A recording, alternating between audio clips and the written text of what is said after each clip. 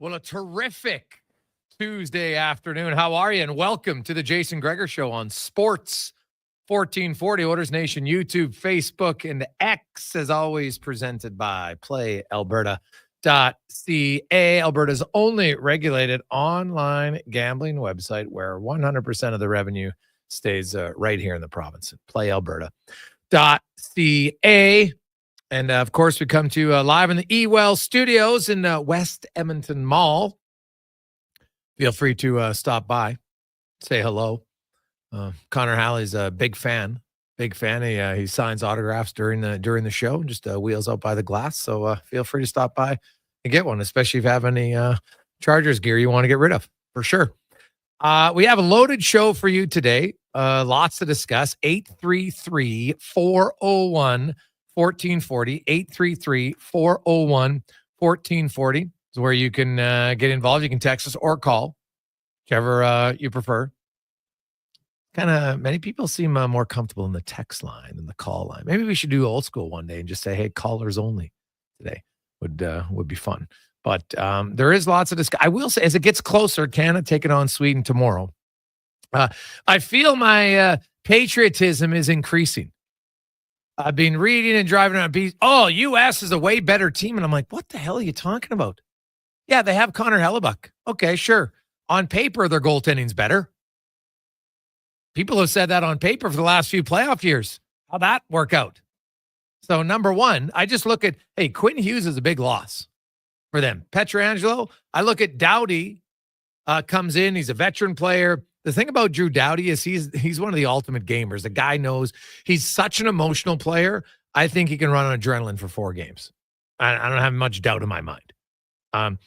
Unlike a lot of people, Colton Parayko was made for a tournament like this. The guy's big. He's mobile. To me, he's what Jay Bouwmeester was to Canada in 2014. Remember that? Like no one beat him. But he's just on the ice all the time. Nothing bad happened. And to me, that's what Parayko, him and Morrissey as a tandem. I like that. I like that pair a lot. Obviously, you got McCarthy, then you got McKinnon, you got McDavid. Like, I heard some guy trying to tell me that U.S. is a faster team. I'm like, what? Does anybody skate faster than McDavid and McKinnon? Because if not, there's 2 guys that are on separate lines. They're now the fastest guy on the ice. I don't think Mitch Marner's slow. Sam Reinhart doesn't seem to have a skating. Now, Crosby's never been a burner, but he's far from slow. Brendan Hagel can skate. Braden Point, super quick. So I don't know where, it's like they don't look at some of these things. Like, you can follow speeds of players and look it up.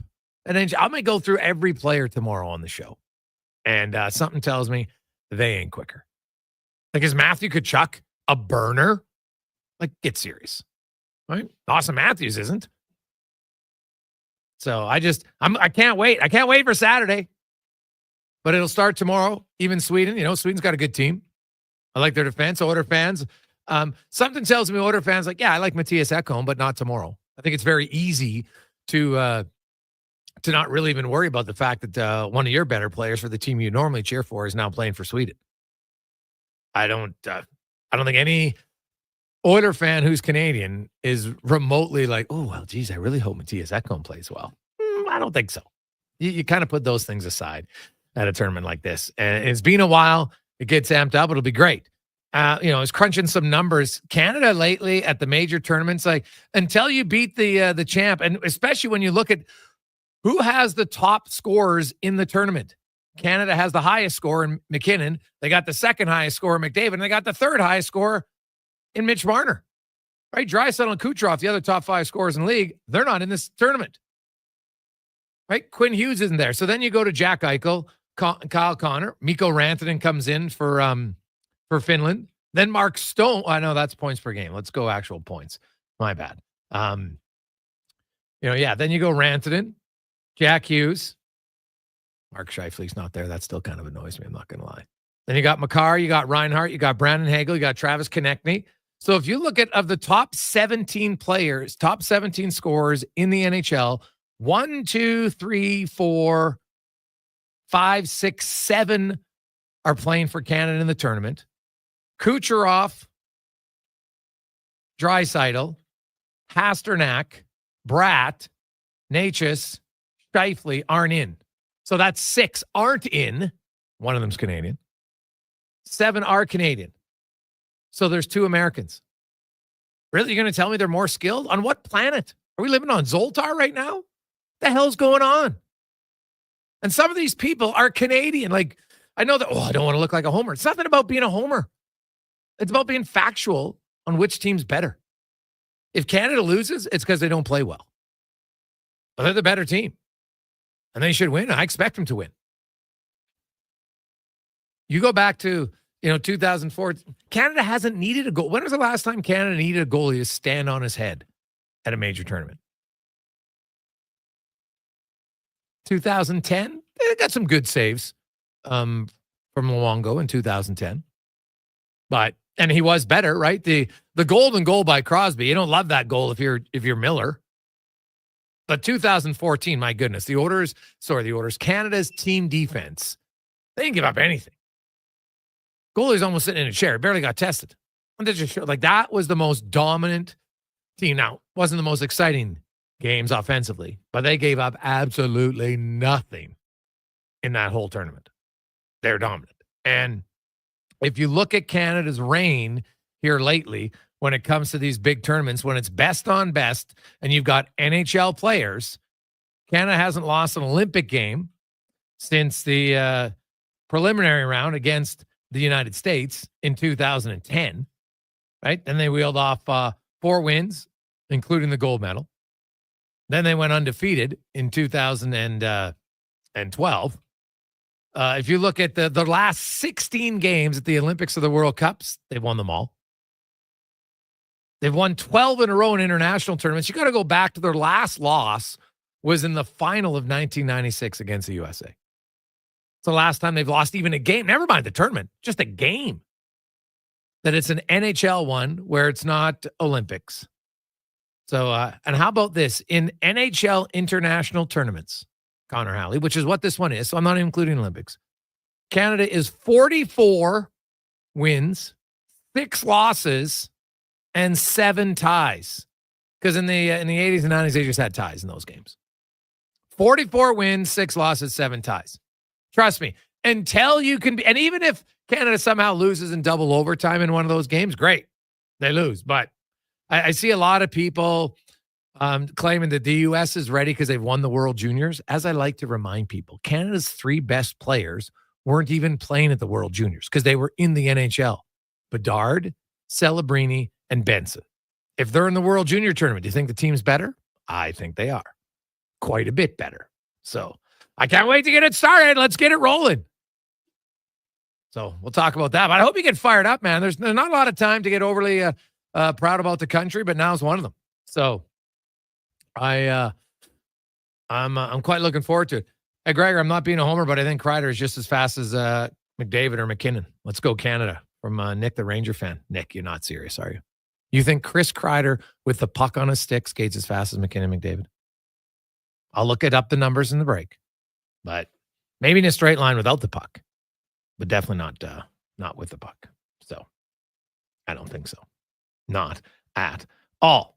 Conman, where do you come out in the tournament? Are you excited for it? It's one of those, I'm not like going crazy for it. Like if this was the Olympics, Gregor, I'd be really excited for it. I'm a little bit lower. I would say on a scale 1 to 10, I'm probably coming in at about a 7. Like I'm excited. I know I'm going to watch. And especially that Canada-US game. With what's going on in the world, I want Canada to handle their business and take care of them on the ice. But it's one of those tournaments, and I've said it all along. Like, if Canada wins, am I going to be the cocky Canadian fan? Probably not. If Canada loses, and I'm going to get, riled up by people who talk trash? No. Like, I'm going to wait for the Olympic Games when it's the full thing. Like, that's what we want to see. That's what we've been waiting for a long time. But why? But why? For Canada-US, who's missing in the tournament other than injuries? That's going to be different at the Olympics. I just think the Olympics is still more prestigious. It just holds a little bit more than this tournament. This tournament could grow. Don't get me wrong. Like maybe in time, this becomes a real big thing. But for the first one, I'm just curious to see how it plays out. And we know players are a little bit different, right? Like there's a reason all-star games have dwindled. Like they used to be competitive. They used to mean a little more than what they mean. It's changed. Whoa. When did NHL All-Star games matter? I'm looking at other sports as well. Okay, but we're talking hockey. The hockey, NHL All-Star game has never been competitive, ever.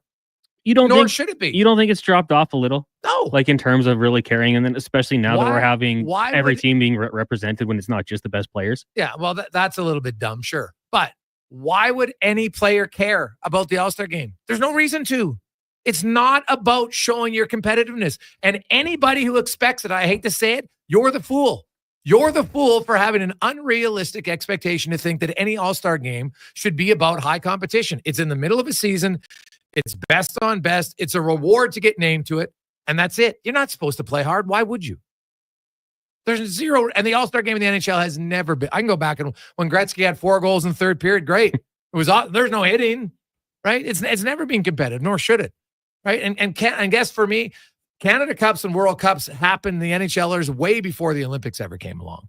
And those events. And the one thing about this tournament that will end up being better than the Olympics is when they go back to having a best of 3 final. Then it's better. And yes, the Olympics is where the world watches. But if we're talking about better entertainment for hockey, Canada Cup and the World Cups are always better because they had a best of 3 final. And that makes it better. Yeah. I mean, I'd be on board with that. And, I will say maybe bring a kid was why I thought the little more seriousness in the All-Star games. But I mean, I just think sports and athletes, like, it's changed over time. Like Michael Jordan, Larry Bird, they hated each other off the court, right? And that, now it just gets a little more friendly. That guys helping each other up, in football, high fives, handshaking, dapping each other up, things like that. I don't know. I just think that the Olympics will be a little bit more ramped up especially when you get, well, Russia's not going to be there, but you'll have Czechia and Germany. It'd be the true best on best. So I'm just saying, once it gets going, I'm sure I'll dive in full thing, be a total sicko. But right now, this one, 7 out of 10, maybe. And Nick, I always like to deal in facts. So here's the facts, because it's always people. Well, hey, I think Chris Kreider's fast. So Chris Kreider's top skating speed this year is 22.58 miles per hour. That puts him in the 70th percentile in the NHL. His speed bursts over 20 miles an hour. He has 103. Now let's go to Connor McDavid. Top skating speed, 23.97. He's in the top 98 percentile. Speed bursts over 20 miles an hour, 312. So 312 to 103, he's in the 99th percentile. And I can get McKinnon, but I know McKinnon actually has more bursts than McDavid. So I'm telling you, Chris Kreider ain't close to McDavid or McKinnon. It ain't even close. So I'll look up all the other American players, but it's kind of comical to me how you have some guys who and hey, no offense, it's my job to look up stuff that the average fan doesn't look up. I don't expect the fans to know it. But if you're going to host a show, you can't just throw out stuff that's based on opinion that has no facts to it. To me, I think just lose credibility. Oh, the U.S. is a quicker team. Because what? They're the younger team in the tournament? Seriously? Because they're younger than McKinnon, does that mean they're faster? Is Jack Hughes faster than McDavid because he's younger? It's the most moronic statement ever, is to claim that the U.S. is quicker because they're younger. Like, give me a break. So Canada has, who are their older players? Marchand and Crosby amongst their forwards? And I guess Drew Doughty now on defense. Cale Makar ain't old. McDavid isn't old. McKinnon's not old. Brandon Hagel's not old. Braden Point's not old. Like, what are we talking about? So, gets me fired up. Can't wait. And I can't wait to talk some trash to the Americans. So, let's be honest. I don't get to do it a lot, but I'm fired up now more than ever because that orange-faced buffoon continually talks about, the disrespect for the country that I love. It just bothers me. And 51st state, like, he's such a moron, and it's just, here's a way to shut him up. So it'll be exciting. Can't wait. Hey guys, Gregor, I love your passion about the tournament. By the way, I'm curious: has any major Canadian player ever been hurt in one of these tournaments? Did John Tavares get hurt? I think he might have. It's the only one I can think of. And so, like I said, Canada has played just Canadian games in the major tournament, not including the Olympics, is NHL tournaments, including the Olympics, that had NHL players. So it didn't include 2024. but I included NHL tournaments, the Olympics, and the World Cups, Canada Cups, all that stuff. Canada has played 57 games in that time. They're 44, 6, and 7. And I think, now is Tavares the only one, Cons? Did John Tavares, is that the guy I'm remembering? Yeah, he had the knee injury. He missed the rest of the season. Okay. So one player. So one player in 50-some games. That's actually well below what it would be in an NHL regular season, where a guy, now different levels of injuries, right? But you look at your NHL team every year. How many man games lost on average as an NHL team? Now they play more games, I get it. But I think your odds of getting injured in this tournament are lower than they are in the NHL. So, I wouldn't fret about it. If it happens, it's just, to me, it's just hockey. It's not, they should cancel the tournament. They shouldn't play it. It's unfortunate. Hey, guys, I'd love to see Scheifele on McDavid's line instead of Marner. Well, Marner's had a great year, man. He's top 5 in scoring. Mitch Marner should be on the team, no question. But if it was me, I would have had Scheifele and Hyman on the team, and I wouldn't have had Bennett and Konechny. Those are the 2 changes I would have made if it's me. I don't know. I don't think it'll matter that much. But the season Mark Scheifele's had, the way he's played, the way Zach Hyman's played for the last few years, those are 2 guys I would have had. But we'll see. Quick break. When we come back, we got a great show for you today. Hey, the CFL, man, lots of announcements for free agents. We'll get to those with Dave Naylor. Tessa Bonhomme, Olympic gold medalist, TSN anchor. She's going to join us, talk a little hockey. Dave McCarthy will be by. We got Struddy. TR is in. He's going to be fired up. We also have a Spec DVD, so a loaded, busy show for you on Sports 1440, Oilers Nation, YouTube, Facebook, and X. It's a Gregor Show presented by PlayAlberta.ca. Get fired up for Family Day weekend Oil Kings hockey at Rogers Place. Saturday night, Edmonton looks to make rubble on the double of the Humdinger Lethbridge Hurricanes because it's Paw Patrol night. Your Oil Kings suit up in specialty jerseys right out of Adventure Bay. Each one will be raffled off in support of the Stollery Children's Hospital Foundation after the game. And Calmont Kids Food combos are on the case. Just $10 or less. Value bigger than the Paw Patroller. Oil Kings Paw Patrol night, Saturday at 7. Family fun that's second to none, starting at just $20 a seat. Save on day of game pricing now at oilkings.ca. Well, get ready for a silly hockey fans. Your partner in power just skated onto the ice. EWEL.ca, the new e-commerce website for electrical wholesalers Edmonton, is ready for the power play 24/7, 365. UL skates to where the puck will be in 5 years. Now that's forward thinking. Killer selection, slamming products from the best brands, and legendary service. Don't sit on the bench. Get your account today at EWEL.ca and win that project. Plug into your partner in power. Get an EWEL.ca account today. I'm Colin Livingston, president of Cantork. Since 2016, we've been at the forefront of hydraulic torque wrenches in Canada. I'm delighted to share our latest venture, in-house production for quicker turnaround, superior quality, and heightened versatility. Experience excellence at Cantork.com. Getting your vehicle sparkling clean doesn't have to cost a fortune. Take it into Hughes today and pay just loonies a wash. Find us at HughesCarWash.com. The moments we need healthcare are some of our most vulnerable. You deserve a system that supports you. Our healthcare system can't wait any longer. Visit rebuildourhealthcare.ca to learn more.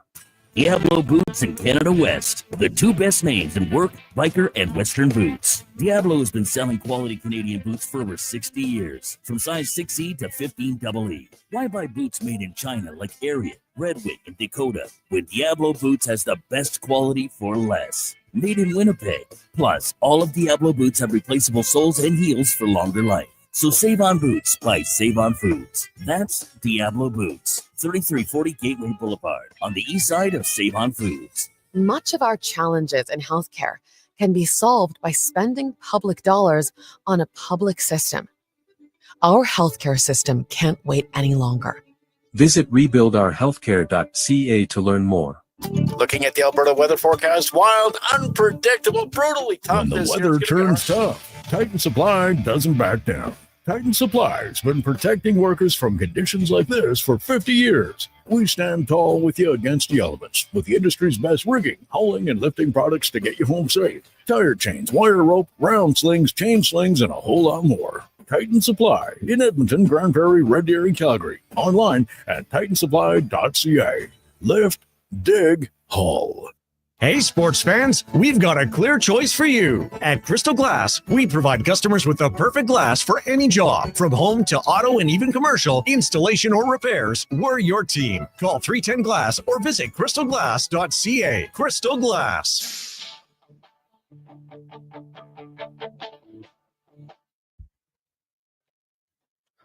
Portions of this hour brought to you by On the Rocks. Watch every Oilers game at OTR with $5.25 Molson Canadian, $5 Pink Whitney shots, and 60-cent wings. Plus, play Oilers score and win for your chance to win On the Rocks gift cards. Oilers hockey at OTR. Book your table today. Jasper Ave in 118th. Best of Edmonton sports talk and beyond. This is Sports 1440. Presented by PlayAlberta.ca, Alberta's only regulated online gambling website.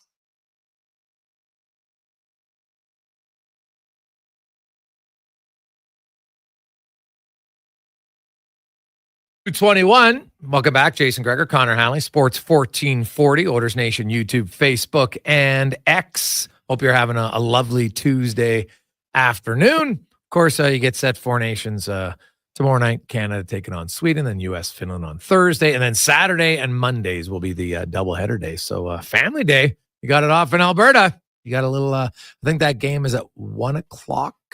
No, actually, it's 1 Eastern. So I think that's 11 our time on Monday. So where you go. If you have to work, hopefully you can watch it over lunch break. See. Let's get to our CFL report brought to you by Legacy Heating and Cooling. Home with no payments, no interest for 1 year on your furnace. Stay warm all winter long.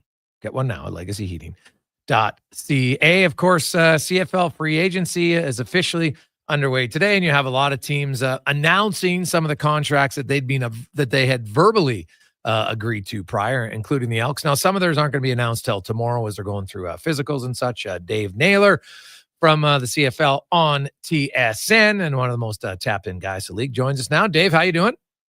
Very well, very well. It's a little different than the official opening of free agency. You know, we used to have in years gone by where it was like madness and all these deals coming from all directions. I would say about 90%, 95% of the deals that are being announced today, we've already known about. And this has really evolved. I mean, when they first brought in the negotiation window, it wasn't like everything was done in 2 days. It was kind of lingering through the window, and it was a bit of even mystery about who was going to be announced once the official period. Now, I don't remember it ever being like it was this year. I mean, the market was basically like clean and done by Tuesday.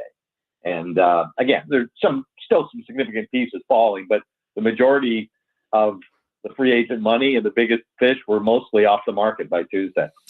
When you look at, and you know what, I'm not one, hey, they won free agency, because history will tell us that doesn't mean your team's going to have a lot of success in a regular season, right? Winnipeg hasn't won a whole bunch of free agent seasons the last few years, and they've been pretty darn good. The Elks, obviously, a new coach, a new president, a new manager. They've made a lot of changes. What of their signings do you feel is the best fit for them, is going to make the biggest impact? You know, just to double down on your point there a second ago, we were talking about as we were going through this today, that if we were to have, graded teams on free agency last year, the, F grade would have been the Toronto Argonauts. They won the Grey Cup. If we'd gone back to the 23 off season and had to give a team a F grade for free agency, it would have been the Montreal Alouettes. They went on and won the Grey Cup. So to your point about the Greg, there are no trophies for free agency in February. I think that's an important thing to keep in mind. Look, I think when you look at the signings could have the most impact, I think Jake Seresna coming back is a huge one. When you look at the presence that he had in Toronto, the familiarity he has with that organization, and even going with Demetrius Maxey, one of their defensive coaches who was with the Elks, came to Toronto for a bit, reunited with Jake Seresna, and I think him being there has something to do with his decision to come back to Edmonton as well. So I think just the familiarity with coaching, the city, all of that. And the other one that's kind of intriguing for me is Terrell Ford, who comes in as a guy who had an outstanding year in the CFL. I believe he had 7 interceptions, was, heralded as one of the best corner players in the league. And of course, he's a Canadian. So, when you get players like that play roles like that not many other Canadians are playing, that frees up things you can do with your roster elsewhere as well. Looking at Edmonton, and they bring in Trey Ford, and then they lock up his twin brother. All right, so that's not a bad move at all. Cody Fajardo is as a veteran quarterback to come in here, and I think he's much more suited to want to kind of help support him. But I think the biggest advantage Trey Ford's going to have is he's going to have a coaching staff and an organization who really wants to support them. Because at times in his first few years in Edmonton, Dave, I don't think the organization gave him the support he needed. Well, it was always just a little bit difficult to kind of understand the direction, and I mean that from the fans' perspective, from the media's perspective. There just was sort of a 1 foot in and with Trey Ford and 1 foot out. And it seemed to kind of fluctuate as time went along, sometimes tied to results on the field and sometimes didn't always seem tied to results on the field, and that's the individual performance and things. So, look, I understand what the Elks did last year because of the situation that the people who are running the team were in. I mean, Chris Jones was in a win or get fired year, so he didn't want to go with an inexperienced quarterback. Even though he's a quarterback who has immense talent, I think he thought that going with the player that had as much variance in his game, and by that I mean, the difference between his best and his worst. When you're a young quarterback, that variance is going to be wider than it is when you've got a veteran quarterback. So I understand why they wanted to do that. It was just that once things went a certain way, and it seemed like, okay, you're going to give Trey Ford some opportunity now you're not.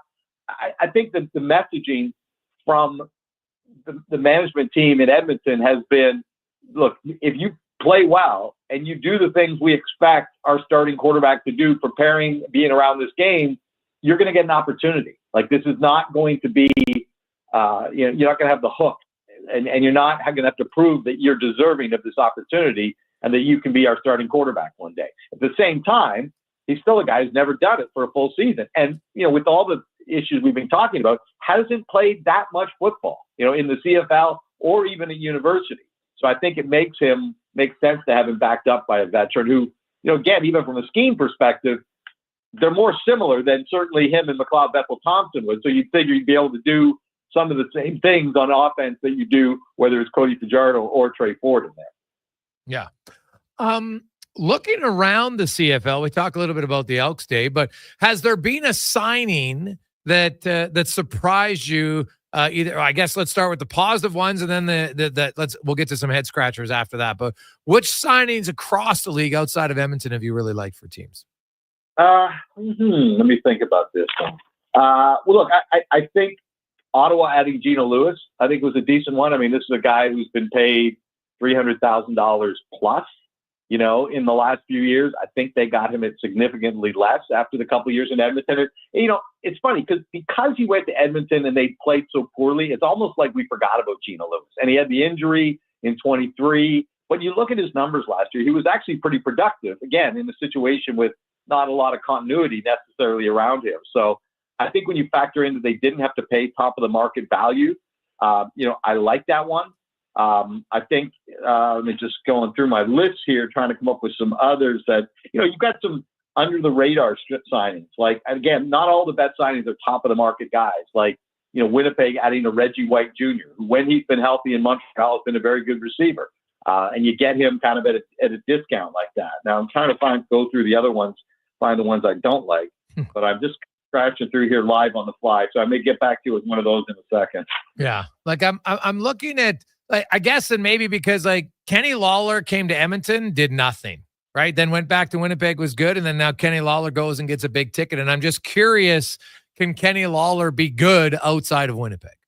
I'll tell you, the one thing I think you might have, some more confidence about that is that the GM in Hamilton is a guy who knows him, right? I think there's a reason, and I can count, 5 Bombers that have been signed by Ted Gavaya in Hamilton. And that's a pattern we saw when Sean Burke went to Ottawa. He pulled Ticats with him through free agency. And why do guys do that? I think it's just because they know a little more about what they're getting. They know every player's got good, got bad, got positives, got negatives, but at least you know what you're getting. And you're right, Kenny Lawler has been a bit of a hit and miss player, particularly as it comes to injuries and things like that in his career. He's been paid at the top of the market, and Ted Gavaya, I think, knows what he's buying. So whether it works or not, at least you probably had the right guy pulling the trigger on that deal. And he didn't get $300,000, but I think he got not that far away from it. And the one that kind of surprised me on that was they have Tim White, who's in the 200+ range and is also a deep threat receiver, and they don't owe him a bonus this offseason. So it's not like they got to make an offseason commitment to him. From what I understand, they could cut him and walk away at any moment. From the moment they signed Kenny Lawler, right? I thought that would be what they were planning to do, but apparently they're not. So, that's a lot of money wrapped up in 2 receivers, 2 guys that are both deep threats, but you've also got a quarterback in Bo Levi Mitchell who led the league in passing. And, we'll see if that works as a way to take advantage of his ability to throw the ball deep as he demonstrated he still has a year ago. Dave, what about unsigned free agents? Who do you feel is still available that's the best option? Yeah, I've got a list here, and some of them have actually been erased over the course of today. So, Alex Hollins is one. I mean, this is a guy 6 weeks into the season last year was, projected for a 2,000-yard season, dropped off, and ultimately has been let go by BC. I think there's still a chance he goes back there, but there's one. Okay. Sean McEwen, 31 years old, the starting center in Calgary. Has been, one of the top players in his position in recent years. Stephen Dunbar out of Hamilton, somebody in Edmonton, has been there, of course, had a 1,000-yard season. Again, very quietly in Hamilton last year, a lot of it on the back half of the schedule when Bo was throwing for all those yards.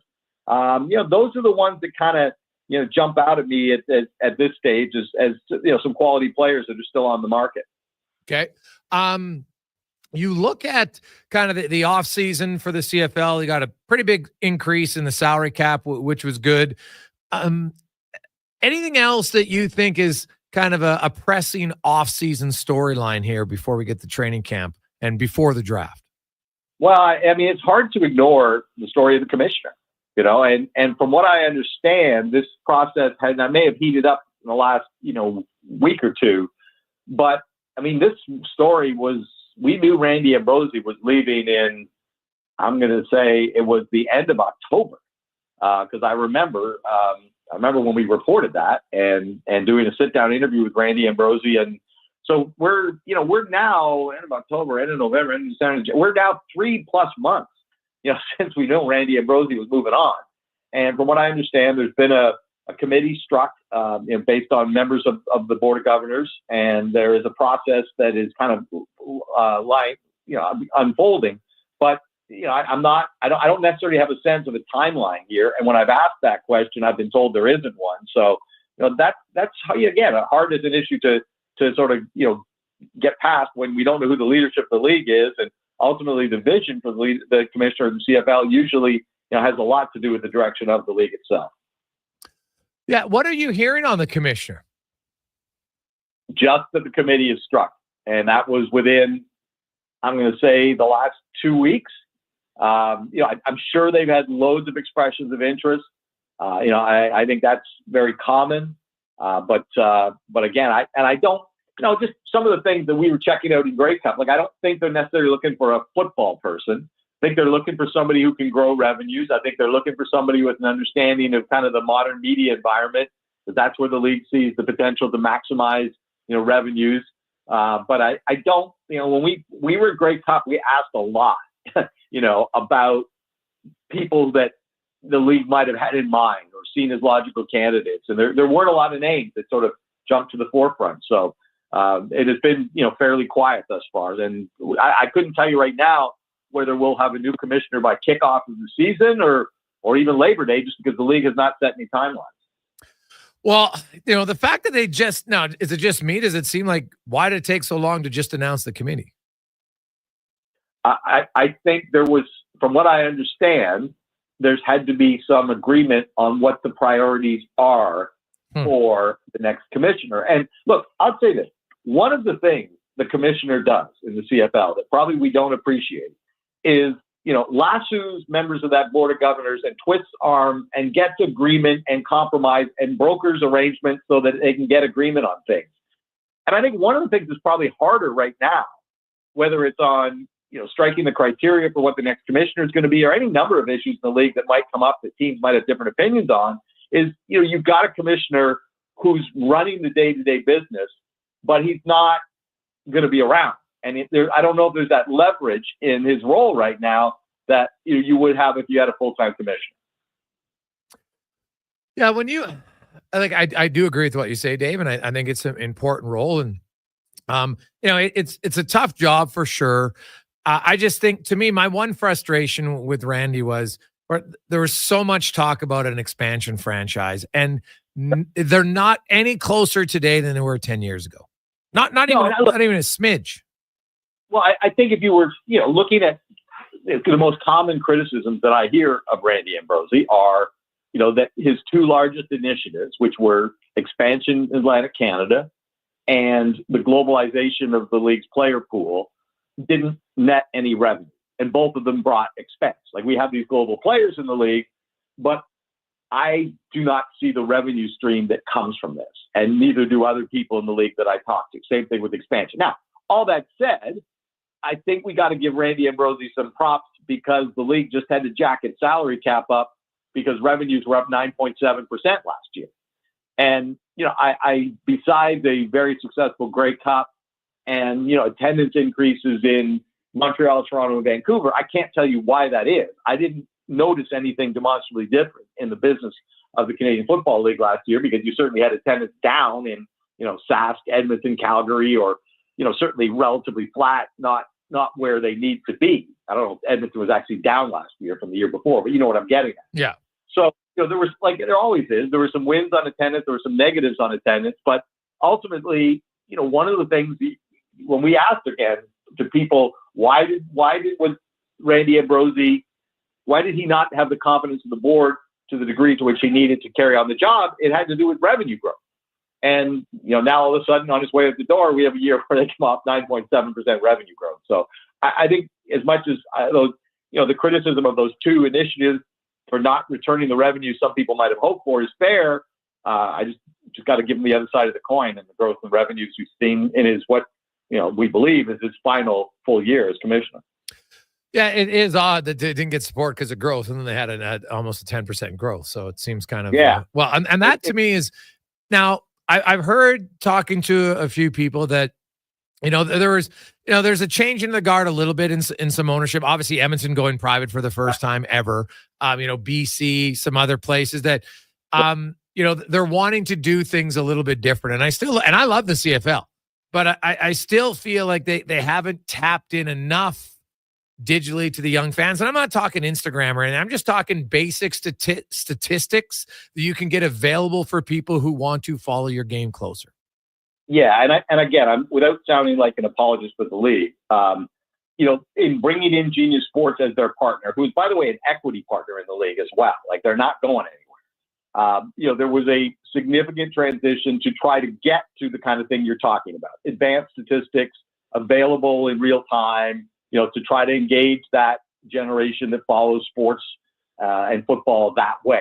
Well, we know there were some massive bumps in that transition, in the first year of Genius Sports, and we couldn't get, never mind advanced stats, we couldn't get basic stats as part of the league the year. And, that hurdle has been clear. But from what I understand, and this is one of the things Randy Ambrosie has been saying going out the door, is that not all of the ideas and the initiatives that he has overseen or sort of championed have come to their full fruition.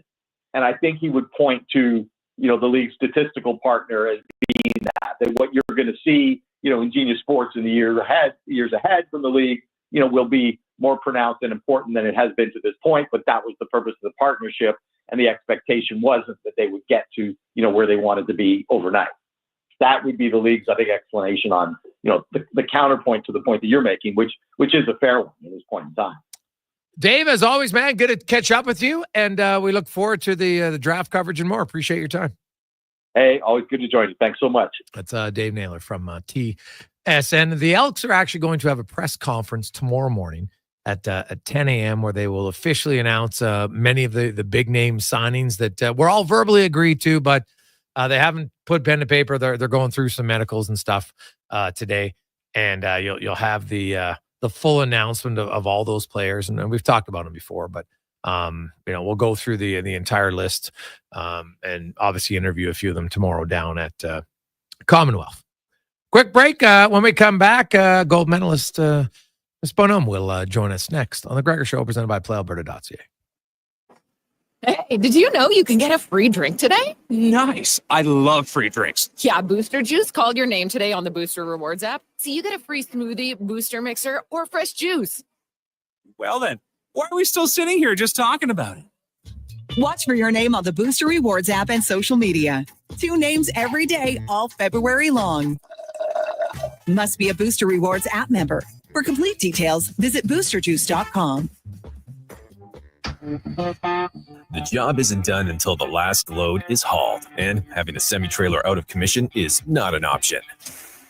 Whether replacing or adding to your convoy, Edmonton Trailer has a huge inventory of new and used semi-trailers, trusted by the gravel, logging, oil field, fluids, and freight industries. Find a trailer right for you online or at one of their 3 locations.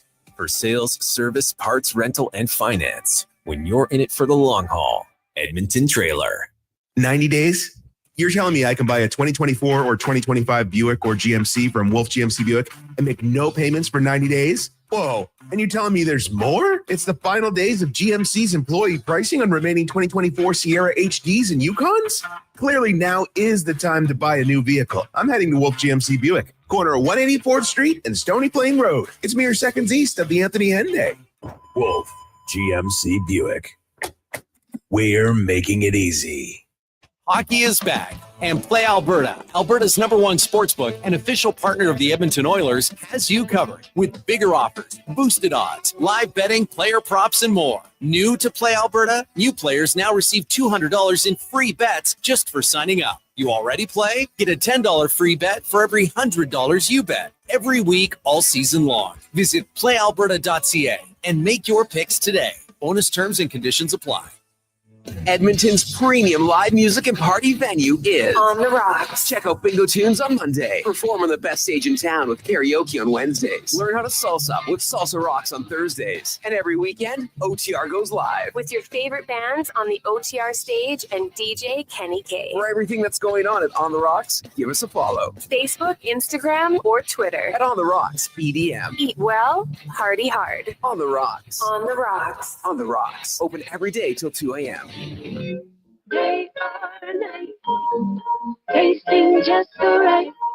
You can order Oodle Noodle at oodlenoodle.ca, delivering you the news almost right away. Remember, you can order Oodle Noodle at oodlenoodle.ca.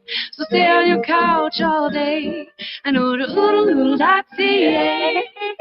Oodle Noodle.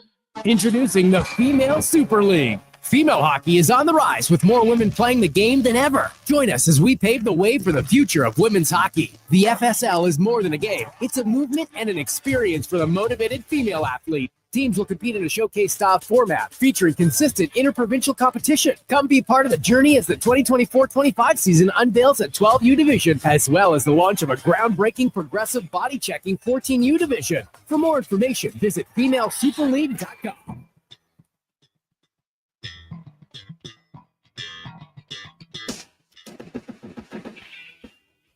Portions of this hour brought to you by Cantork. We offer sale, rental, repair, and calibration of hydraulic, pneumatic, and battery-powered torque wrenches, stud tensioners, and flange maintenance equipment. Order today at cantork.com. Hat tricks, touchdowns, and home runs. Get it all with the Jason Gregor Show on Sports 1440. Presented by PlayAlberta.ca, Alberta's only regulated online gambling website.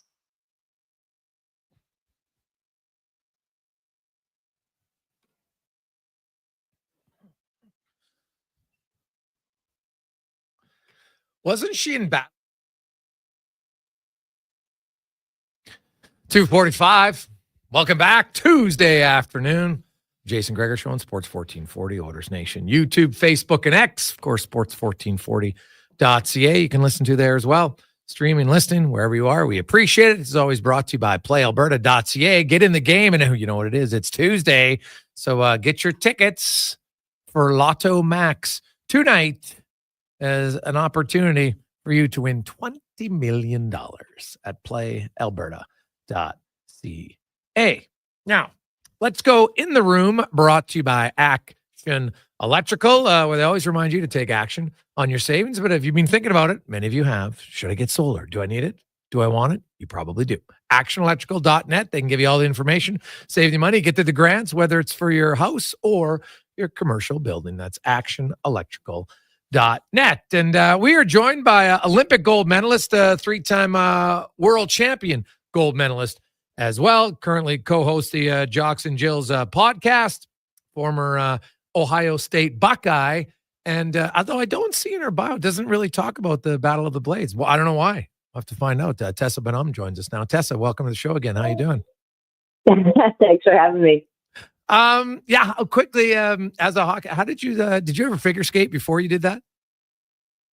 Truly, no part of me ever remembers throwing figure skates on before that, but I have one picture of me in them when I was like maybe 3.5, and it was a no-go.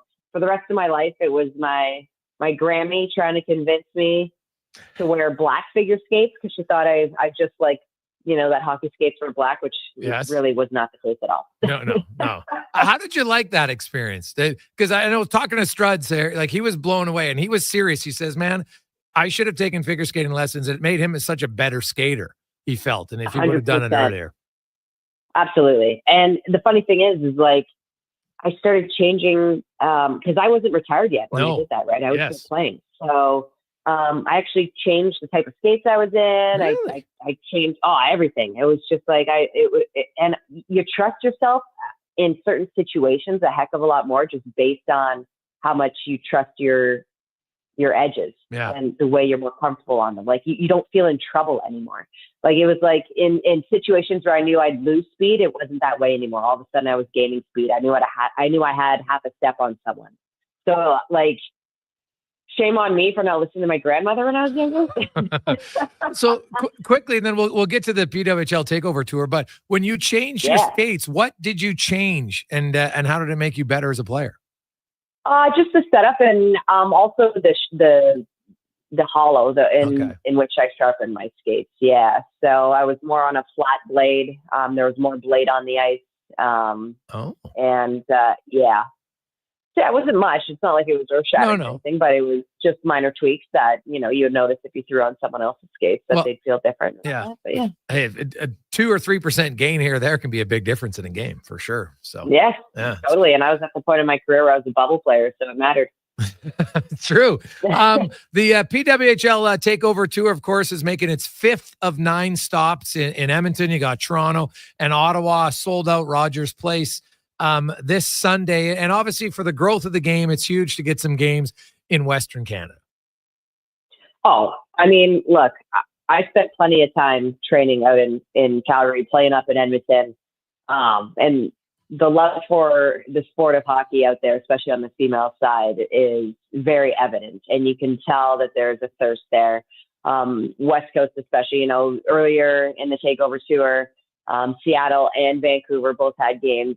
Vancouver was wildly on fire. I can't wait to see, how Edmonton's going to be showing them up. But it's been a blast so far, and I'm truly excited for Western Canada to get, a really good taste of what the PWHL has to offer, because I feel like, there are only 2 draft classes in, really. Yes. And the draft classes that are coming are just packed with talent. And, if you look on the American side of things, majority of their national team and program are players that are still in or are going to be coming out of that NCAA graduating class. So, what you see this year, you're going to be very impressed, and just know that this is baseline. It's only going to continue to get exponentially better year after year. And it's pretty cool that they've got some hometown players that are playing, and Serdachny and Markowski. I feel like, it always means a lot more to an area when there are players that are representing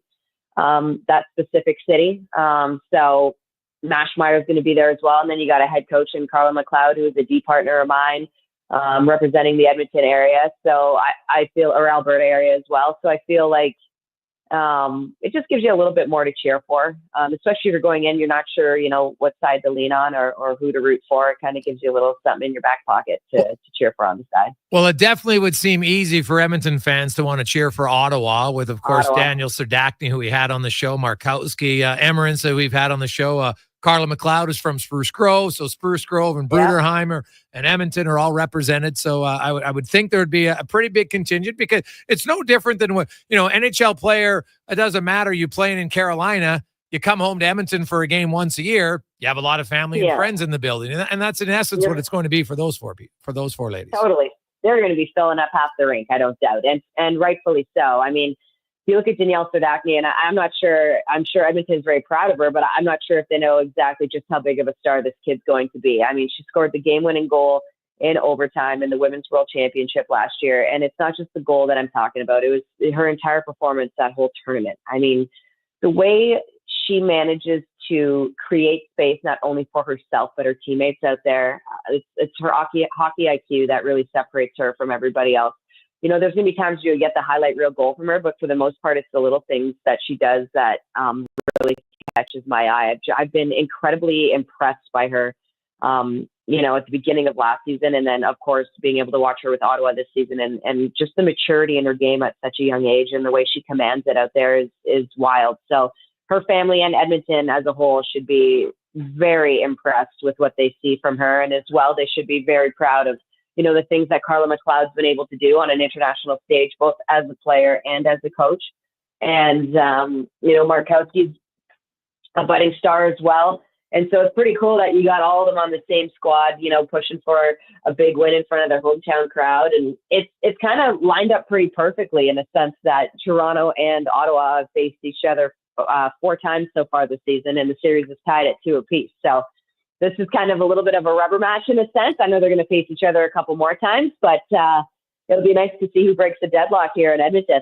Tessa Bonhomme joins us. We are talking about the PWHL takeover tour that stops in Edmonton, sold out game this coming Sunday at Rogers Place. And Toronto, of course, got some good and bad news. The good news is Natalie Spooner is back. And you know what? She missed she's been on LTIR after the knee injury. She suffered in the playoffs last year, so that's a huge boost for her coming in. Unfortunately, Sarah Nurse is out after suffering a lower body injury in the rivalry series. But just talk about, I guess, Spooner.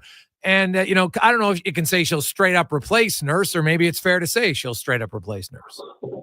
I think, if you're going to put the same expectations on Natalie Spooner, the way she came in last year and just took the league by storm. By the way, her and Marie-Philip Poulin are tied for the most goals in PWHL history in terms of a career right now. And Spooner hasn't even played a game this season.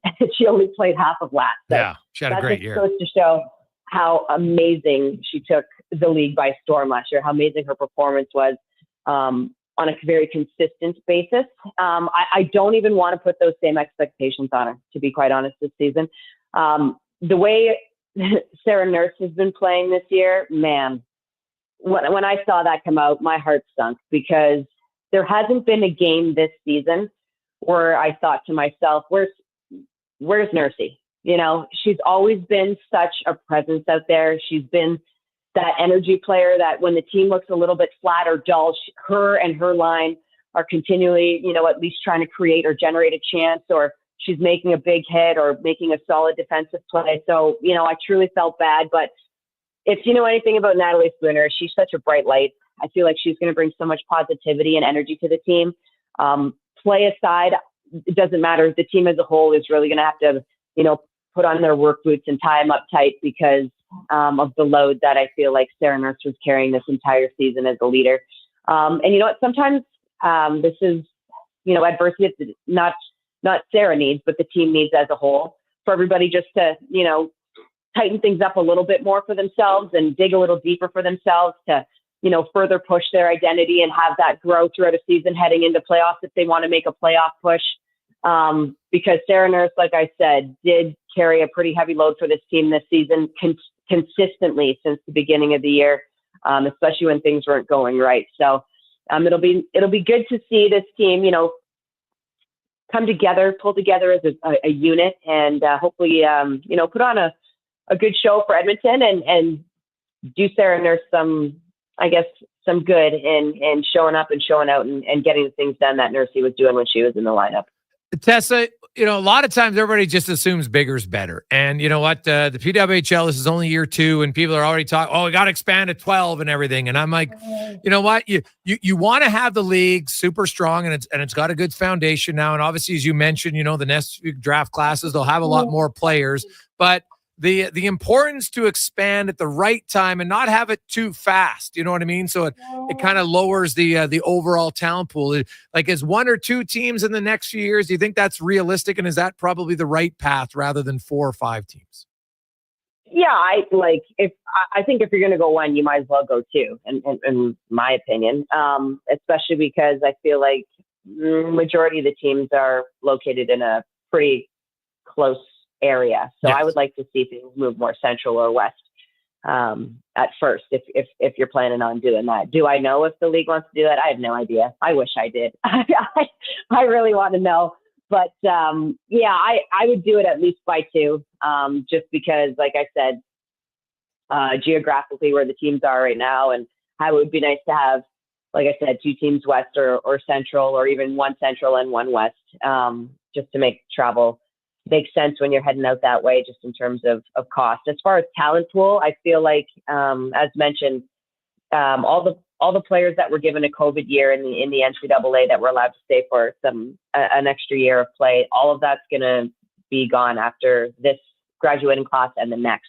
Okay. So there's going to be a massive influx of players as well. There's going to be players in the SEHL, which is the pro league in Sweden, which is probably the league that has the next amount of talent, especially from the European players. There's going to be a lot of players who are coming up on contracts, who are now talking to players who are over here playing, like Susanna Tapani, Nora Toulouse in New York. Then you got the Czechia players, who a lot of them are playing for Ottawa right now. I feel like there's a lot of conversation being had right now in those teams and at these international events that are taking place. I know the Olympic qualifiers just happened. Just about what the leagues are like, how they're treated, what the pay is like, how much fun it is, what the competition is like. And I'm not going to lie, players that are playing in the PWHL, when they go to their international training camps, all of these European players, all of their teammates are going to notice at the level that they're training and playing at now, because as these ladies, they work just as hard as the NHL guys. The training regimen that they're doing, the way they fuel their bodies and take care of themselves, it's impressive. So I can see a lot more European players really starting to, throw their hat in the mix when it comes to the draft class, or submitting their name into the draft as soon as they're able to or eligible to. Well, and I think that's the key step for the growth of the women's game globally, is you need more Europeans having the opportunity to play with the best Canadians and the best Americans, right? Like Canada and the US are going to dominate for a while, and that's fine, but you want to have it so Finland and Sweden, the other countries, are catching up. And the way they'll catch up is when they get to play more of their women play on a regular basis against the other best players in the world. Absolutely. And that's when it happened on the men's side, right? That's when the world started really closing in. Is when, a lot more European players were coming over and playing in the NHL and training with the North American players. So we can only expect the exact same thing to happen on the women's side. And I think it's going to be happening pretty quickly. So like I said, when they expand, I don't expect the talent pool to be too diluted right off the bat. I expect the level of play to maintain. I wouldn't expect it to drop. The other thing with that is there's only 6 teams right now, and each team has 2 goaltenders that are basically starters. Right. Right. So everyone's got a 1A and a 1B, like stud goaltending. And so expanding is only going to allow more fantastic and great goaltenders to not only continue to play, but stay in the league and continue to compete, and then open more doors for other goalies to come in and be a backup and, dress up and sit up and play in the PWHL for a couple of years. Tessa, great stuff.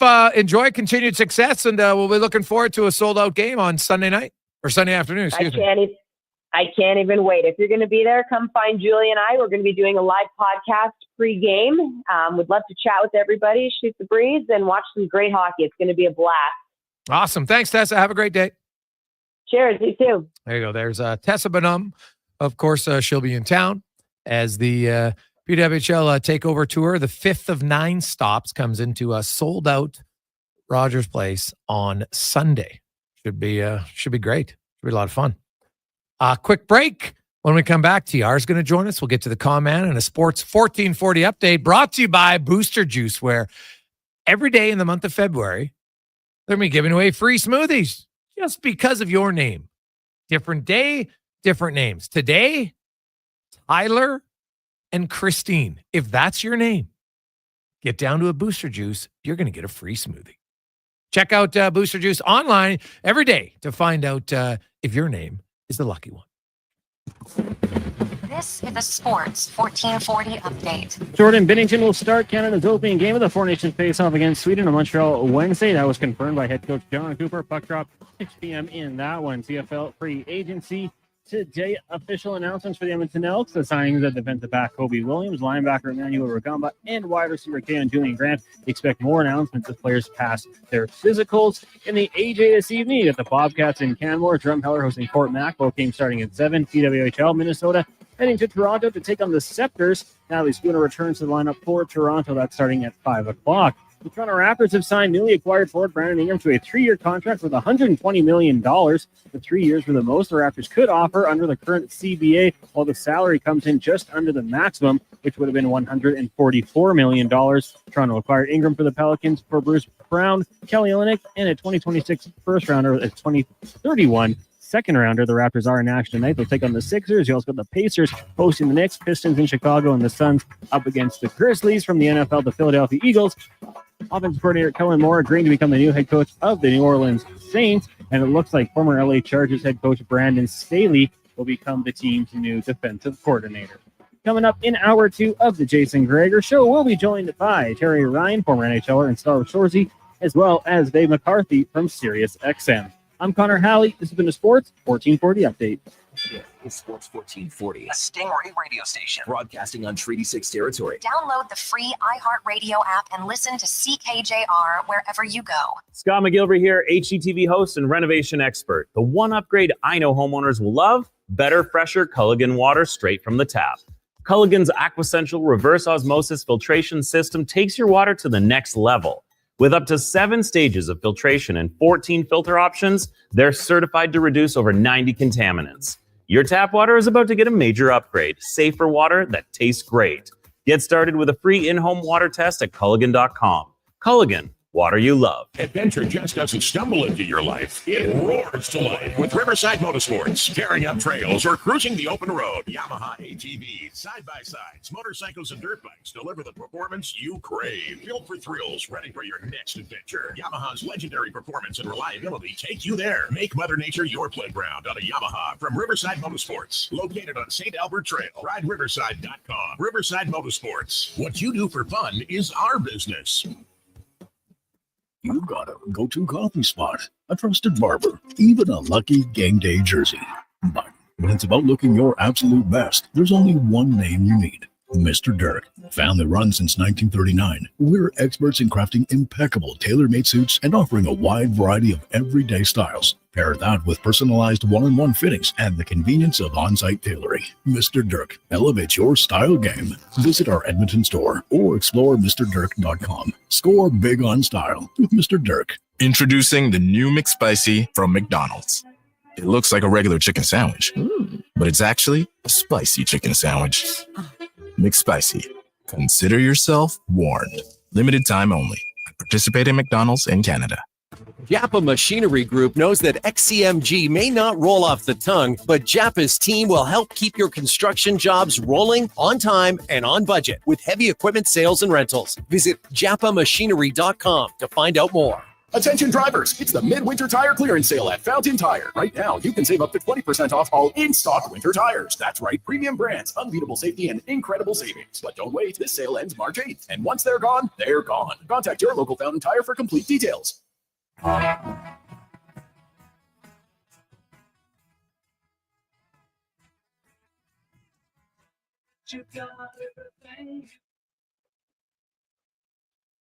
Portions of this hour brought to you by Culligan. For all your residential water needs, your local water treatment company, more than just big bottles. Culligan.com. From puck drop to kickoff, It's the Jason Gregor Show on Sports 1440. Presented by PlayAlberta.ca, Alberta's only regulated online gambling website.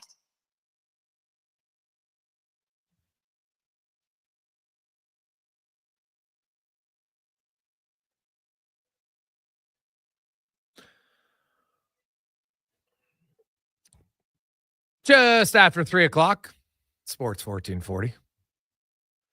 Oilers Nation, YouTube, Facebook, and X, sports1440.ca. Thanks, as always, for listening and watching the show, downloading it if you get the app. Thanks so much. It's always presented by PlayAlberta.ca, where they remind you, if you gamble, use your Game Sense. Go to GameSenseAB.ca and find out more. Terry Ryan's going to join us momentarily. I'm laughing because TR is going through the same hell that I went through last week. As I turned on my computer one morning to do my podcast with Sarah Volley, and my computer just elected to restart. And it was like, oh, we'll go through it took 35 minutes. So we had to reschedule everything. It was kind of annoying. And TR's been sending out, I think he's up to 94%. So he should be with us momentarily. But sometimes the old computer, you just, we'll reboot. And you're like, because usually it says, it might recommend 4 minutes, right? And I remember that's when I did. I was like, okay, I'm not on till 50 minutes. I might as well just get this update done. And mine ended up taking like 35 minutes. So good times. So I can sense the frustration from old TR. It's classic stuff. We do have lots of texts flying in. 833-401-1440, 833-401-1440. Hey guys, my daughter is 12 and absolutely pumped to be going to that game on Sunday. My question is, realistically, when do you think Edmonton would get a team? Well, what's interesting about the PWHL, Brad, is that it's currently it's not like each team is a single entity, right? The league, it's owned by one group, right? The Walter Group, which is actually they're behind the Dodgers and Chelsea FC as well. And then there's on like their board of directors, there's Billie Jean King and Billie Jean King Enterprises and LA Dodgers president Stan Kasten, and I'm sure there's other people. They have executive like Amy Shear and Jana Hefford are vice presidents of hockey operations and business operations. But so it's a good question. I don't know like how it would work because they don't play in NHL arenas. Right, because now they'll come to Edmonton once in 2 years and they'll sell out. Awesome, but they don't do that every game. So Edmonton right now, I don't know if they have a facility because you can ask the Oil Kings, and they do a good job of putting curtains up for the second deck, but it's not the same as if you got to play in a 10,000 seat arena. And if you only have 6,500 or 7,000, still feels really good. But if you have 6,500, 7,000 in an 18,000 seat stadium, it's just not the same. So it's a good question about Edmonton. I don't know. I'd have to look at the capacity of all of the facilities, but like I think Edmonton needs like and now who knows? Maybe the organization, you know what? If there's a deal that can be done where you have the PWHL and the WHL play at the same rink, well, now you're having a conversation, right? Because then you could probably make a 10,000 one. You could have lacrosse there. You could have 3 tenants. And all of them be playing there. So that would be wise. Yeah, you only got 2 teams playing in NHL rinks right now. Now, who? It is the Minnesota Frost. Yeah. And then you've got the New York Science play at the Prudential Center. They do play the Prudential Center. Yeah, so Boston plays at a 6,000 capacity. You got Montreal 10,000, Ottawa and Toronto 8,000. Yeah. And you know what? Like that's a real, it's just a better atmosphere for everybody. It's not a knock on the league. It's just the truth, right? Hey guys, what does the Silent Ice Arena hold in Nisku? I think their capacity, I think it's like 2,800, and I think maybe you can squeeze in a little bit more, like maybe 32, maybe, but not like, you know what? That's an unbelievable facility, by the way. And I know the curling loved it there. It was great, but no, you'd want a bigger. You'd want more capacity for sure. And, it's something I've said it for years. I think Edmonton could benefit because you could get the NLL back. you could get the PWHL, and you could have the WHL. You'd have 3 instant tenants, and then you could have some smaller concerts. I think there's more than enough interest to house all 3 of them and have success doing it. But you need someone who wants to, Last I checked, the Oilers seem to be making like billions and billions of dollars, are they not? Tell me they can't build a facility? Come on now. Don't want to trump out that you're having all this great success, but then not put any of the money back. So I think if they want to do it, they could do it. Terry Ryan joins us. His computer has upgraded. TR, how you doing? Hey, not bad. I'm all right. A little busy, but a little bit of chaos is always all right in my world. How are you doing? Things are good, man. It's a little chilly here. You guys got any snow yet? We had our first snow day yesterday. Yeah, we do Really? have some snow now. It was a nice little dump, but it's good today. We shoveled out rather easily. I think it was like 40 centimeters. It was enough to be fairly significant. Yeah, finally. So your first 40 centimeters. Oh yeah. Well, I told you we get dumped. We didn't have anything until then. I know. I told you. Now it was cold again today. Supposed to warm up. It'll go up to like 8 or 9 degrees, and it'll all melt, and then we'll get dumped on again. It's not that we don't get dumped on. It just hovers around 0 a lot, so you get a lot of that slushy. Look, that's the worst. It's not one better than the other. I mean, out west is a lot colder, but you don't get that wind or the slush. And we're right on the water, so a lot of the precipitation is often half rain anyway, even when it's freezing. Yeah. So is it a must then? Do you have like those rubbers shoes that go over your dress shoes so you're not always ruining them in the slush? You know what I'm talking about? I am, but I don't. Well, like what about your snakeskin cowboy boots? You don't have like a cover. Just don't wear them. No. Now, until a few days ago, there was no snow anyway, so there wasn't much slush. But normally we do have a lot of it. Yeah, and no, I don't. I wear. You know what I wear? Those Converse. What are they called? Are they Chuck Taylors? No, not Chuck Taylors. Chuck Norris. I don't know what you're talking about, but yeah, whatever they are, the classic Converse shoes. But there's a rubberized version with like a winter eye. It doesn't even look like it. I wear those, or I just wear rubber boots. I don't mind whatever. I keeps my Chuck Taylors, right? The low, like the Chuck Taylors are the low ones, right? They don't have the high. I like the high ones that like Rocky wears when he's running. That used to be in the NBA like 50 years ago. Oh, okay. All right. Yeah, I don't know. I always thought Chuck Taylors were the low, but I'm not a shoe guy, so maybe I'm wrong. Collins, you can look it up. Let me know. It's the Chuck. Maybe they're all Chucks, yeah. Oh, they're all high and low? Yeah, okay. Just different variations. No, all right. Okay. I always thought it was a low. There you go. I just learned something. So it's good. TR, we'll get to Ryan's rants a little bit later on, but it just came down that Binnington, Connor Halley announced, well, not Connor Halley, but he just had in the update that Binnington is starting game 1 for Canada tomorrow. That surprised you that it's not Aiden Hill? No, didn't surprise me. I don't mean to sound unconfident, but no goalie there for Canada really stands out more than the other. What I want to know, I'm going to go to the game in Montreal, and are they going to play Montembeault because it's at home? Like how much, not that it, for me, he would probably be the third in line after the way the season is gone. But are they going to, play up to the crowd? And who knows? It's 4 nations. It's not Olympics. We all want to take it really serious. I hope it. The way I see things playing down, I agree with Ken Reed last week. I think it will be taken very seriously. But how seriously? Would Peter Angelo have missed if it was the Olympics? I don't think so. So, I mean, who knows how this will play out? And if that's being said, if it's just slightly lightweight, you might see Montembeault in there. Not that I don't have confidence in the guy, but like I said, he would be third.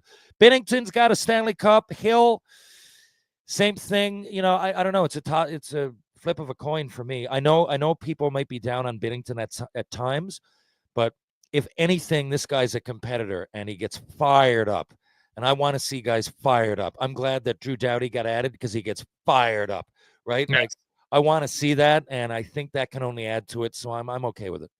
Yeah, I did Drew Doughty. Like, I liked the guy coming out and said, "I really want to be there." Right? I'm a big believer. You know what? if you don't ask, you never know what the answer is going to be. So Drew Doughty basically said, hey, can I be on the team, please? Obviously, he had a pretty good track record of Olympics, 2 golds, and, multiple Stanley Cups, and he's been a really good player, but he's coming off an injury. But still, he was very vocal in saying, hey, I wanted to be on the team. And sometimes I think there's something to be learned from that. He didn't do it in an annoying fashion. He didn't do it in the sometimes the oh, shucks, sure, I don't want to hurt anybody's feelings and look like a me guy because I say I want to play. Because sometimes I still think there's a little bit of that attitude in the hockey circles. Like, God forbid if you ever said anything about yourself.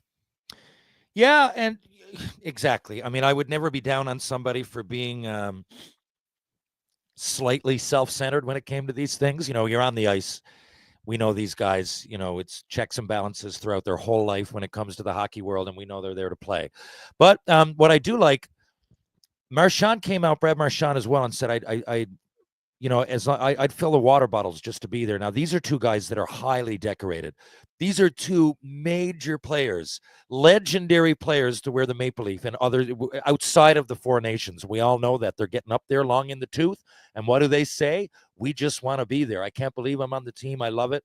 And I really, really appreciate that hockey still has that. I don't know if you'll find 2 people on the same team. It's that much of an outlier in all of the 3 other major sports that would say those very words. I don't hold it against them. There might be an outlier here or there, but at least with Canada, it still seems to be the prevailing attitude, and I really appreciate that. I think coming from a place of humility while having inner confidence is something that gets passed from generation to generation in our sport, from Jean Beliveau or Maurice Richard to Phil Esposito to Gretzky to Lemieux to Orr to, right down to, McDavid, Crosby. You want to go Connor Bedard? I'd go there. Think about what he said last year when Canada won. Speaking of Team Canada, when the World Juniors, he said, it's just, don't ask me any more questions. I'm celebrating with my buddies. It takes a team effort. We still have that. And to me, that's a real leader that can say that. We know you're good, but, now we also know how bad you want to be a teammate, and to me, that's a huge leadership quality. Terry Ryan joins us, Jason Gregor, Sports 1440, Oilers Nation, YouTube, Facebook, and X. Are you getting fired up for this, TR? I know you were, I'm not really sure, but now that it's here, and I know you got tickets to the game, I think you're going to the U.S.-Canada game, right? On Saturday, is that correct? So, is the patriotism coming to the forefront for you? It is, and I'll tell you for a few reasons. Now, if you were to go back to, I've often said it, whether you're into hockey or not, everybody listening to this probably is, but even if you're not, and I've got lots of friends in the film community, for example, that aren't, and I'll say, look, you got to check out the 72 Summit Series, man. It's not just about hockey. There's other things going on there, right? So, and I know it's not that, but there are some things going on in the world right now that Canada-US, right? A little bit of tension. Now, I know it's no one in the U.S. None of these tariffs or anything else has anything to do with anybody on that team. But it's just nice to have a little bit of spice. It's not good to have the tariffs, of course. But, I mean, it's a little reason that's outside, and people, well, will they boo the anthem? Will they not? You know what? It's up to them. Everybody's taking this stance. It's up to them. I hope we all get up and cheer so loudly. For me, that would make more of a statement. But I don't blame people for booing. Whatever. Everything these days is tied to politics for a little bit. So there is that. There's also the fact it's Canada-US. Even if it was a game of shinny, you're seeing all these legends play at the same time. My worry was that we wouldn't, but I'm glad that that's been answered. And I just can't see with all of these great leaders that base their game not only on skill and two-way play and leadership off the ice, but they have it seems an unparalleled passion to play alongside their heroes, and their heroes are actually playing at their peers are their heroes. It's a sport whereby if you were to look at Crosby, McKinnon, McDavid, for example, just 3 players off a great team. And I think they've all maybe alluded to each other at some point in the last few years, it'd be great. And now you're actually going to see it. We know they're fired up to play with each other. Now, I'm going to be in the building. I'm actually giddy. You're asking me? I'm giddy. I'm shaking when I think about it. I just think the whole thing could have been planned better. I would have had at least 2 more teams. I understand why Russia aren't there. It's political. It's out of my hands. At some point, though, you got to correct that. But Slovak and Czech, for example, they're teams that I know they're not stacked like the other ones, but they could have an upset. Who knows? It'd make a game. I know, like the Canada Cup '87. It's such a big thing because there might have been guys injured, but whoever wasn't, the best in the world were there. So I don't. The 4 nations to me makes it seem rinky-dink, and my biggest worry, I shouldn't say my only worry, is that one of these major players gets injured because, like, the Olympics are happening next year. I would have liked to see this 5 years ago, like break it up a little bit. We waited all this time, and now 10 years later, we're going to have this, like, just a mere months before the Olympics happen next, within a year. So I just hope there's no major injury and the NHL doesn't end up regretting it, because 4 teams to me sounds a little rinky-dink, but I'm certainly going to be loving it when I'm at the game in Montreal. Yeah, and that's fair. Some people want more teams in it, and I can understand that. But like I said, the 4 teams that are in it, it's not going to change their effort or anything like that, right? And like Canada Cup, when it was, people loved that there were 6 teams, and I'm like, okay, so if we had Czechia and I don't care, Slovakia right now in the tournament, would everybody be like, oh my God, it's so much better? Like, I still think Canada-US is going to be a huge game, and a lot of people are going to be watching it, and because of the political landscape right now, you got the orange head spouting off about 51st state and garbage like that. Like, I can see how it irritates Canadians, as it should. Like, the guy doesn't even know what a tariff is. Like, how can I take him serious? But anyway, I look at it and it fires me up more. And just, as a Canadian, I hope they just pound the Americans. Like, I would love, it's not going to happen, but God, I would love the game to get a little bit feisty. I just don't see it happen. It would if I was playing. Like, honestly, it would. That alone, I mean, they're hockey players. I'm not going to feel bad for going out and finishing a hit. I'm not saying I'd go out and whack someone over the laces because Donald Trump made a decision, but it certainly would add to it. I would be finishing every hit, going hard, rooting at the goalie, whatever. Here we go. Just give me a reason. Not that it wouldn't be reason enough anyway. And from what I was saying earlier about the 4, I get it. But for me, it's not so much even for me as a fan. That's some of it. But I'm going to see a great game. I'm not going to see much better of a game than that, or at least potential. But for me, it's like it wouldn't do anything for me for legacy. Yeah, Lemieux scoring that goal, I assume it was in his Hockey Hall of Fame write-up. I mean, he's done so much, but I assume. But if you could give me the same goal, it could be overtime now. Yeah, they won a tournament. To me, it's a little bit more than the All-Star game. Not enough to qualify on a resume, but nice for the fans. Yeah, well, it's you know what, you score a big goal like this in this tournament, and there's lots of good teams there, and the teams that are there, it's their best eligible players. Obviously, there's a few guys injured in Finland, and Quinn Hughes is injured, and Canada's some guys that didn't take, and that's fine. And obviously Petrangelo's injured. So to me, I'm looking forward to it. TR, it should be loads of fun. We'll come back. We'll talk about some NHL teams though, and a little bit of 4 nations next with McCarthy and the Gregor Show, presented by PlayAlberta.ca. And you're about to fall hard for the vehicle of your dreams. Presenting the outstanding 2025 XC90 from Volvo Cars Edmonton. Right now, you can lease your 2025 XC90 plug-in hybrid from 1.49% and save $4,600. Or finance a 2025 XC60 from 1.49% and save $1,500. All while being deeply infatuated by the newly upgraded, highly attractive body and wheel design. Volvo Cars Edmonton. VolvoCarsEdmonton.com. 1205 101 Street Southwest. Oodle noodle origins. In 1864, Francis Oodle took over his dying father's business as a leatherman. He was quite proficient, but his heart was never truly in the trade. After his father's death, Oodle met a cocksure young man named Vladimir Nudel, who was a trailblazer in the popular new art of food boxes. They formed a partnership and aimed to ply their trade in the new world. At Ellis Island, Nudel was renamed David Noodle, and henceforth, the franchise has been known as Oodle Noodle.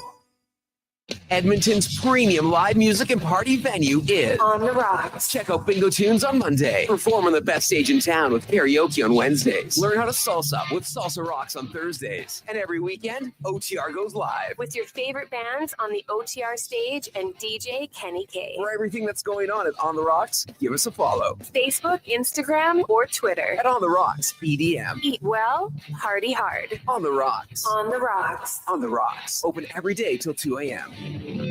Get fired up for Family Day weekend Oil Kings hockey at Rogers Place. Saturday night, Edmonton looks to make rubble on the double of the Humdinger Lethbridge Hurricanes because it's Paw Patrol night. Your Oil Kings suit up in specialty jerseys right out of Adventure Bay. Each one will be raffled off in support of the Stollery Children's Hospital Foundation after the game. And Calmont Kids Food combos are on the case, just $10 or less. Value bigger than the Paw Patroller. Oil Kings Paw Patrol night, Saturday at 7. Family fun that's second to none, starting at just $20 a seat. Save on day of game pricing now at oilkings.ca. You got a go-to coffee spot, a trusted barber, even a lucky game day jersey.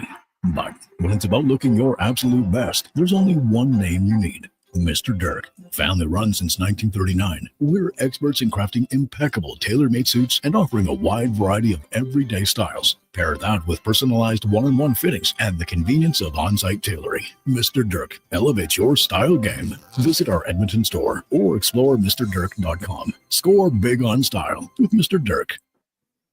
Hey, did you know you can get a free drink today? Nice. I love free drinks. Yeah, Booster Juice called your name today on the Booster Rewards app, so you get a free smoothie, booster mixer, or fresh juice.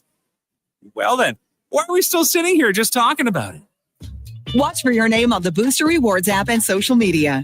2 names every day, all February long. Must be a Booster Rewards app member. For complete details, visit boosterjuice.com.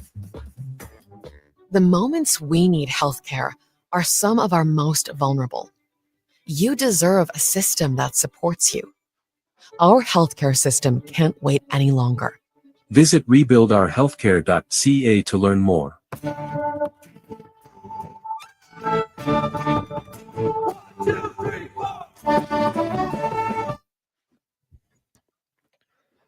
Portions of this hour brought to you by Leading Edge Physio. The team at Old Strathcona has special training dedicated to reducing the impact of cancer care before, during, and after your diagnosis. From lymphedema to the management of fatigue and side effects of chemotherapy and radiation, they can help. Learn more at leadingedgephysio.com. The Jason Gregor Show, the best of Edmonton sports talk and beyond. This is Sports 1440. Presented by PlayAlberta.ca, Alberta's only regulated online gambling website.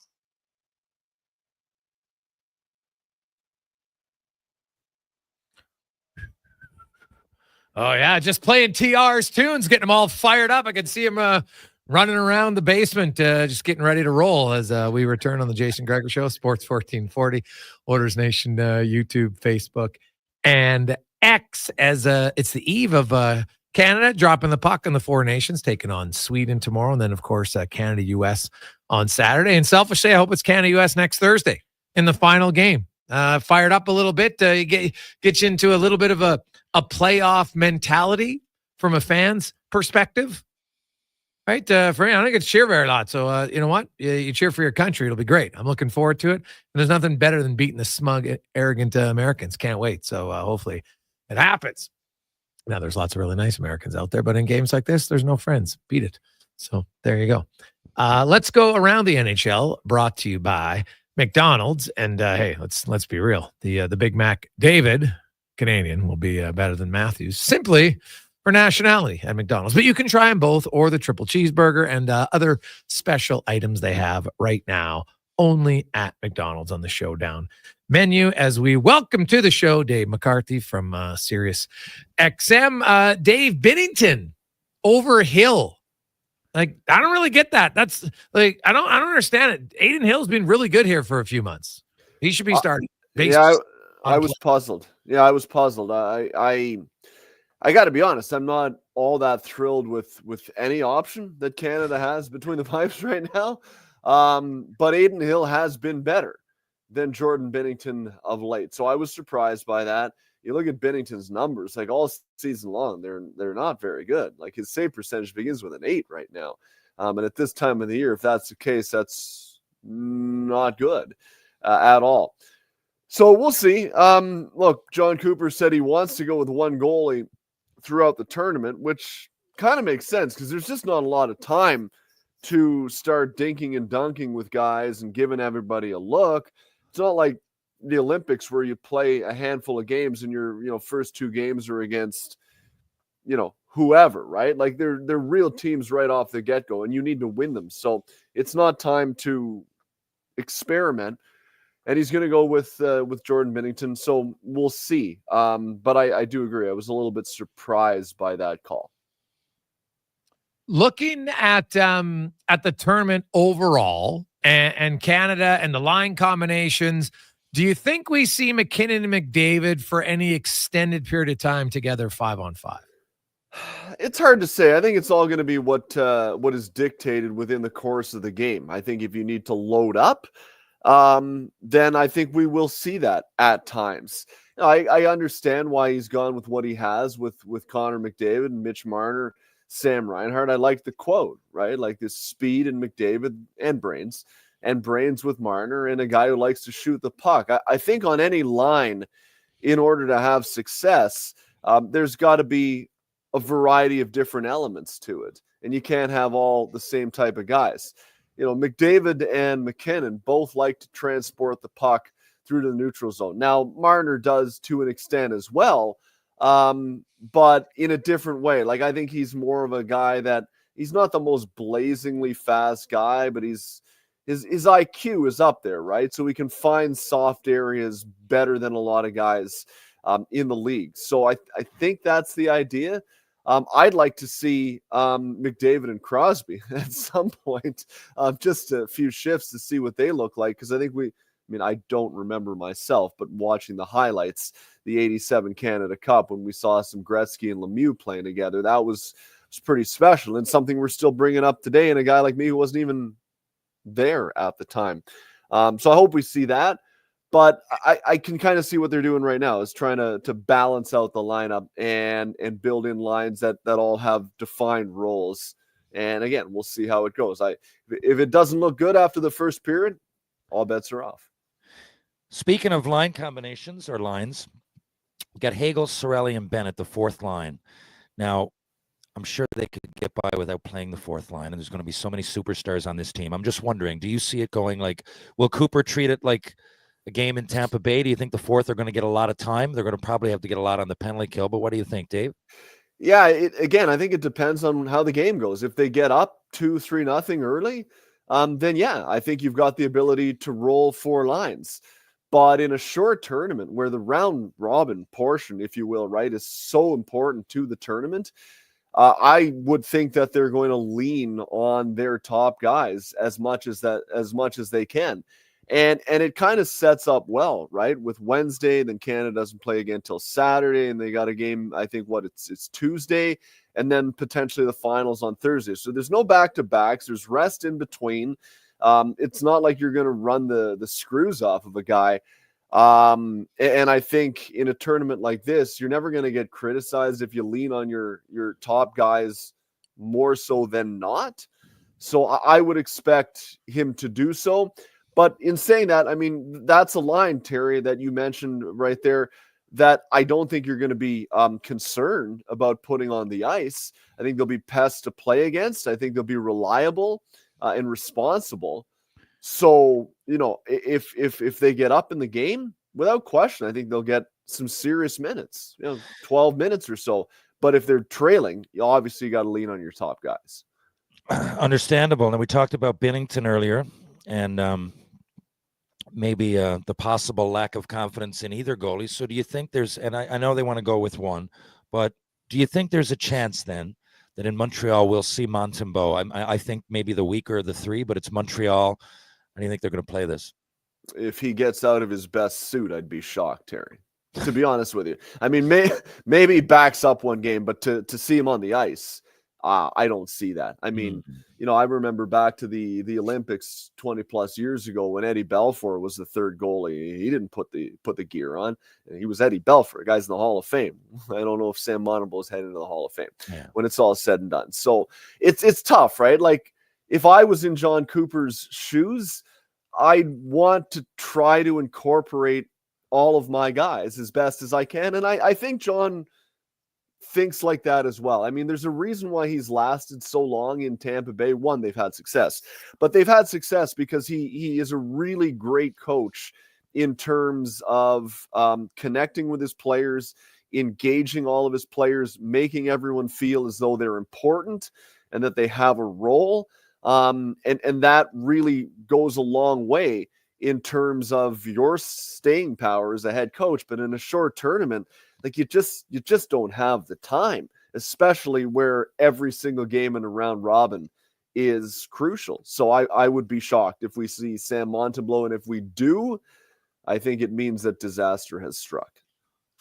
Yeah, or they're blowing somebody out. That's probably the only way. Like if that fit. Although the thing is, like if Binnington wins on Wednesday, then he's automatically playing on Saturday against the U.S. I would think, right, being the bigger game. But if he loses, then Hill's playing against them anyway, and because now you're in a must-win game. So, I don't think there's much chance at all for that.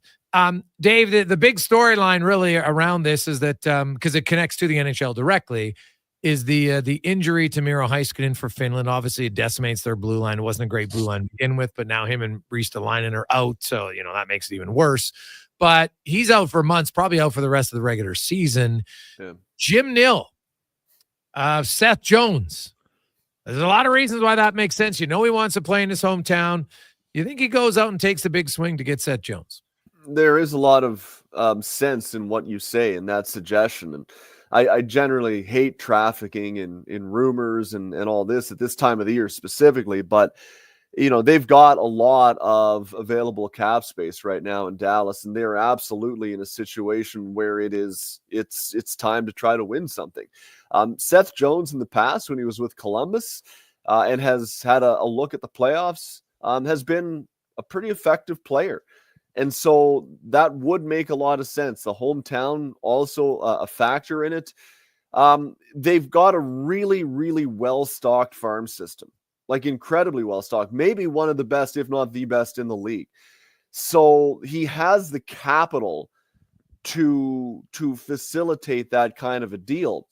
And I think, those in Dallas who are reluctant to go down that road, you have to keep in mind, prospects are great, but at the end of the day, it is about trying to win something from time to time. And Dallas is very much in that window right now. And every prospect that you have is not going to play for you, no matter what position your team is in. Their capital at the end of the day, you only have so many roster spots.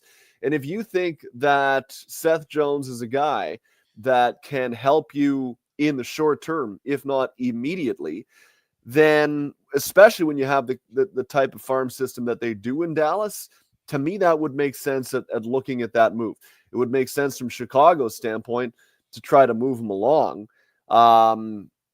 So there is a lot of sense in that. And I wouldn't be surprised to see Jim Nill go down that road, because the biggest issue right now in Dallas, at least down the stretch, is that their blue line is undermanned right now. So I would expect to see him address it. And if you want to go big game hunting, generally, I don't say at this time of the year, at the trade deadline, that's the best course of action. But in that specific scenario, I think it could be one that makes a lot of sense for Dallas. Dave, Connor Bedard has faced a lot of criticism in the media lately for not playing two-way, for maybe turning the puck over. Do you think people are overreacting because it's Connor Bedard, or do you think it's warranted? Well, no, I think people are overreacting at the fact that Paul Bissonnette was critical of his game. And I think in a lot of cases, people are more angry at Biz for speaking the truth than they are at Connor Bedard, which to me really doesn't make a lot of sense. Connor Bedard is a supremely talented player. He's got more offensive ability in his hand than most guys have in their whole body in the league. But in saying that, I'm a firm believer that goals and points do not necessarily equate to winning hockey if the rest of your game is not sound. And I still see, when I watch Connor Bedard, too much of a junior hockey influence in his game.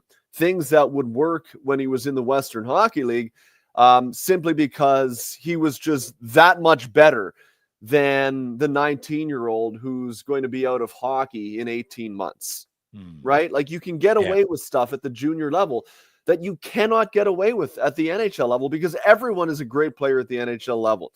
And so I think there's a learning curve there for Connor Bedard to pay attention to. Now, is Chicago in the position that they're in because somehow Connor Bedard has it's his fault? No. And I don't think Biz was saying that either.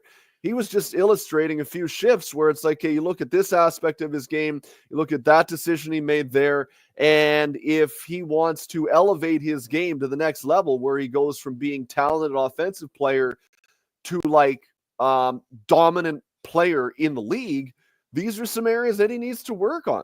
Perfectly fair criticism of his game. So I think it's Terry, honestly, a spotlight on our society right now that if you dare criticize somebody who seems to be on a pedestal, that's a you problem and not something that guy himself needs to look at a little bit more carefully.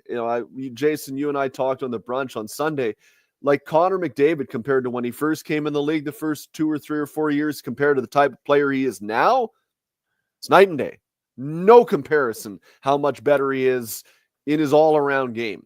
And I think if Connor Bedard wants to be that guy, and he has the potential to be an elite player, maybe not like McDavid, but in that echelon, those are areas of his game that he must improve on. Yeah, and I think that's fair. But like, two things can be simultaneous. The Blackhawks suck. They're going to continue to suck until they get better players around Bedard, and Bedard's going to have to round out his game. Like Connor McDavid did, like Nathan McKinnon did. Do you think Nathan McKinnon in year 2 is the player he is now? God, no. Connor McDavid wasn't. Leon Draisaitl wasn't. Austin Matthews wasn't. Go down the list. Like, I don't. It's.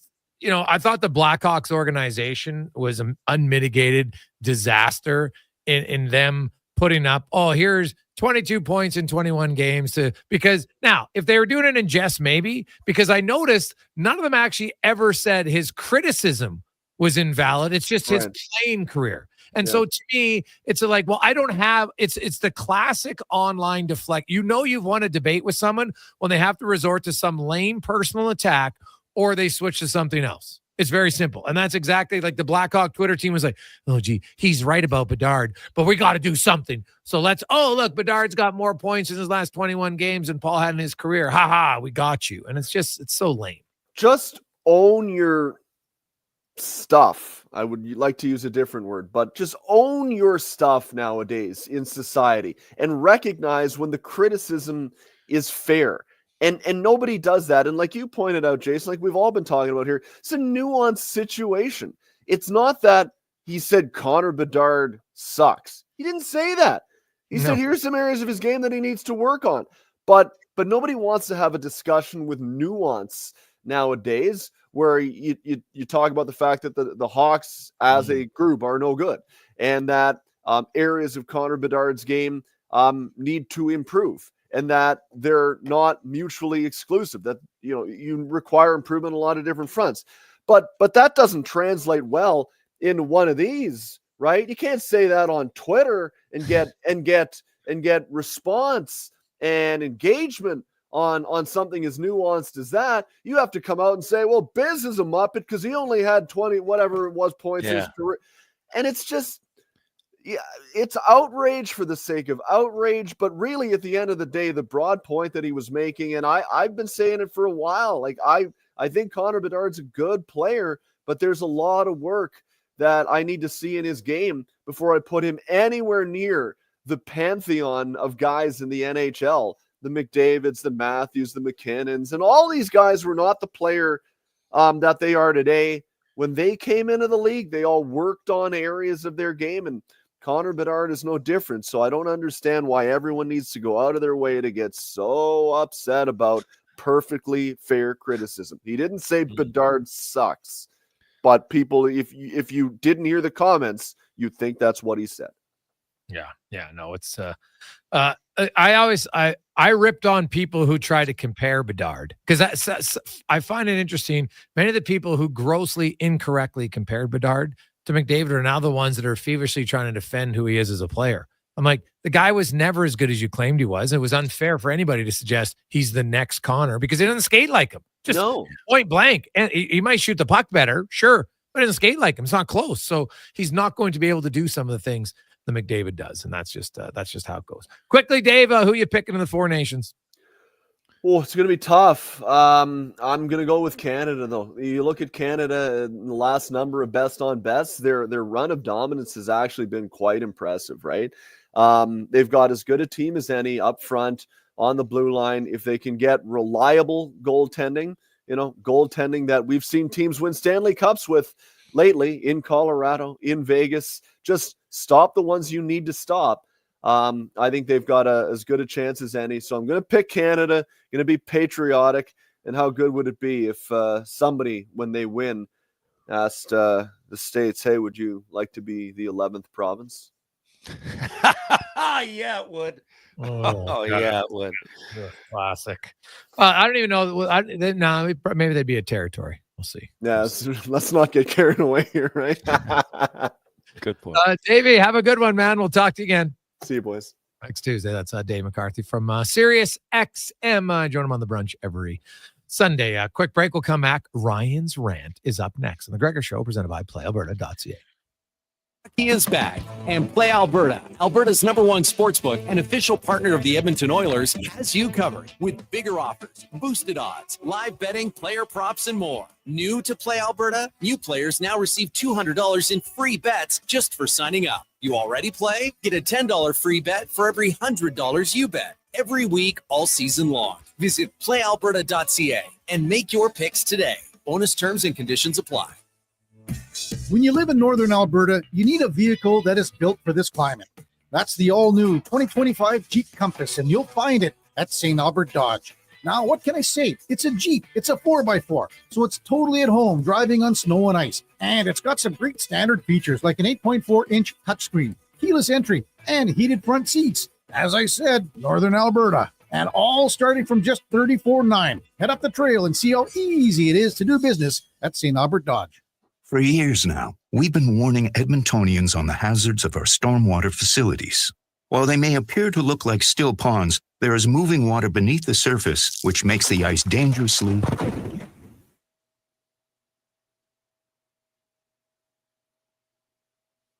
The unpredictability of stormwater facilities makes them treacherously unsafe for all winter activities, even walking. So think twice.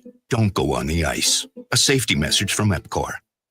Shop like an insider with the Bricks Friends and Family Sale. Save up to 25% off sofas, love seats, matching chairs, and sectionals.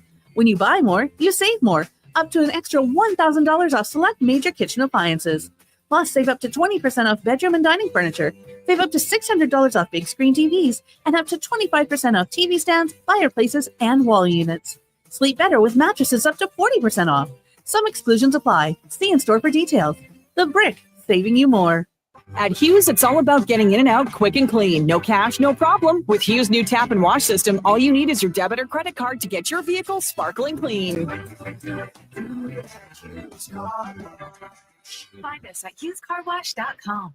It may sound cliche, but it's true. Building something new starts with a solid foundation. At GS Construction, we're growing Edmonton subdivisions with deep utility services and infrastructure that lasts. Every new project begins with skilled people like you, building communities from the ground up. GS Construction is hiring. So if you're a foreman or a pipe layer that's looking to put your skills to work for Edmonton and area in 2025, we'd love to hear from you. Visit gsconstruction.ca and join a team that digs deep and builds stronger.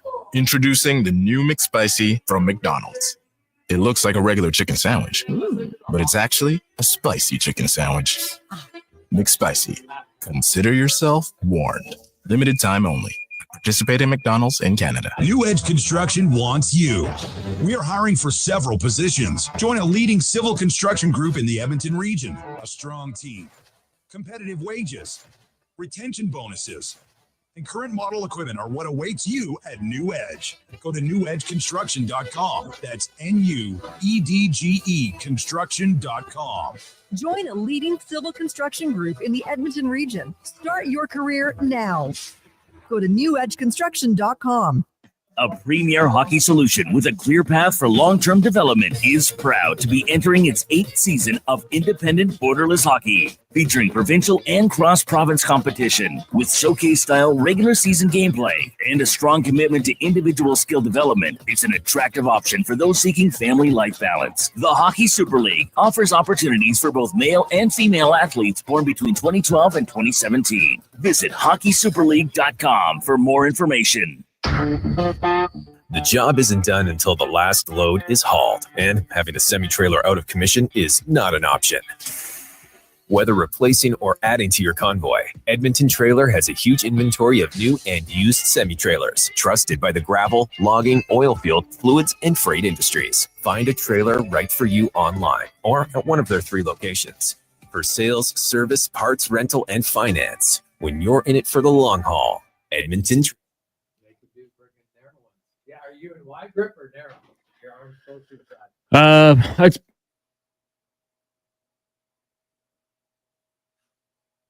Of course, stormwater ponds in Edmonton are designed to move water and runoff from streets and sidewalks, making them unsafe for winter activities. Instead, head to a community league or a city rink that's safe for you, your family, and friends. Think twice, stay off the ice. Learn more at epcor.com/winter safety. The Jason Gregor Show, the best of Edmonton sports talk and beyond. This is Sports 1440. Presented by PlayAlberta.ca, Alberta's only regulated online gambling website.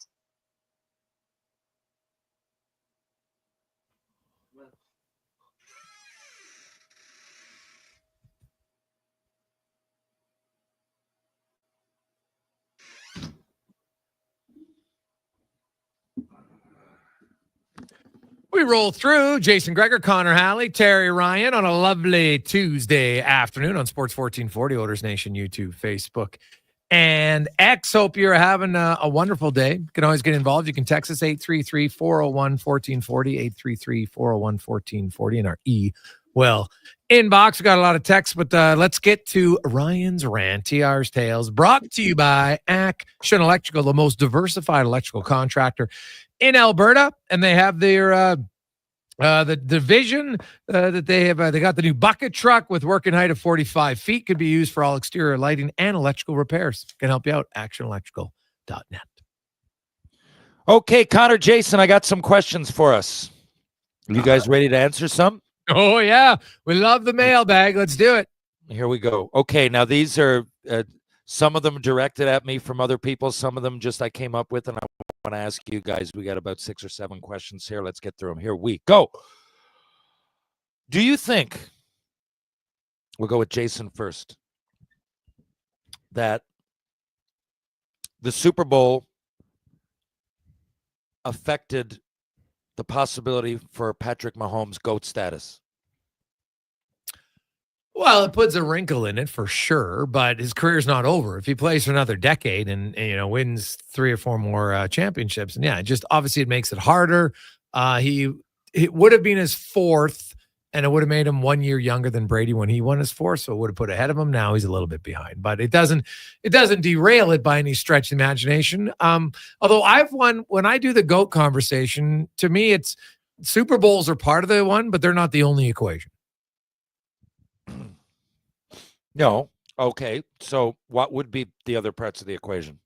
Well, overall, like what's your win-loss record overall, your pass completion, touchdowns, pass efficiency. Nowadays, if you have the ability to scramble, so if you're passing for the same amount of yards, but you're running for 70 or 80 more, like Lamar Jackson does, like you got to look at elements to your game, right? Obviously, winning matters some, but if he ends up with 6 and Brady has 7, I'm like, wow, Brady has more. He's automatically better. I don't, there's other guys who have more Stanley Cups than Gretzky. I don't see people saying that they're better than him. So it's one element. It's not the only element. Do you, and just as a part B there, do you think both times Mahomes losing being blowouts, do you think that has anything to do with it? Or do you think it's a game, a loss is a loss? If you want to dissect it, sure. It doesn't help. Obviously not. You can look at it, in ways, hey, Brady won one, the first one when his defense was unreal, and then he won a second one when Seattle made one of the worst play calls of all time. So sometimes you got to be a little bit lucky, but Brady, it's not a good look how bad like if they would have got blown out and Mahomes still put up big yards, different story. But yeah, Mahomes really struggled in that game. There's no question. So yeah, it probably puts a little bit of a damper on it. What do you think, Connor? Yeah, I mean, maybe a little bit. We'll see what happens in the future. I don't just factor in, playoff success, MVPs. Tom Brady has won more, but who's to say Mahomes can't go out there and get a couple more Super Bowl rings? Plus, the statistics he's put up are just ridiculous.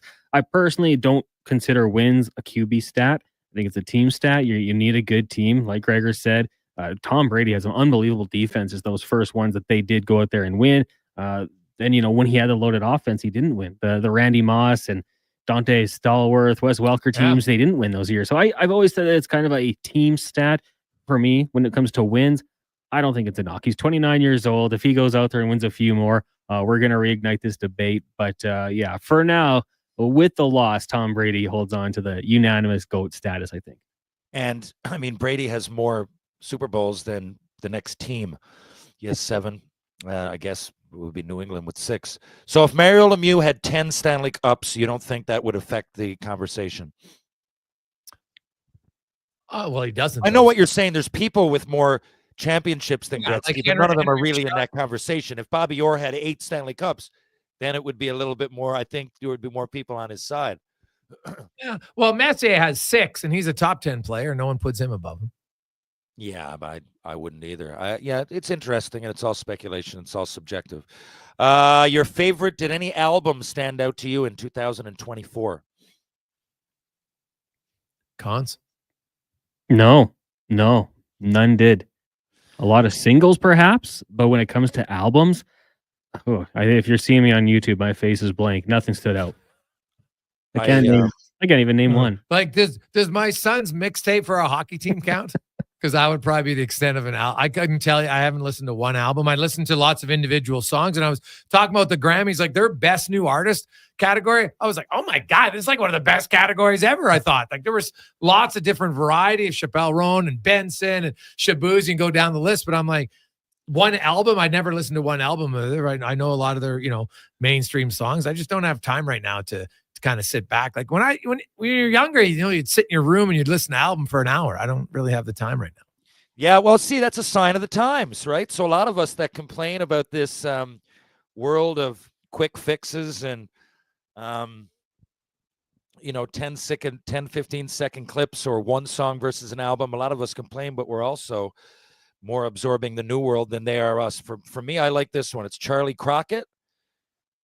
Country, I would think a lot of people out there know. It's called $10 Cowboy. It's an awesome album.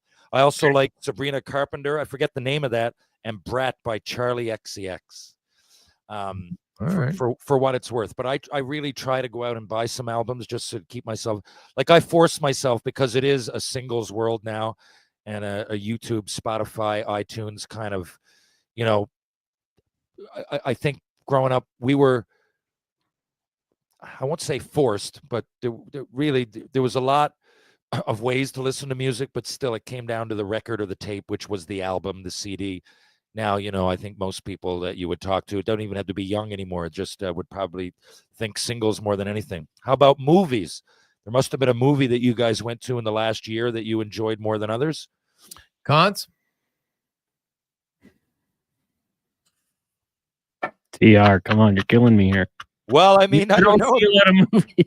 So I like Nosferatu, A Complete Unknown, and Mission Impossible Part 1.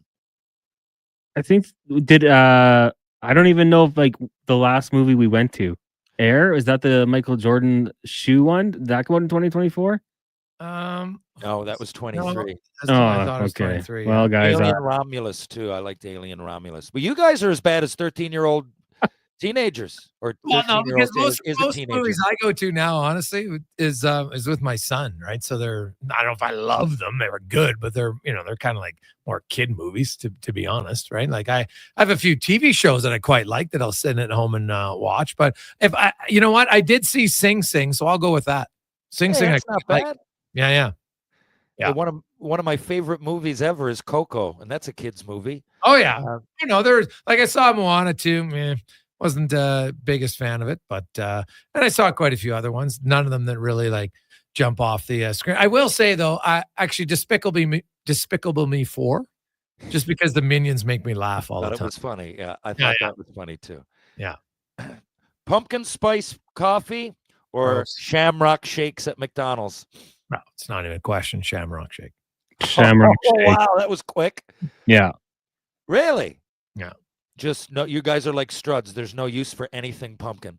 Well, I don't drink coffee though, so it's an easy answer for me. I like pumpkin spice things. And I love pumpkin. Actually. Yeah, Pumpkin pie is one of my favorite pies. But we're talking coffee, like I don't. It's like I tried a pumpkin spice donut. No, I think it's overrated.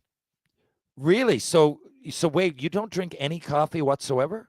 TR, I'm hyper enough. I don't need any other. You get up in the morning, no Red Bull, no nothing. You just have water and you go. Yeah, I have water, and I have I'm very much. I have a similar breakfast pretty much every day. Either have my yogurt parfait bowl, or I have my 3 eggs, avocado, and toast. It's pretty much what I eat for breakfast. Wow. Yeah. You're the Toronto Maple Leafs. Do you take Sidney Crosby and Alex Pietrangelo for 2 years and then blow it up, or do you just keep the group together? You want to win a Stanley Cup. Obviously, everybody does. But right here in this world, you're going to make a decision, and you will never get to see hockey again. You have to make this decision. Toronto have to win a cup. It's up to you. Now, what do? Do you take Crosby and Pietrangelo for 2 years, but that's your only window, or do you keep the group together and go? Because they're all pretty young, and they got 5 or 6, I'm guessing, years to get it done without still having a good team. That's Leafs. So I keep the whole group, and I just add Crosby and Pietrangelo magically to fit under the cap somehow? Yeah. Right now, today, you can say the next 2 years, You know what, this playoff run. If I was the Leaf fan, I'd probably say no, because it's the Leafs. They aren't going to win in 2 years, even with Crosby and Pietrangelo. Something bad would happen, and their goaltenders would both get hurt in the playoffs. So I'd say no. Yeah, that's spoken like a sentiment from a Leafs fan. Not that you are, but that's probably what most would say. What do you think, Connor? Yeah, let's do it. Let's go for it. I mean, what they're doing hasn't worked. It's the same core group of players. What they had, Pacioretty. Hey, let's go all in. Let's bring those 2 players in and give it a go. You're the Edmonton Oilers. You get to pick one game. You've got to win this game, right? Everything's on the line. You got to win it. Again, we're sitting behind a magic 8 ball. We're organizing this. We're figuring it out. You have to win. Who do you pick? I guess we're the GM. You've got to pick one game to win. One opponent. It's only one game, but you have to win that game. Of course, the Oilers are arguably the best team in the NHL. I could pick most. And I don't necessarily mean the worst. It could be someone that the Oilers... Are we talking a playoff team or just any team? Anything. Any team at all. You need to win this. And it can happen. The beginning of both seasons, they lost to San Jose, Chicago, teams like that. So, I mean, I don't know. I haven't looked at the records. Maybe they have... Well, only an idiot would bet them to beat San Jose and not beat them. So I won't go with the Sharks twice. So I would go... Anaheim Ducks.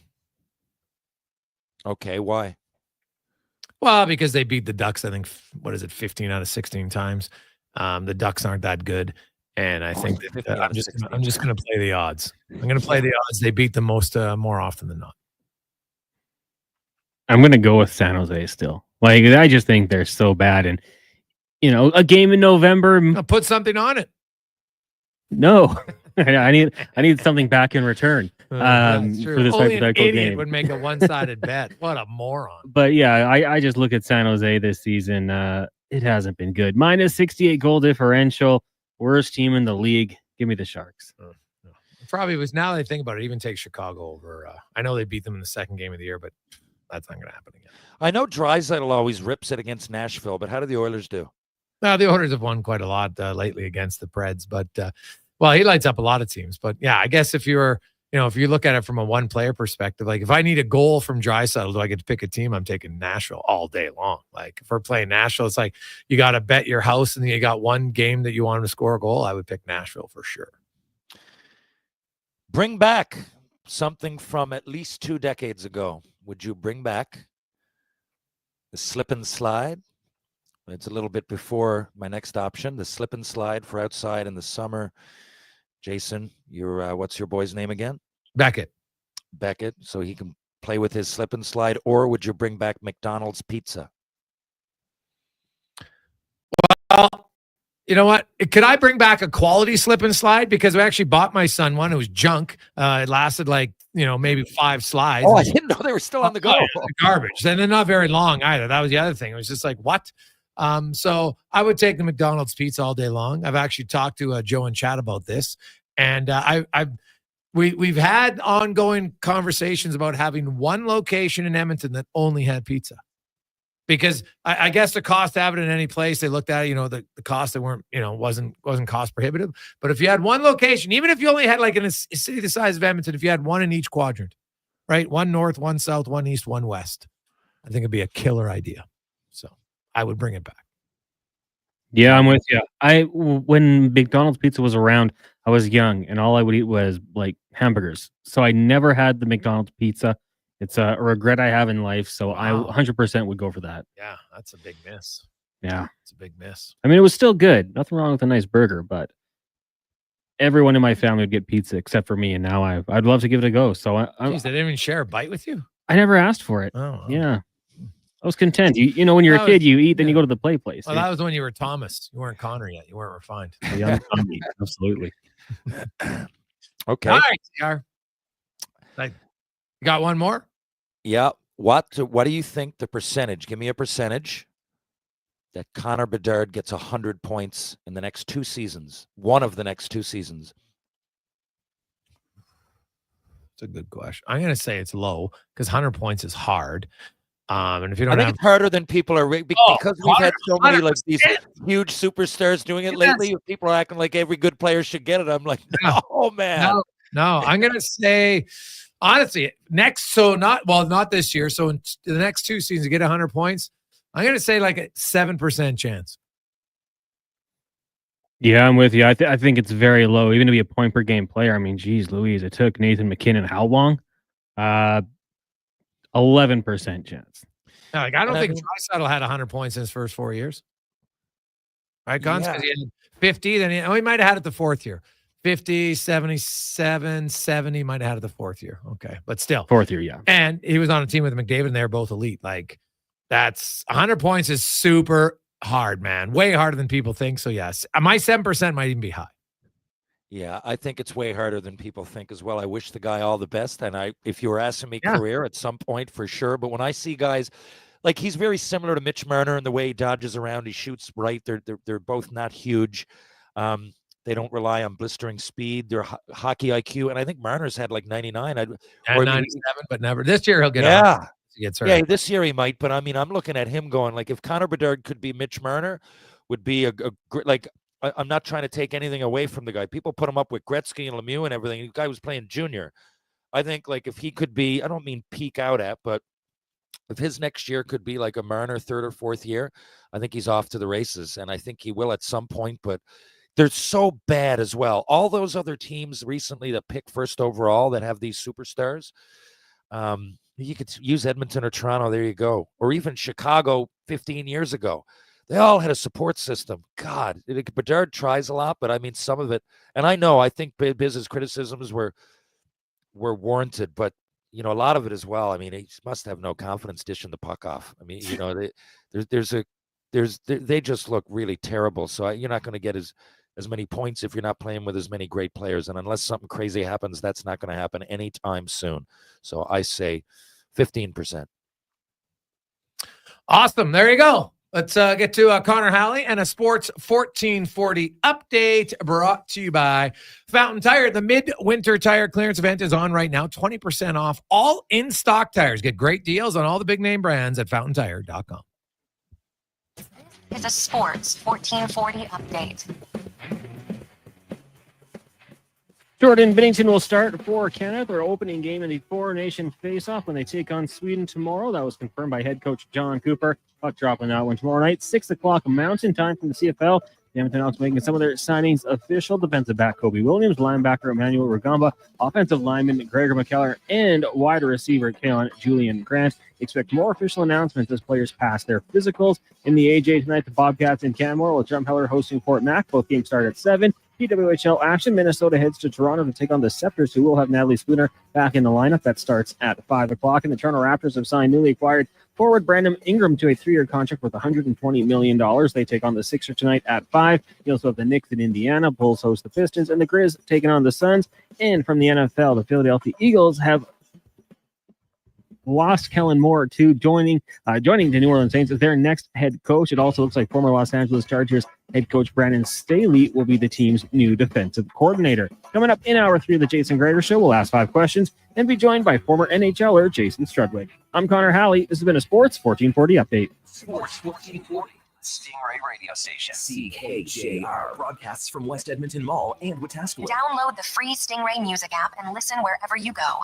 Excavators, loaders, lifts, compaction equipment, and more. Find the XCMG construction equipment you need. Available for rental or sale at Japa Machinery Group. Japa, helping build Alberta from the ground up for 50 years. Visit japamachinery.com. At Leading Edge Physiotherapy, we believe in the wisdom of Patch Adams. Treat a disease, you win, you lose. Treat a person, I guarantee you'll win no matter what the outcome. We don't treat conditions, we treat people. From personalized treatment plans to compassionate care, we're committed to helping you achieve your goal. That's why hands-on techniques, unique technologies, and a commitment to hiring amazing people mixed with friendly, fun neighborhood environments. And ta-da! No, it's not magic. It's about being human. Sometimes being human hurts, but life shouldn't hurt. LeadingEdgePhysio.com. When picking a New Year's resolution, try to avoid things you have no influence over. Like bringing home the cup? That would be awesome. But completely outside your control. Instead, pick something you can control, like bringing home some Wilhock beef jerky. That would also be awesome. But what if we brought the cup home to Canada and it was filled with Wilhock beef jerky? Okay, I'll allow it. Wilhock beef jerky, only available in Leduc. Get yours today, because you don't win cups with salad. You're listening to The Jason Gregor Show on Sports 1440. Presented by PlayAlberta.ca. Hockey is back, and Play Alberta, Alberta's #1 sportsbook and official partner of the Edmonton Oilers, has you covered with bigger offers, boosted odds, live betting, player props, and more. New to Play Alberta? New players now receive $200 in free bets just for signing up. You already play? Get a $10 free bet for every $100 you bet. Every week, all season long. Visit playalberta.ca and make your picks today. Bonus terms and conditions apply. Legacy Heating and Cooling is the only place to call for heating your home. So when it's time to replace your old furnace, Call Legacy. Call Legacy. or for 24-hour repair with no overtime rates. Legacy even heats your shower with hot water tank. Call Legacy. Call Legacy. And with no interest and no payments for 1 year, it could only be Legacy Heating and Cooling.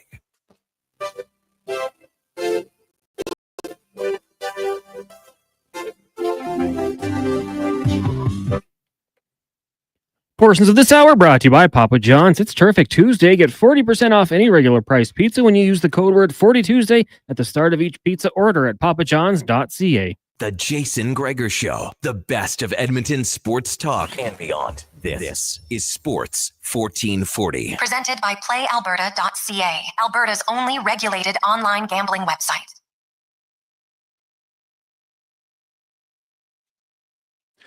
Rolling through, Jason Gregor, Terry Ryan, Connor Halley, Sports 1440, Oilers Nation, YouTube, Facebook, and X. As always, the Gregor Show presented by PlayAlberta.ca. Get in the game tonight. $20 million up for grabs. Get your tickets for Lotto Max at PlayAlberta.ca. We got a lot of texts flying in. 833-401-1440, 833-401-1440 in our inbox. Hey, guys, my first non-football thought when the Elks signed Gregor McKellar was announced. Jason Gregor's next son should be named Gregor. Just a thought from Bruce. Well, Bruce sort of burst your bubble, but snippity snip, arbitric. There'll be no next son for this cat. Unfortunately, that ship has sailed, or I guess won't be sailing, however you want to put it. But yeah, Cons was having a chuckle about that. Gregor McKellar. So clearly he's going to be a star. Let's just call a spade here. That'll be the guy to watch for the Elks. What position is he, Cons? I haven't even seen that, to be honest. He's a lineman. Oh, I think when your name's D lineman, O line. When your name's Gregor, I think that's wow. Jeez, that's a tough guy, Gregor McKellar. There. Well, it's 6'5", 310. Right. It's well, did you know that Gregor is actually Greek with Norwegian, and TR would love this. It's a Greek with Norwegian origin that means vigilant, a watchman. So I guess as an offensive lineman, kind of makes sense, right? So there you go. Got to be vigilant. Got to be watching. Yeah. Why not? We'll see. We'll see what happens there. We got lots more texts coming in. 833-401-1440. Oh God, guys, I'd love for McDonald's to bring back pizza.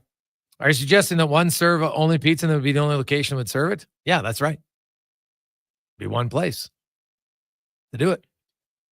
You could, just because of costs. And so, you'd kind of have to, people would have to go to a certain location. It's like destination. Everybody has that. Like there's lots of places that there's only one of them in the city.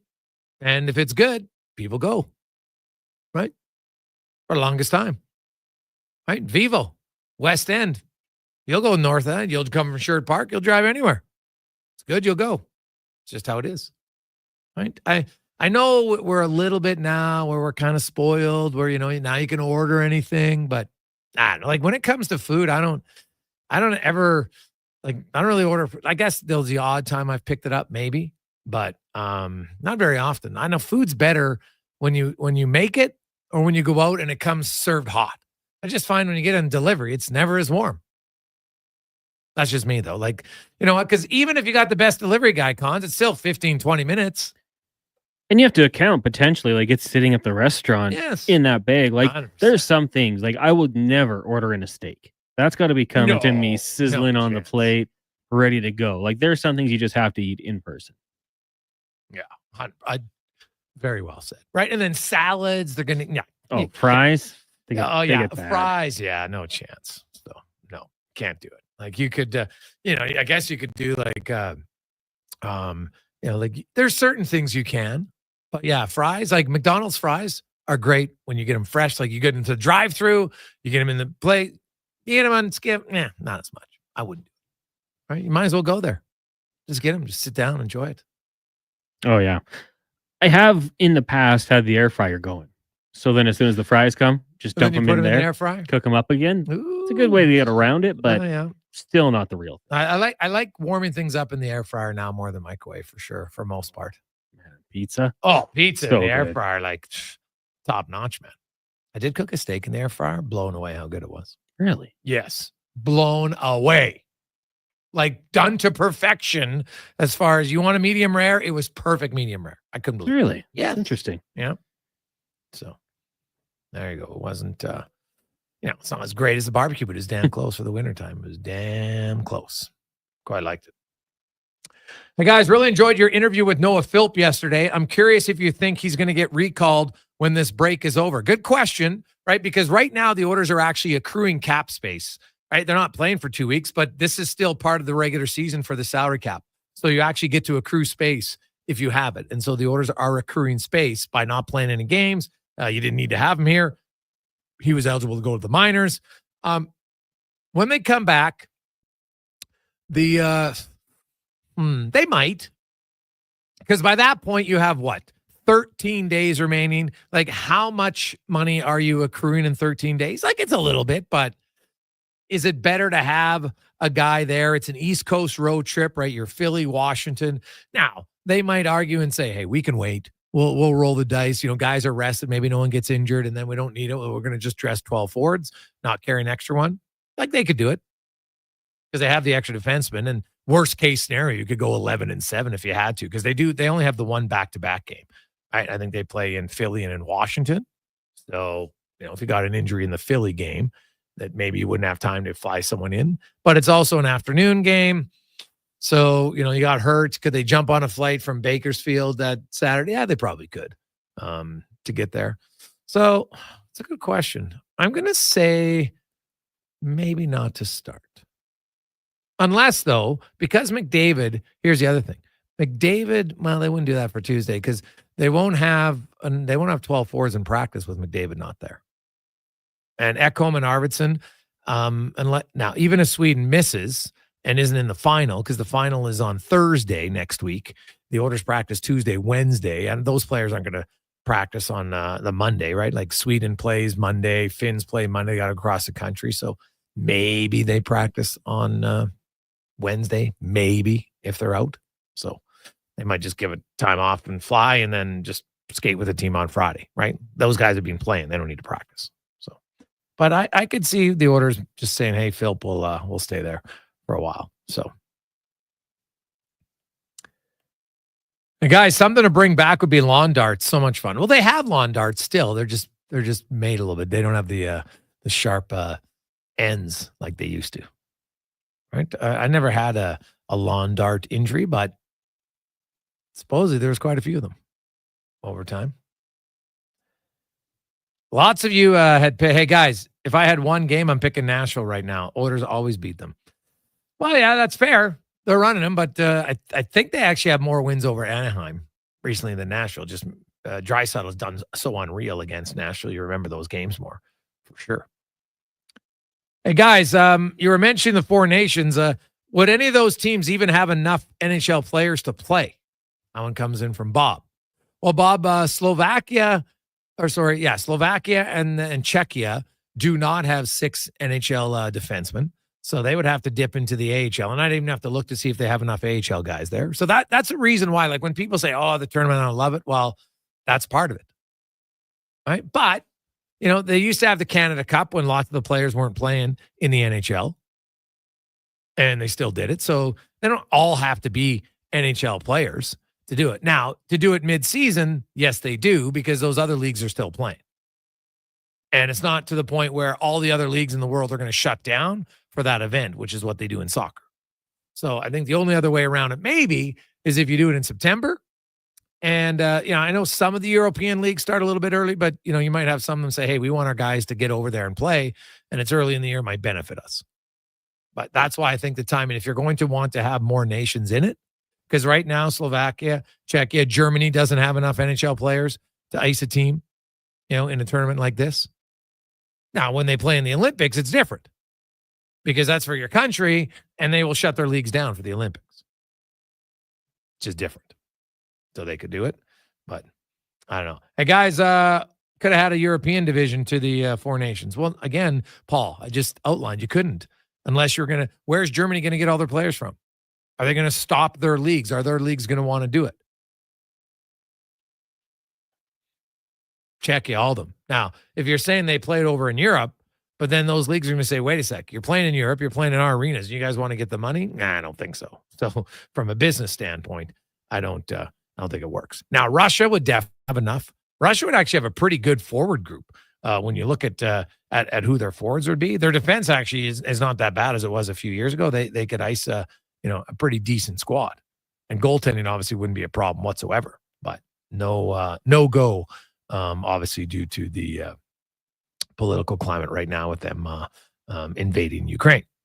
We'll return. Jason Strudwick will join us next on the Jason Gregor Show, Sports 1440, Oilers Nation, YouTube, Facebook, and X, presented by PlayAlberta.ca.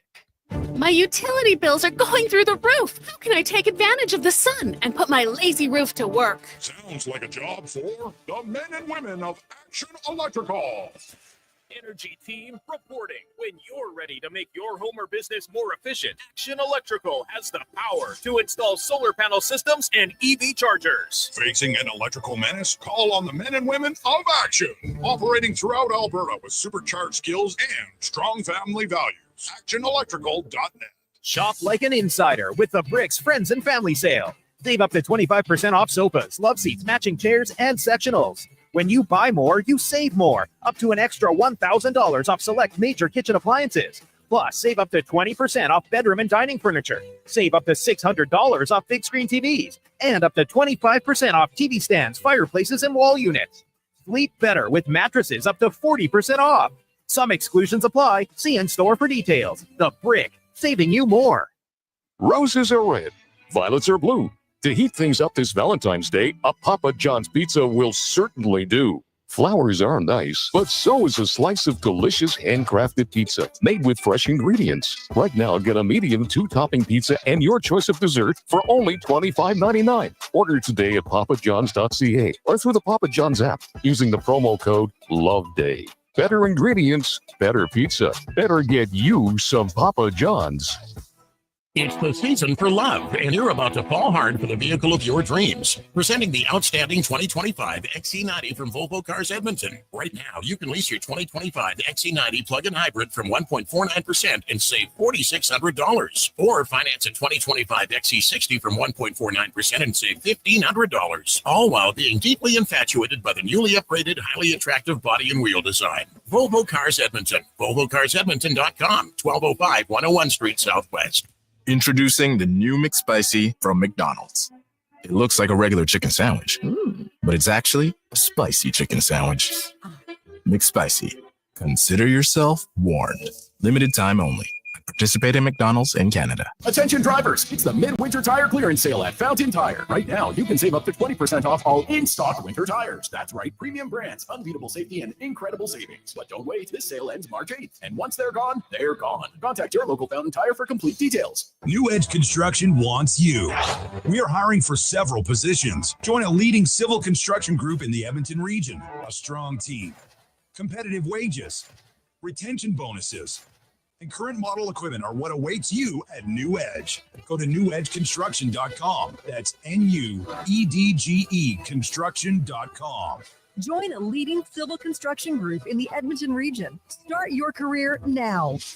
Go to newedgeconstruction.com. Much of our challenges in healthcare can be solved by spending public dollars on a public system. Our healthcare system can't wait any longer. Visit rebuildourhealthcare.ca to learn more. Storm Mountain Outfitters. Stadler, small town, big selection, including a large inventory of ice fishing tents, augers, heaters, and ice fishing gear. Plus, they're fully stocked with frozen bait. Everything you need for a great day on the lake. And if you're heading to the Big Jack Classic Ice Fishing Derby, stop in and stock up before you head for Buffalo Lake this February. Good luck, anglers, from your friends at Storm Mountain Outfitters. Be sure to follow them on Facebook and Instagram.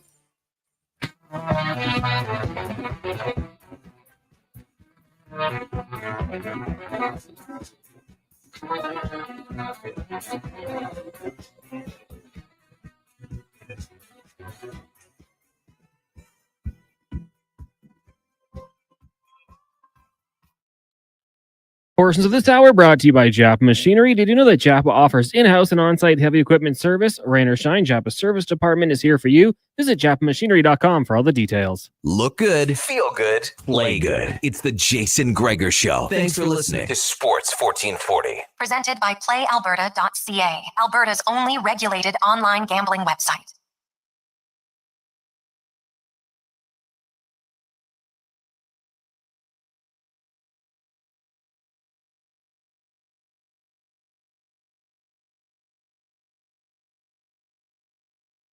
Ooh, nice.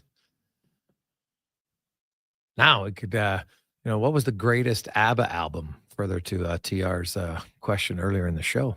Our next guest probably have a good answer with that as we get to our big guest of the day, brought to you by Silent Ice Sports and Entertainment Group, and they are big sponsors of the upcoming fourth annual pond hockey tournament out at the Cattail Crossing on March 1st. And there's some big prizes for teams out there to enter. So you want to get your group of buddies together if you feel that you know how to dominate in pond hockey. Check it out at Cattail Crossing and sign up. $2,000 for the winning team. Good luck. Enter today at Cattail Crossing from Silent Ice Sports and Entertainment. As we welcome to the show, Jason Strudwick. Struddy, how you doing, my man? What's going on, buddy? Hey, man, not much. I'm waiting patiently for the puck to drop at the Four Nations. I'm getting excited for the tournament. Be best on best, and it should be good. And of course, as it gets closer, I see a lot of narratives, and many of them false. People claiming that the U.S. is a faster team than Canada. So rather than base it on opinion, I'll base it on facts. And the NHL Edge stats show that Canada actually probably the most surprising stat to me. If I had to ask you, Struddy, which Canadian skater has had the fastest mile per hour top speed this season in the regular season, who would be your choice? Well, I mean, there's two obvious ones, but I'm guessing they're wrong. But I'll go with McKinnon.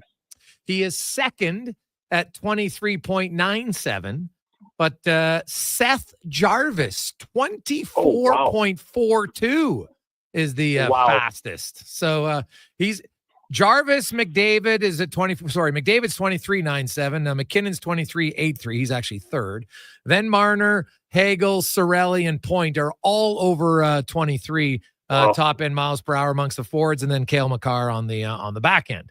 And so they're infinitely quicker as I go through the U.S. lineup. I'm not completely done yet, but so far only Boldy amongst forwards, and I'm 8 guys deep, is over 23 miles an hour. So any suggestion, and he's only had 72 bursts. So he had like one really good burst of speed, but he's not a guy who plays fast all the time. So any suggestion that Canada is slower than U.S. might be the most dumb suggestion I've heard. Yeah, it's interesting. Well, you know what? It's funny as you know, when I saw the lines, Griggs, that's when I got interested. Like, now it's real. You know, we've all been talking, this is the line, that's the line.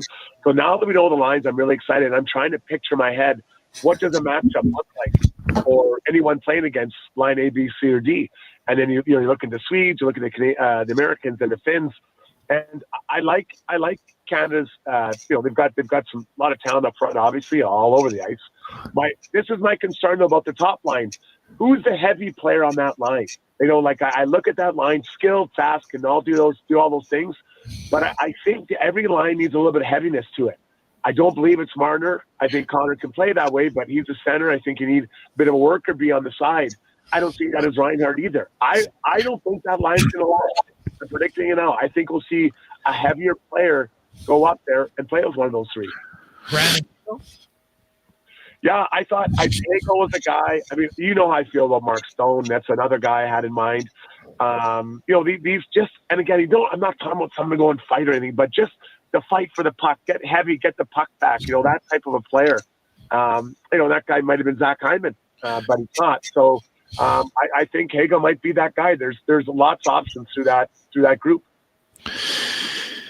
Struds, if Canada win this thing, do you think it hurts people like Pietrangelo or guys that might have gotten picked that might have a good start next year? But, like if they win it and they win in, I don't want to say convincing fashion, but at least fantastical fashion. It could be overtime. Maybe they win 8-0 in the final. I mean, I'm not predicting that. But if that happens, the Olympics aren't that far away. Do you think it's more likely that they'll go with this squad? Wow. Well, I haven't even thought of that. That's a really good question. Yeah, if you're on the team that wins it and you play well, the answer may be you have to play your way off the team, or someone has to really go for it and play their way onto the team. A year from now, is anyone going to be aged out? I don't mean, is Sid going to drop off that far? I have a hard time seeing that happen. So, I think it works both ways, though. If you play well and the team wins, you're probably in. But if the team doesn't win and you don't play well, I think that opens the door for a lot. And this position I'm most interested to see are the goalies. What happens there, because there's some pretty good goalies that had good runs this year that aren't on the team. And I'm looking at, obviously maybe Thompson, these types of guys. So I think that there's a lot of eyes on the goaltenders and how they play if they want to secure their spot for next year's Olympics. Yeah, I would agree with that. The goaltending for sure is going to be some pressure on them. I like, you talk about, not having a heavy body. Well, who could play heavy, Struddy, is McKinnon. Like, I want to see McKinnon and McDavid. Yeah. I've said it all along. Like, the two fastest guys, consistently in the NHL. Now, I know Seth Jarvis obviously has a top burst this year, but no one has more burst than those two guys of top end speed. And I would you've talked a lot about, oh my God, trying to defend one of them. Try to defend both of them, right? Like, to me, it's just, it's a weapon that John Cooper has to use outside of on the power play. I know they're on the power play. I'm talking 5-on-5 where you come up off the rush a lot more. Here's my concern with that. I'm worried a little bit about both like to carry the puck. That's their game. Have you guys talked about that? Like, they both want to carry the puck up the ice. So in a short tournament, can they figure out how to play off the puck more than carrying it? Because those two guys love to carry it through their neutral zone. Yeah, well, so does Leon, and him and Connor have no problem playing together. But there's a lot of chemistry there. They've played a lot of time together, and they understand how to do it. When you watch Colorado, who's carrying more than McKinnon through the neutral zone? So Leon's got to figure out how to play. And, you know, he had to work with Connor. And again, it's not that I'm saying McKinnon selfish or McDavid is nothing. It's just stylistically, can they figure out in this short a tournament how to play with each other? And you know, there's no exhibition games. There's no lead-up game. No Kazakhstan to thrash, you know, in your first game to figure it out. So I think we will see them together. Obviously, we know that from the power play, and I want to see them together. I mean, I'd love to see those two as Sid. I mean, it'd be a crazy line. And those three with Makar maybe in overtime or something would be crazy. But I worry about a little bit stylistically. Can they figure out in this short a tournament how to make it work together?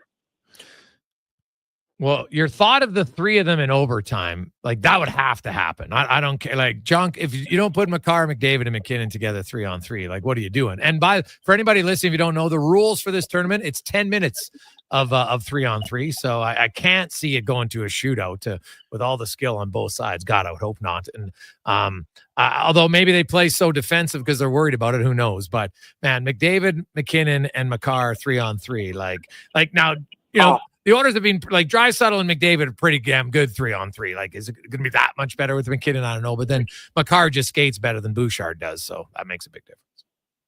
The speed, Greg. The speed out there would be psychotic. Now, I know that other teams also have really good players there. But you look across and you see three of the best skaters in the NHL on the ice. And then how do they manufacture chemistry together? Now, two of them already know each other. And you could argue McDavid has one of the greatest IQs in the NHL today. So I'm pretty sure he can figure it out. But I want to see that so bad. Like, can you imagine Saturday night, you have those three guys out there to start overtime against, you know, you pick a Matthews and whatever, maybe Kyle Connor, maybe with some speed. And then, I don't know, maybe not Adam Fox, but Quinn Hughes is there, which is too bad. But I'd love to see that. Imagine if we got 5 shifts of that in overtime because it was 10 minutes. Come on, sign me up. Yeah, no, it would be good. TR? Struds, do you think, given the lack of teams, that this means anything legacy-wise? Does this go on a resume if you win?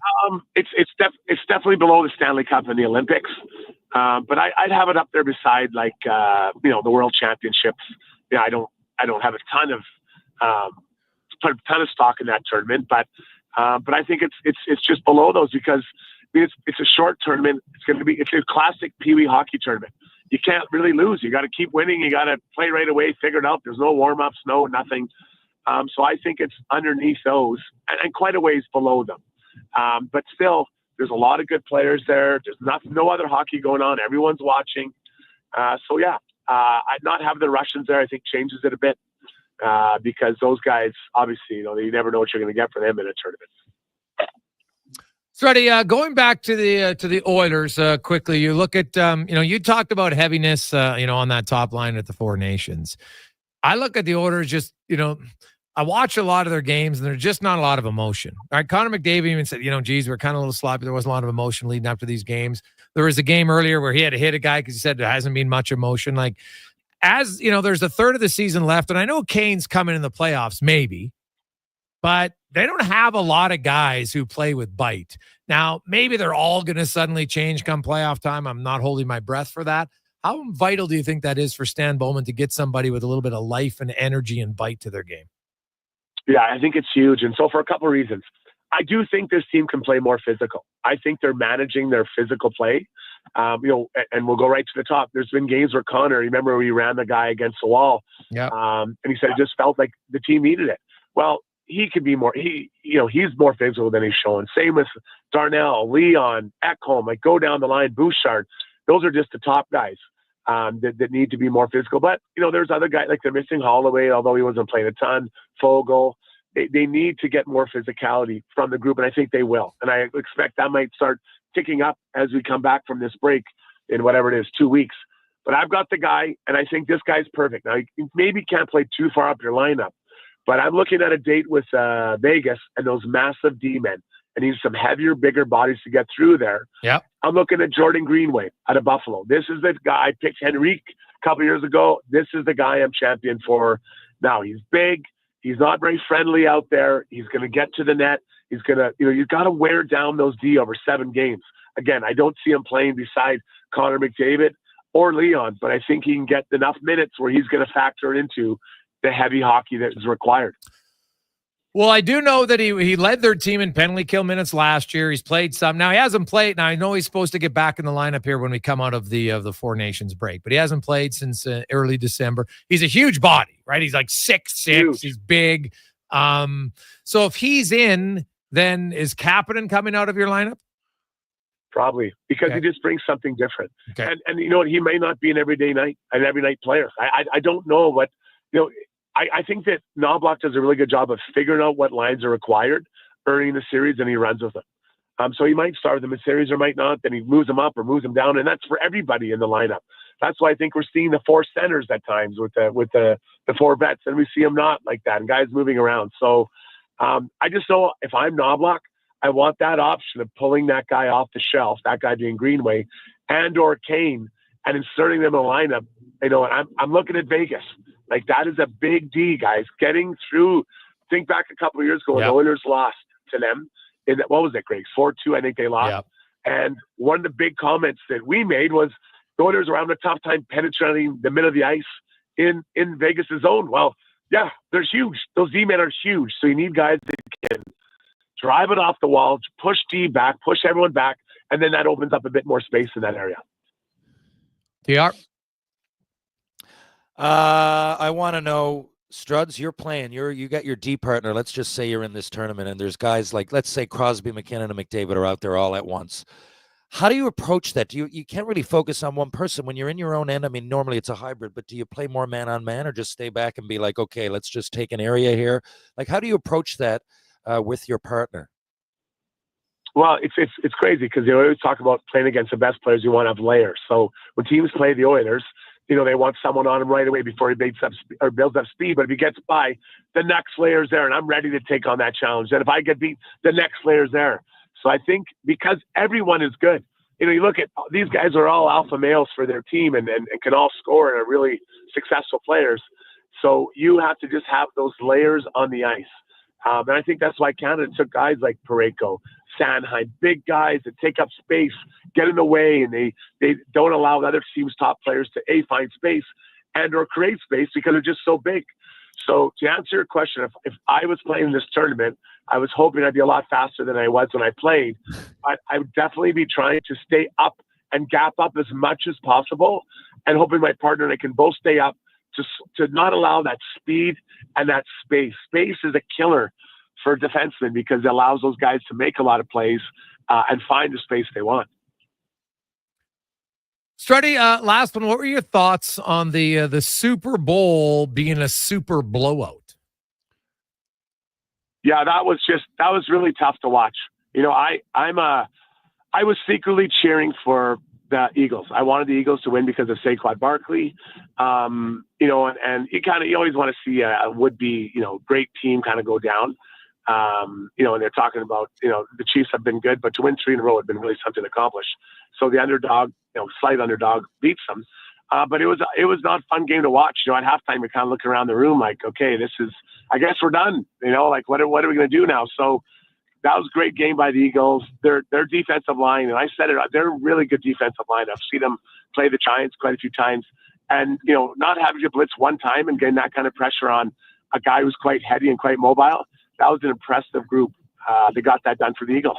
Oh, God. Their defensive line was utterly amazing to get that much pressure. Incredible. With no blitzing and just basically a consistent 4-man front. And it was nuts. It was what did you, I know, Struds, you're always into the music. What did you make of the halftime show?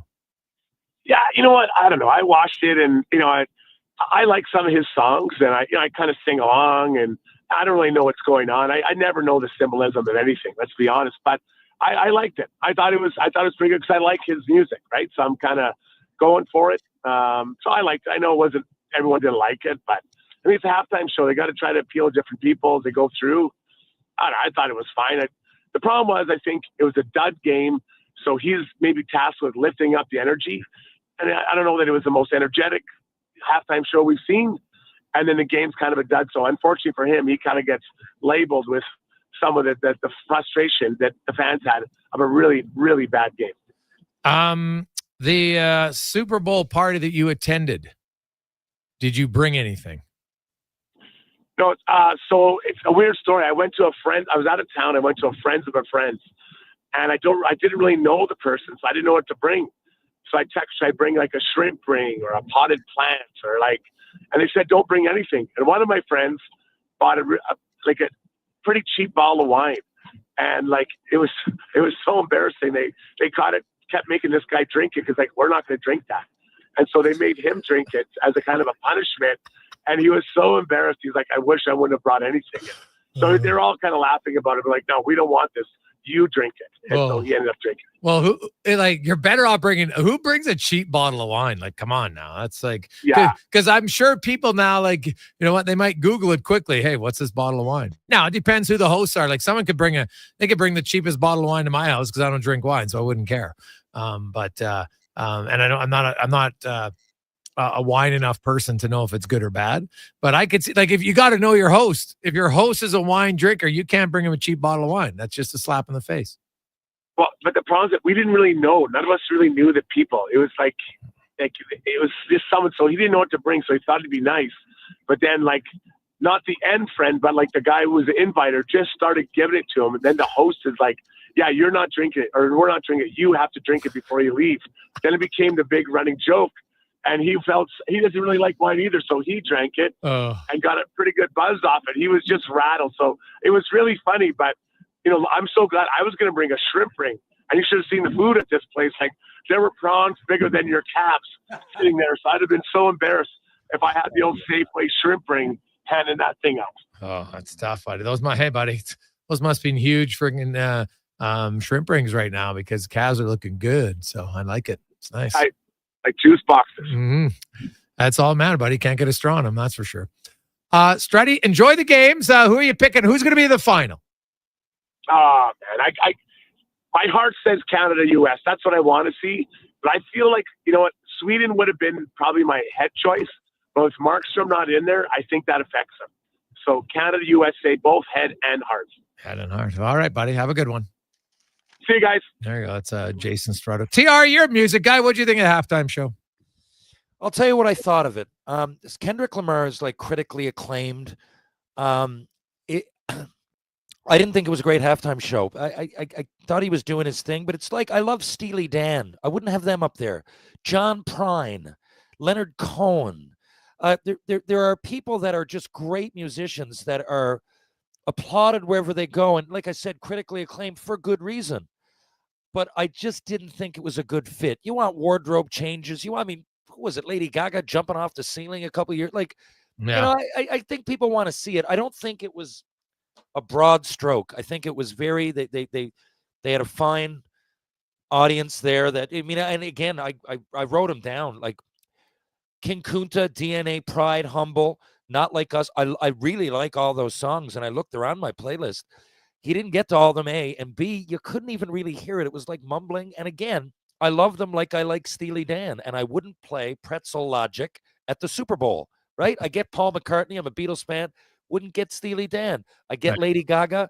Probably not John Prine. You know what I mean? Yeah. Oh, that's fair. Well, there's like his show is more now. Grant, I never watched it live, so I watched it afterwards because my son had a hockey game. And I had read about the halftime show online before I watched it on Monday morning. And it had like the outline of all the symbolism and really some meaningful stuff that he was trying to present within. And I was like, oh, well, look at that. Okay, that makes sense. But if I had watched it live, I'd have been like, huh? So I can see how people, and you're right, like you can be an unbelievable performer who's not an entertainment act where it's like people are watching. And because it's a hard show because like if you go to a Kendrick Lamar concert, you're a Kendrick Lamar fan, right? If you go to Lady Gaga concert, if you go to Steely Dan, you're a fan of them. So you're going there. Most people, unless they really stink, most people leave happy because they go there. They want to see them. Whereas a halftime show is you've got a big percentage. Well, geez, I got to see if I'm entertained. So they just want to be entertained.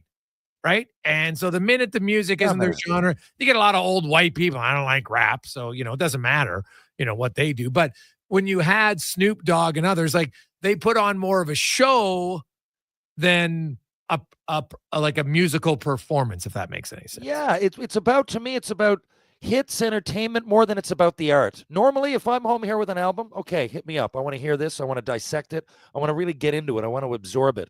Not so much at a big event like that. I just thought a lot of it went over a lot of people's heads for good reason, and you couldn't hear a lot of their lyrics anyway. So, yeah, I just thought it was the wrong choice, but great artists and really respect them. TR will come back with 5 questions next on The Gregor Show with Connor Halley, Terry Ryan, on Sports 1440, sports1440.ca, Orders Nation, YouTube, Facebook, and X.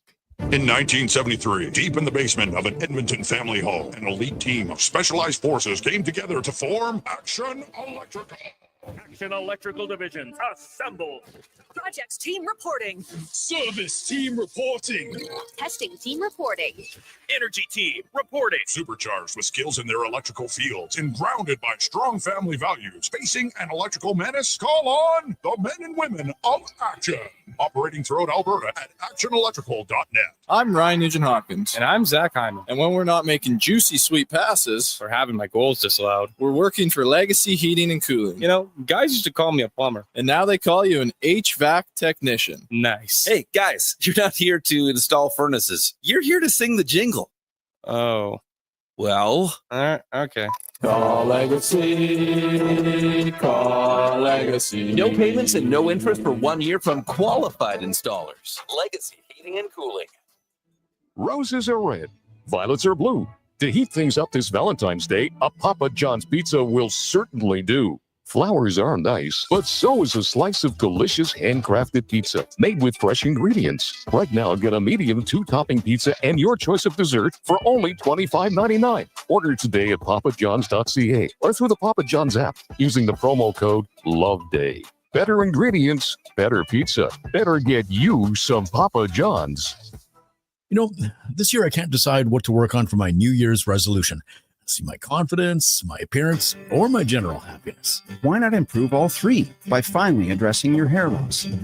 Hi, I'm Dr. Vancelia. Receding hairlines and bald spots can chip away at your self-image, make you look older, and feel unattractive. Let's discuss your options for regaining a full natural head of hair and make this the year you get your mojo back. Book a free first consultation today at drvancelia.com. I take possession of my commercial space in 3 months. I need lighting. I need a fire alarm. I need data. I need a generator. I need panels. Sounds like a job for the men and women of Action Electrical. Projects team reporting. We design, build, and construct all the electrical systems for your projects. Need everything to work right? Get the Action Electrical project team on your site. Facing an electrical menace? Call the men and women of Action. Operating throughout Alberta at actionelectrical.net. Let's act together to stop the destruction. We can rebuild our healthcare by respecting frontline workers and by putting patients before profits and politics. Visit rebuildourhealthcare.ca to learn more.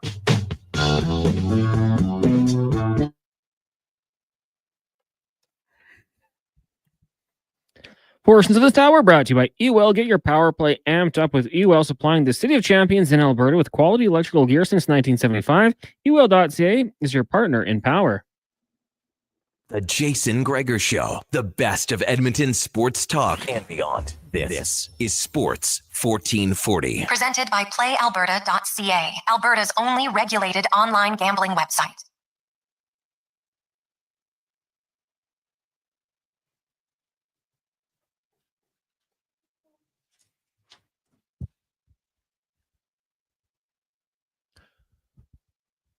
.452. Welcome back, Jason Gregor, Connor Halley, Sports 1440, Orders Nation, YouTube, Facebook, and X. So we roll through a Tuesday afternoon. I've had lots of discussion on music and sports. The Orders, a little bit of need for edge. I think that's an obvious addition to this team, no question. If you missed the article I have put out today, it was with Kevin Woodley talking about John Gibson and if he's a fit or not, and kind of went in depth there a lot. So I think you might enjoy that. But let's get to 5 questions now, brought to you by The Brick. Final days of the Brick's Friends and Family Sale. We get huge deal, 25% off sofas and love seats and sectionals, and up to 30% off in other departments. Check it out right now for only the next few days at The Brick and thebrick.com. It's time for 5 questions on the Jason Gregor Show. All right, guys. Question number 1. If the Oilers could acquire one player, let's keep it realistic. Who would you add, and what do you think would the return would be back the other way? In this fantasy world, I mean, I guess I'll go with Connor Hellebuyck. What would I give back the other way? It's up to me. A puck bag and an 8th rounder. No, he said 2 first rounders and 2 prospects. There you go. No, he said realistic trades. Yeah. 2 first rounders, 2 prospects. Connor Hellebuyck. That's realistic. Luka Doncic just got traded. Well played. I'm going to go Trent Frederick. I think he checks a few of the boxes. He can chip in some offense. He definitely brings a lot of energy. He'll bring some physicality on a team that right now has very little to none on their wings. Question number 2. Outside of the Canadians, of course, which team do you find the most intriguing at the upcoming Four Nation Faceoff? Well, I expect the U.S. to be good, so I don't know if that intrigues me very much. I guess I'll go with Sweden, and I know there's lots of talk about their blue line. I'm curious. Are Sweden, like, historically, the Swedes, at these big tournaments, like, I know they won the one Olympics, but when you go to Canada Cups and World Cups, the Swedes have never won. And I think only once we're in the final and got spanked by Canada. So I'm looking to see, can the Swedes find a way to get to the final of a tournament like this? Yeah, that's intriguing. For me, I'd be lying if I said it wasn't the USA. I'm looking forward to, there's a lot of reasons that I'm looking forward to that matchup. And I respect Finland and I respect Sweden. I think either one of them can win even. But Canada USA is going to be a barn burner, and I just can't get it off my mind. Question number 3 for you guys today. Pitchers, catchers starting to report. We've got spring training ball on the 20th. Cubs and Dodgers meeting at 1 o'clock Mountain Time. So I just want to ask you guys, what's a storyline you'll be following this season? The first 3 for me, honestly, probably off the cuff here, off the map. I mean, off the board.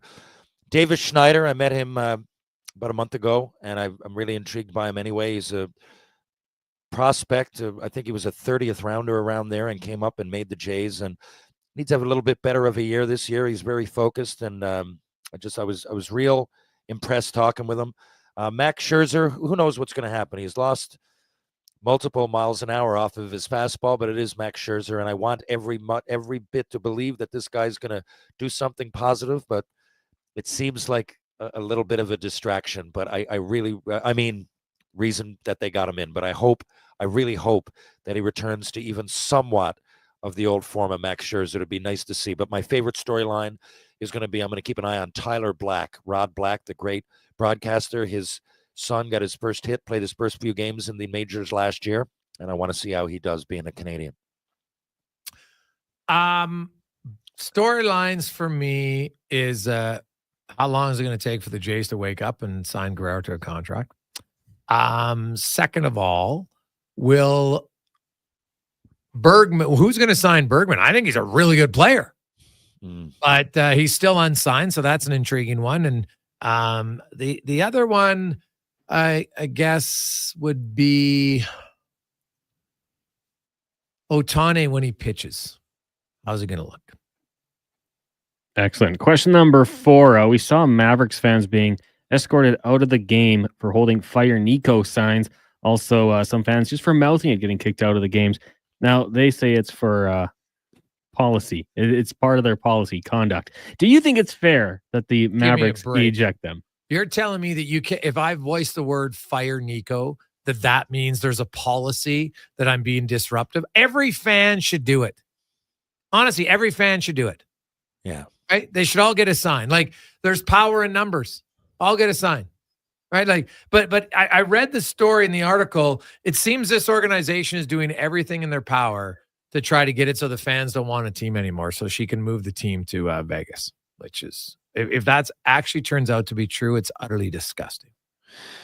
Agreed. That would be utterly disgusting. I can't even believe we're having this conversation. It's free speech, obviously, right? I mean, we're in a democracy that should spill over into a basketball game. And the other thing is, how do you know if they're Mavericks fans?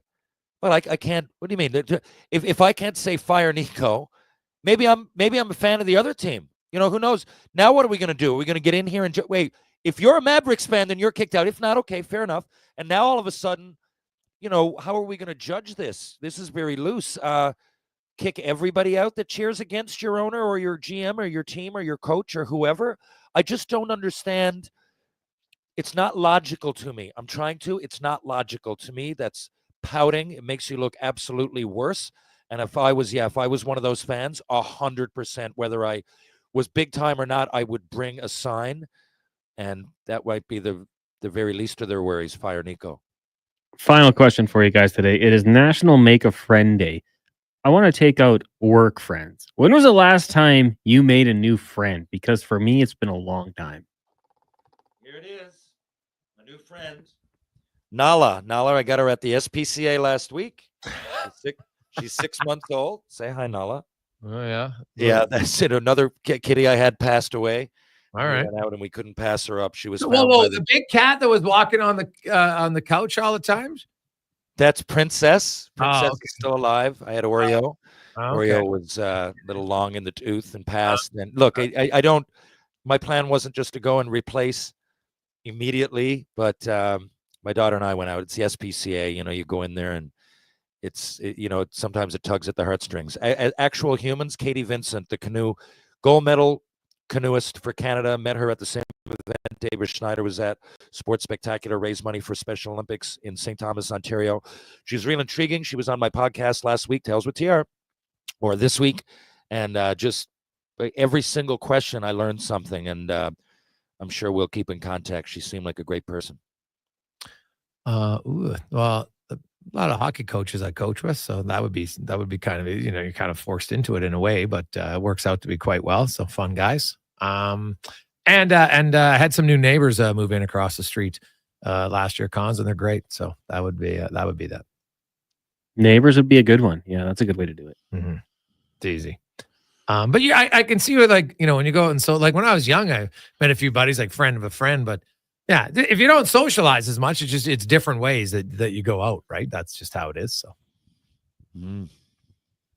people should be like, depends on like what's your definite. It's hard to you're not going to have the same bond as your youthful friends because you just don't spend as much time together, right? Like that, when you go back and look at when your buddies, and like whether it was in junior high, like you spend all day at junior high or high school together. You're spending like 6 hours. I know you're in class. Maybe you're joking around in class. Now you're at lunch hour. You're after school. You're on the phone, whatever. Nowadays, maybe you're texting all the time. Like you just don't have that time later on. Work gets in the way, life, and you don't have those hours, you're gaming, whatever. So I think you make acquaintances. They're just not as deep-seated friendships. It's hard because you just don't spend as much time together. I was just going to say, Jason, you know what?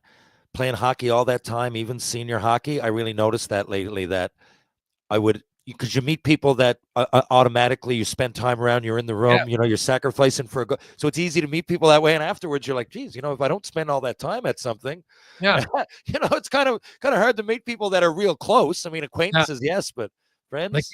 And guys probably aren't the best at like, well, it's the old, I don't know what that skit was. It was just like, hey, should I call him? Like the Seinfeld did a skit about it. And it's kind of true where you're just like, yeah, I think Bob's all right, but geez, I don't want to call him and think I'm like Klingon or whatever. So it's it can be, I'm sure at times it can be a little, off-putting to, hey man, you want to go out? And then now, well, just wait, I got to ask my wife. And literally it's like, well, geez, got to check your wife, check with your kids. Whereas before you'd be like, yeah, I got nothing else. Let's go. Right. And then you'd sit around and wouldn't talk about anything, but you spend 4 hours together and be like, this guy's great. We got buckled together.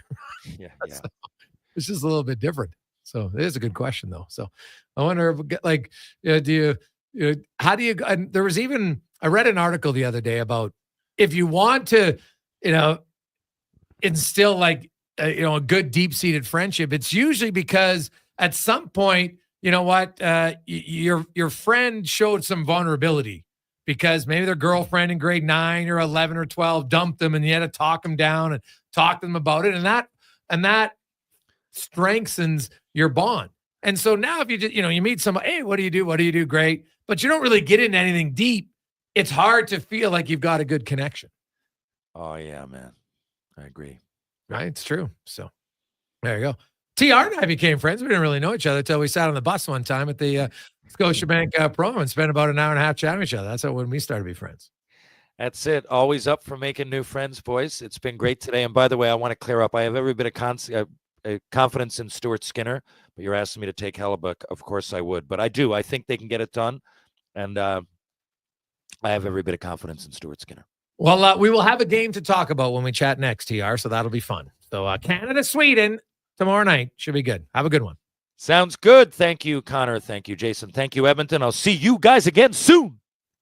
Let's get to the Conman and a Sports 1440 update brought to you by Legacy Heating and Cooling. They are hiring. They are hiring HVAC installers and plumbers. The right candidate can get a hiring bonus. Not to mention, they got very competitive wages, strong benefits, RRSP matching, tuition reimbursements, and more. Apply today at legacyheating.ca. This is a Sports 1440 update. Jordan Bennington will get the start for Canada tomorrow when they take on Sweden in the four-nation face-off. That was confirmed by head coach John Cooper. That'll be a 6 p.m. Mountain Time. Puck drop. The Edmonton Elks making it official signing.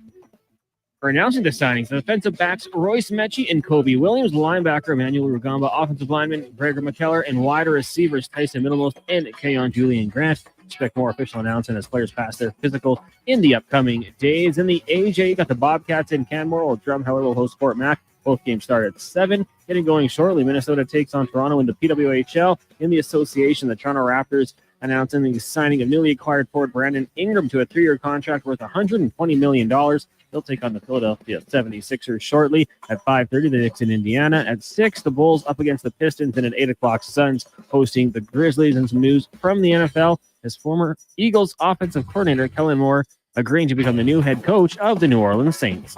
Coming up in hour 4 of the Jason Gregor Show, we'll be joined by Mark Spector of Rogers Sportsnet and Derek Van Diest from NHL.com. I'm Connor Halley. This has been a Sports 1440 update.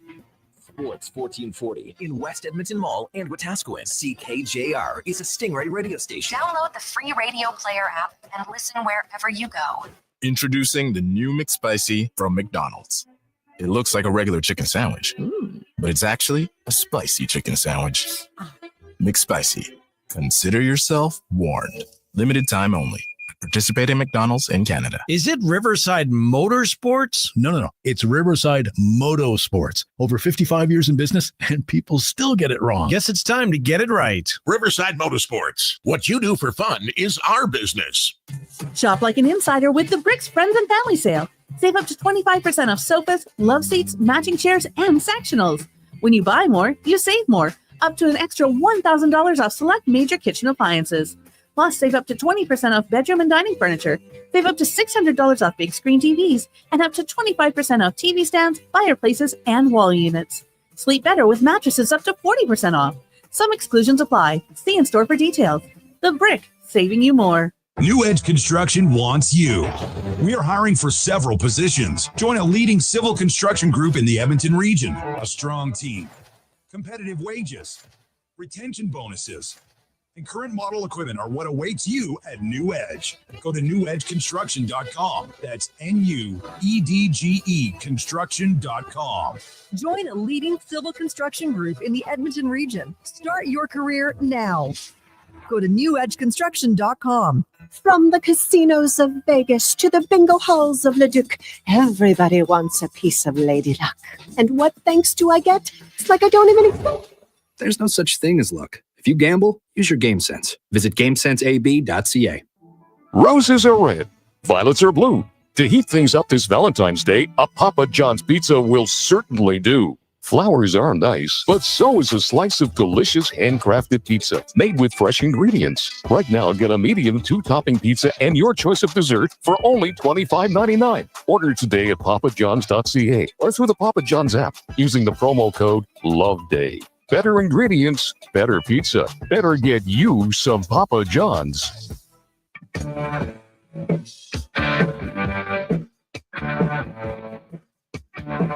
Portions of this hour brought to you by Papa John's. It's Terrific Tuesday. Get 40% off any regular price pizza when you use the code word 40Tuesday at the start of each order at papajohns.ca. The Jason Gregor Show, the best of Edmonton sports talk and beyond.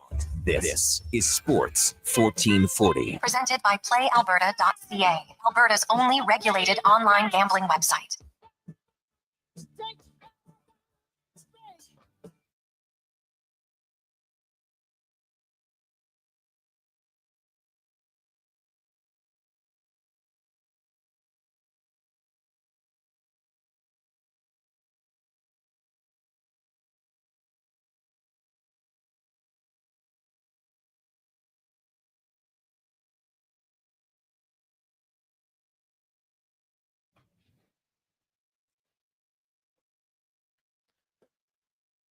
5:08.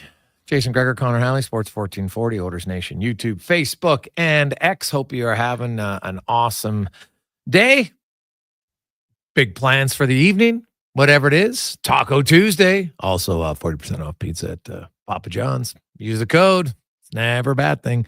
Never a bad thing. Maybe you want to get in at playalberta.ca because it's $20 million up for grabs in Lotto Max tonight. Get your tickets, playalberta.ca. And while you're there, use the promo code Gregor50 and you'll get a free $50 play to use, playalberta.ca.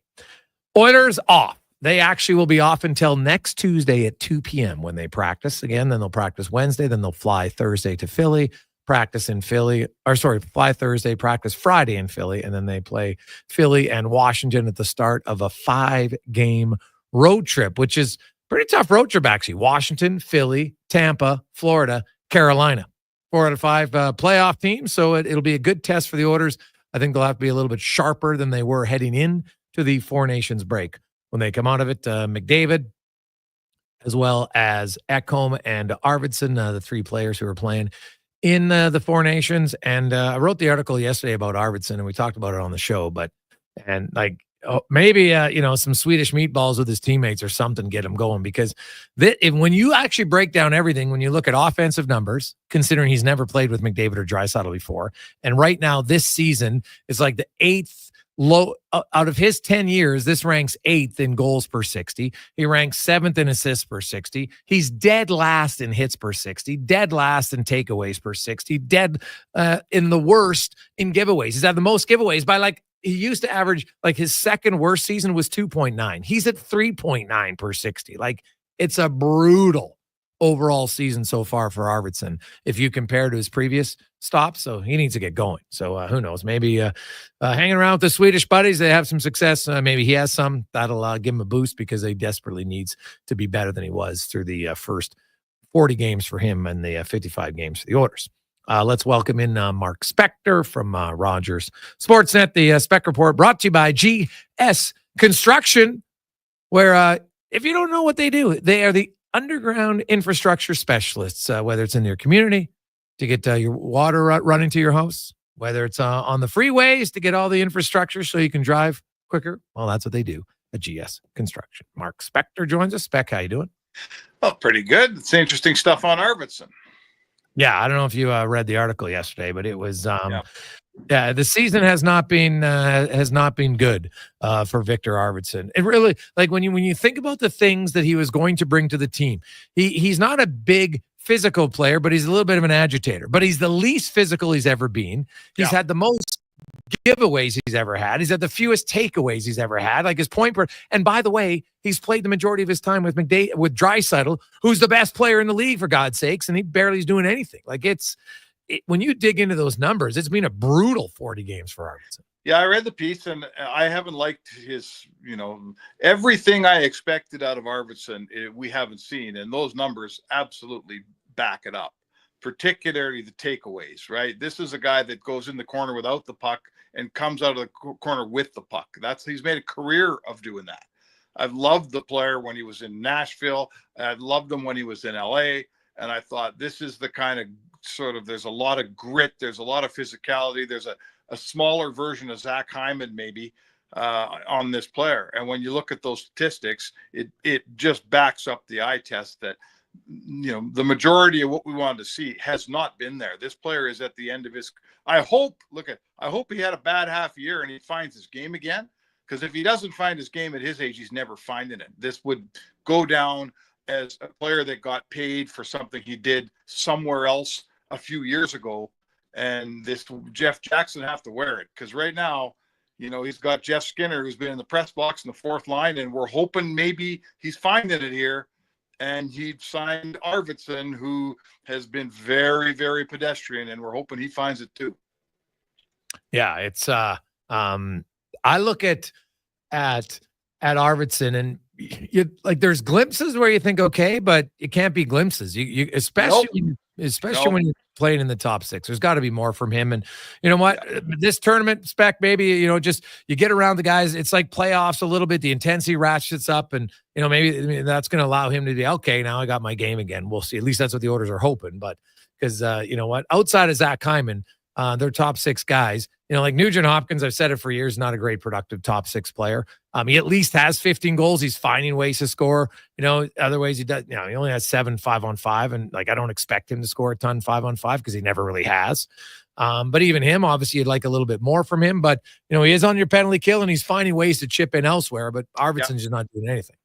No, and I think if you end up getting another top 6 player, maybe Arvidsson's game is more suited on your third line. Then, if he's not going to be productive, then get to work down there with the bottom 6 guys, and he needs to find the other parts of his game.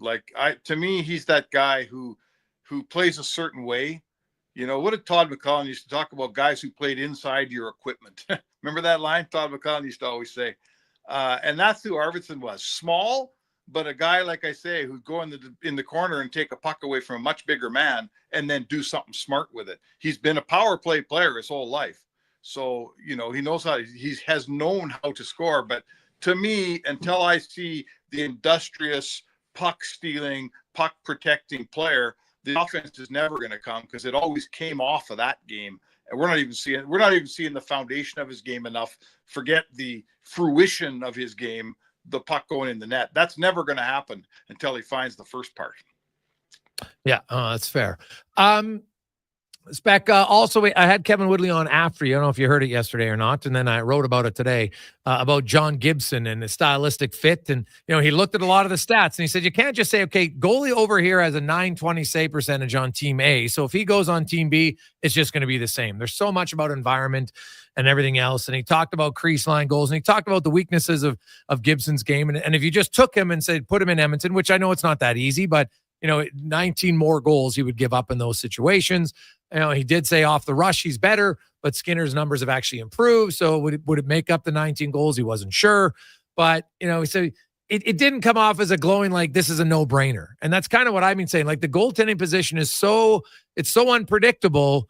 I don't know, Skinner, can he be more consistent at times? Yes, probably more in the first period than anywhere else. No question. But I don't see an obvious answer out there. I'd rather address other needs if it's me. Where do you sit it? Well, I first of all, I've been saying it all along, and I'm not going to get off that. I'm not going to change my tune here. I think that they don't have enough cap space to scratch every itch, and I think there's more important things to do. I think they got what we've seen out of Skinner, and we've seen it this year. Recently, when the team hasn't been playing very well, his game has been okay, not good enough on some nights. When the team's played really well, he always plays really well too. So is the solution to fix your team a little bit? Is your solution to improve on an Arvidsson? Is your solution to add a defenseman, right? Is a team that's operating at a higher level, playing a more consistent game in front of them, going to bring back the Skinner who tends to play well when his team plays well? There's not many games out there, Jay, where you go, man, the team was good, but they let him down, right? Like those 3 goals against the Leafs when it goes down 3-0. I mean, he also stopped 2 breakaways inside those 3 goals. So, long story short, I'm not spending my assets on a goalie. I understand people out there want everything. I just don't think you can have everything. And I think the last thing you're going to afford here is goaltender, my friend. Yeah, no, I probably would agree with you on that. And it's such a unpredictable position based on a lot of different things. Leading to the goaltending position, are you surprised it's Binnington who's going to start game 1? Not really. No, I think, in fact, I would tell you that if you'd asked me yesterday to pick a guy, I would have picked him. I guess let's go from the bottom. I think we all knew it wasn't going to be Montembeault because he's just a young guy who's really never played in a lot of big games before. And I just felt like Binnington's the guy. He's a veteran goalie. He's won a cup. He's played in big games and won them. It's a tough group. None of this group has a ton of international experience, but no, I think Binnington's going to be their guy. And he's a really good goalie. He's a bit of a crackpot sometimes, but I don't even mind that. Goalies are supposed to be a little crazy, aren't they? Well, yeah, well, sometimes potentially. I was breaking down and looking at it, and I go position by position and a lot of different factors here.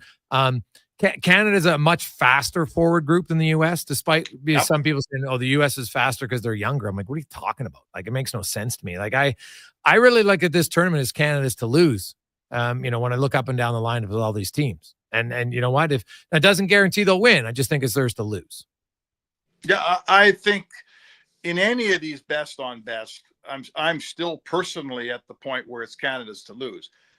Yes, the World Juniors, USA's taken over a little bit in some respects, but that's not this, right? That's a completely different story. With the way they build their program, the way their guys play together all year, the way they centralize and we don't centralize. To me, there's absolutely no. People say, "Oh, they're winning the World Junior, the U.S. They're taking over." But at this level, best on best, it's sorry, until the U.S. knocks us off a couple times, we're the favorite, and that's just based on history. I would say the same if you took their records and flipped them around. Canada's the big dog. They beat the U.S. a hell of a lot more in these tournaments than U.S. ever beat us. So until U.S. starts, they start in second place on the at the betting window. And I would, what's Vegas saying here? What's Play Alberta telling us? Who's favorite? Yeah, Canada is the favorite going in. There you go. Yeah. So, although hey, Philly was a favorite by 1 point. They absolutely dominated. They should have been. They should have been the favorite by like 15. Okay, sure. But no, I know what you're saying. Yeah, I think, Vegas and that's tends to get it right. Like like Finland right now. I was looking at their defense core so depleted that the only defenseman who might be able to play on one of the other three teams is Esa Lindell. That's it. He's a good player. Yeah, he's a good player. But he might. If you look on Canada and you say on their left side, like, is he better than any of their left guys? Like, I don't know, right? Sure. Is he better than Noah Hannafin on the U.S.? Like, he's their third pair left defenseman. I'm not sure. So, I don't. That's like Finland. Unfortunately, with the injuries, like I don't see them as a real contender. Now I know they work their rear ends off and they can probably keep the game close, but I'd be like the Finns have punched above their weight class a few times before. I think it's really hard with this defense core. Yeah, at this level, like again, they've punched above their weight class in different tournaments, but traditionally in the best on best. Talking about like the Olympics when it's a bunch of guys, that aren't there, or world championships when there's only certain guys there. I'm talking about this type of best on best. They haven't really. Am I wrong here? Have they punched above their weight when it's this kind of setup, Jay? Am I missing something? Yeah, that's fair, right? That is fair. Like they didn't the last World Cup. It was Canada and Europe in the final, right? And then Olympics was. Finland hasn't been there in the final.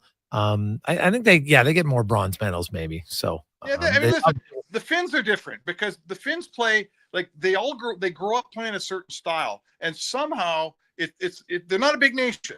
Like there's more people living in BC than there are in Finland to start with, and they grow up with a certain style of hockey, and they churn out a certain style of player. So when they all come together 10 years later to play for their national team, they have a style. They have a system that they already know.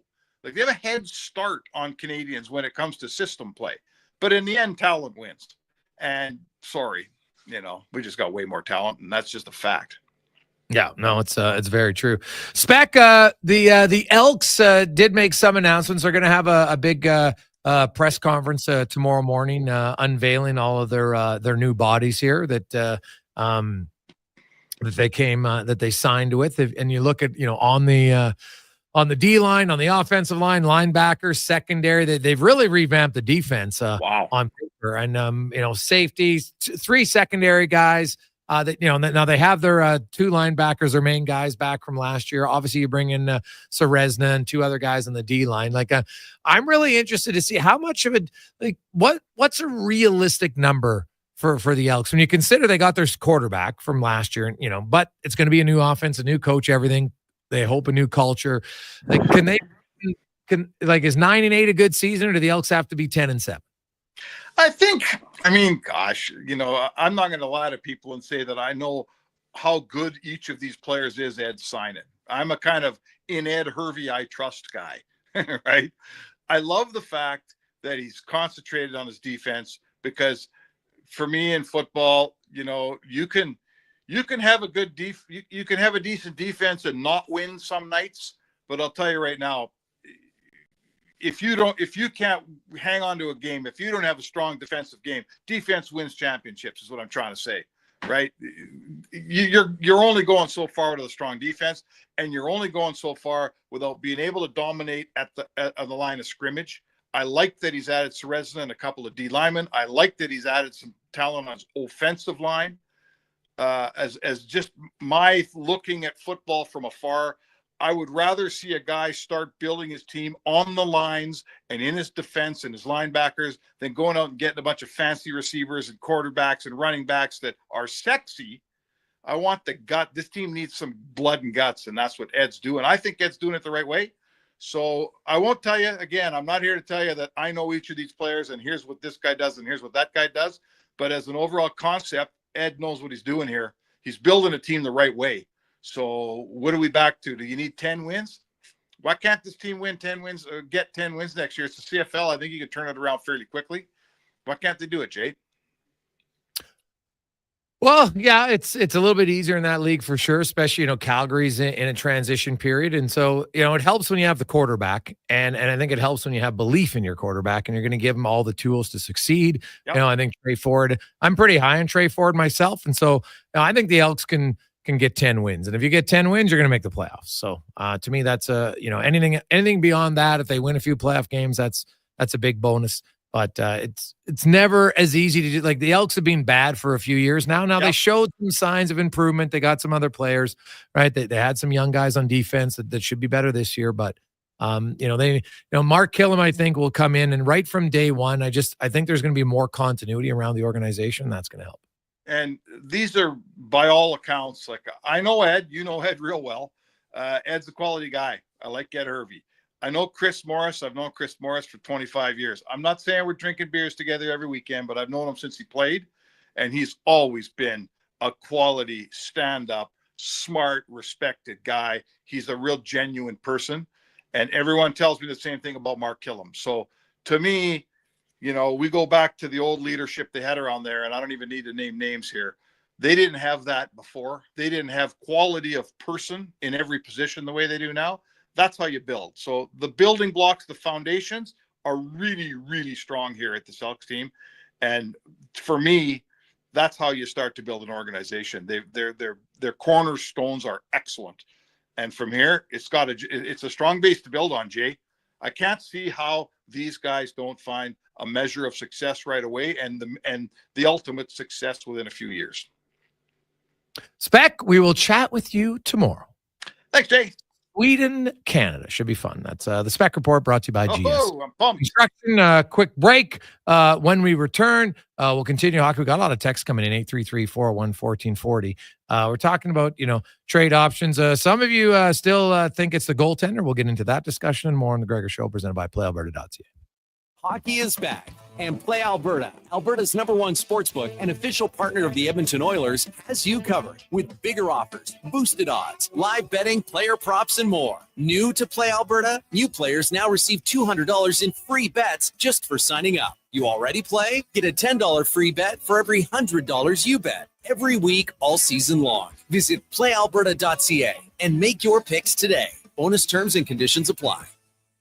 You've probably heard the word rehab before, but when GS Construction talks about rehab, we mean bringing aging infrastructure back to life. Water and sewer systems that keep our communities flowing. GS Construction needs skilled pros who know how to get it done safely and efficiently, and that's why we're hiring. If you're a foreman or a pipe layer, apply to a company that's building for Edmonton and area for 2025. Join a team that's as solid as the infrastructure we restore. Visit gsconstruction.ca and join our crew today. Hair Aware with Dr. Vance Elliott. Hey, Dr. Vance, does a hair transplant have to look like a hair transplant? There's a guy at work, his is totally obvious. My goal is to give every one of my patients a full, natural-looking head of hair, so I stay up to date on the latest innovations. This is science, and more importantly, an art. I do things differently and move more hair than is normally done, resulting in a thicker look that is also more natural. Trust a world-renowned expert in hair restoration. Book an appointment at drvanceelliott.com today. The moments we need healthcare are some of our most vulnerable. You deserve a system that supports you. Our healthcare system can't wait any longer. Visit rebuildourhealthcare.ca to learn more. Portions of this hour brought to you by the PWHL Takeover Tour, featuring a matchup between the Toronto Scepters and the Ottawa Charge this Sunday, February 16th at Rogers Place. Premium seating is now available. Check out the available suites, theater boxes, and loge tables. Head to rogersplace.com/PWHL. Hat tricks, touchdowns, and home runs. Get it all with the Jason Gregor Show on Sports 1440. Presented by PlayAlberta.ca, Alberta's only regulated online gambling website.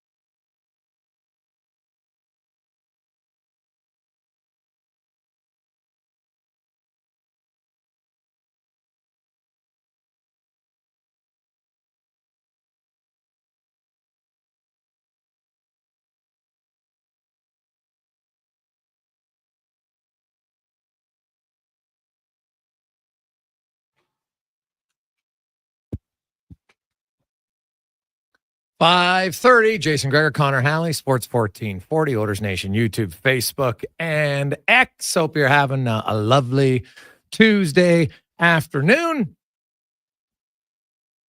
Enjoying some time off, maybe, from the Oilers, regroup, refresh, because then it's a stretch drive for Oiler fans where you'll be called upon to be busy lots of evenings, because the condensed schedule sees the Oilers playing lots of games. Well, everybody, not just the Edmonton Oilers, coming out of the break, as the Oilers will have 27 games to play down the stretch, starting on February 22nd, right through till the end of the month. So if you do that, 20, what's that?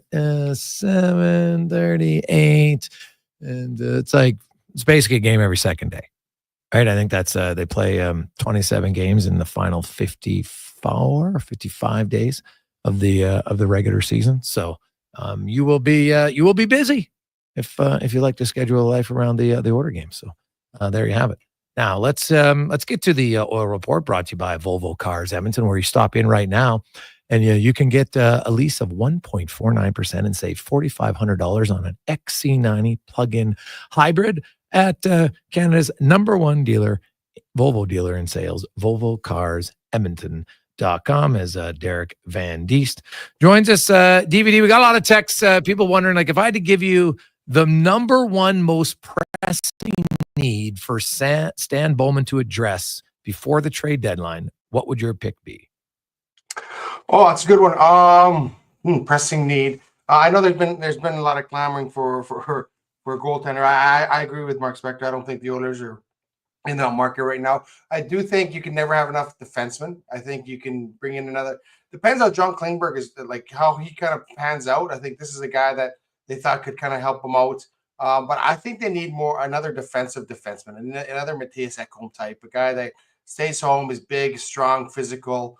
I just think they need to add that to the back end, and then you're always a depth forward, maybe some guy that can kind of help pitch in. I know Corey Perry's having a really good year. They have some other guys having decent seasons, but I think those are the two needs right now. If you're Stan Bowman, you're out there looking to see, okay, can we get another maybe top four guy that can help you on the back end, and can we get a bottom six guy that can help pitch in, because you never have enough of those guys in a long playoff run. And I think the Oilers are in a situation where they do get a top guy hurt, top defenseman down, they could be in trouble. So you want to reinforce that, in my opinion, on the back end. Yeah. Okay. That's fair.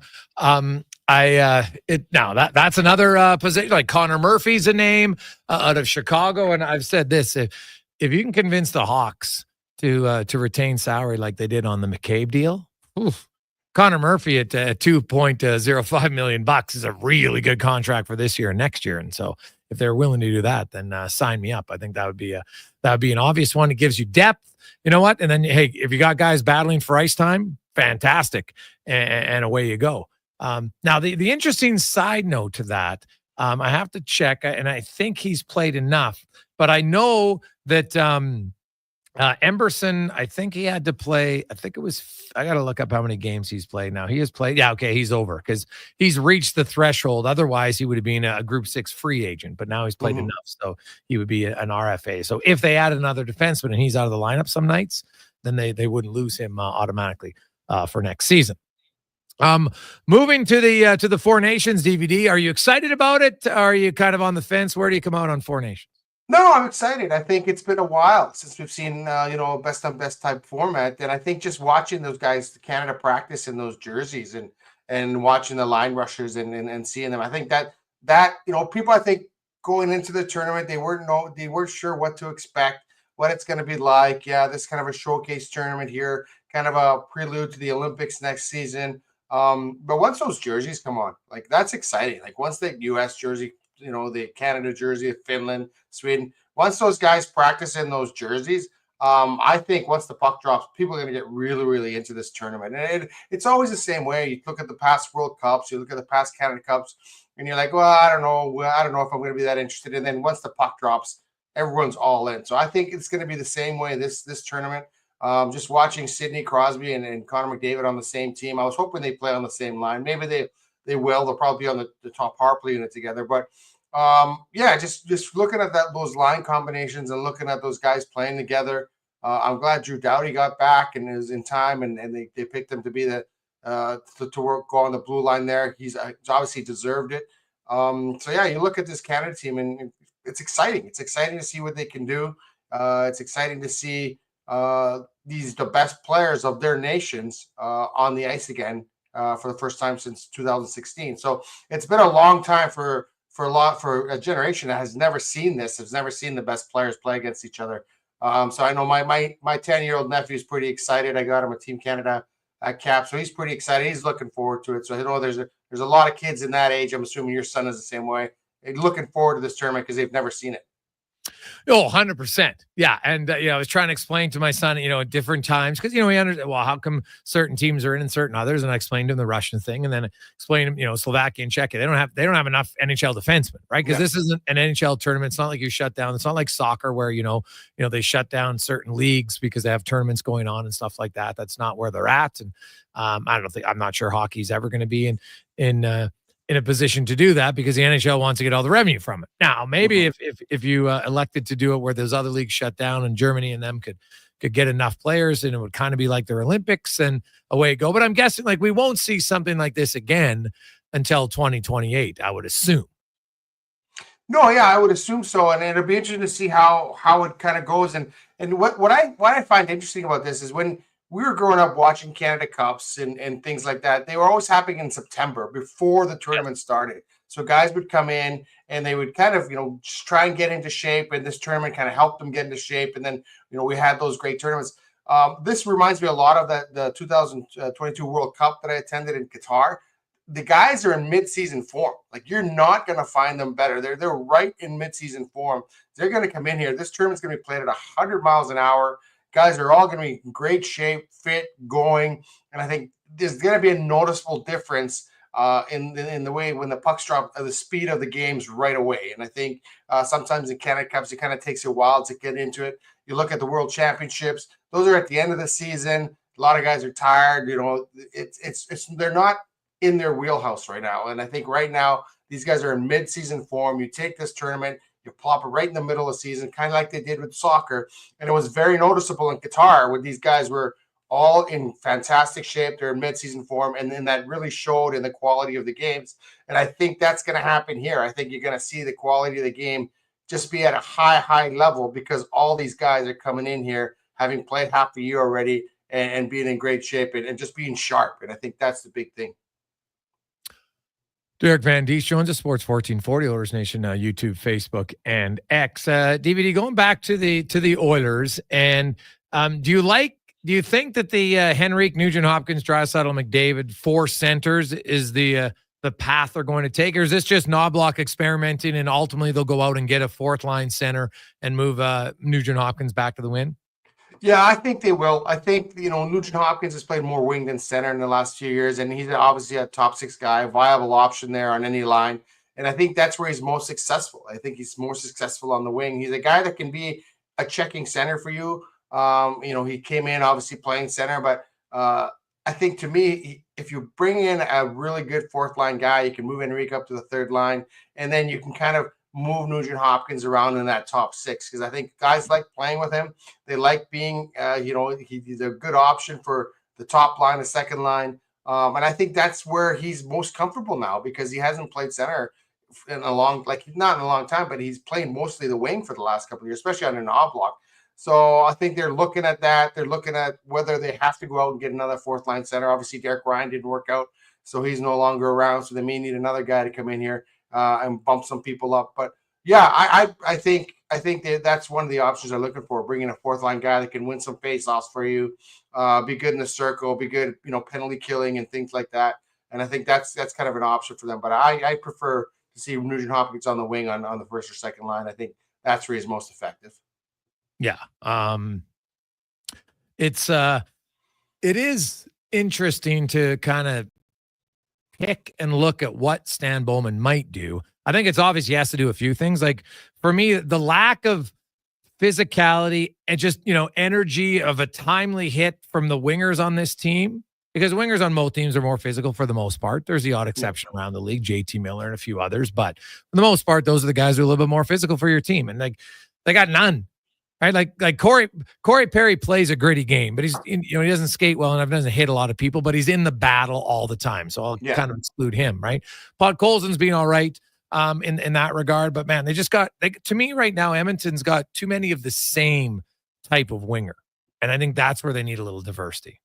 No, I agree with you 100%, and it'll be interesting to see. I don't know if Evander Kane's ever going to come back, and if he comes back, how effective he'll be. He's that type of guy. He's that type of winger that goes out there, is physical, gets under people's skin, can score. Those guys are hard to come by, and will he come back? I don't know how healthy he'll be, how much he'll play before the playoffs.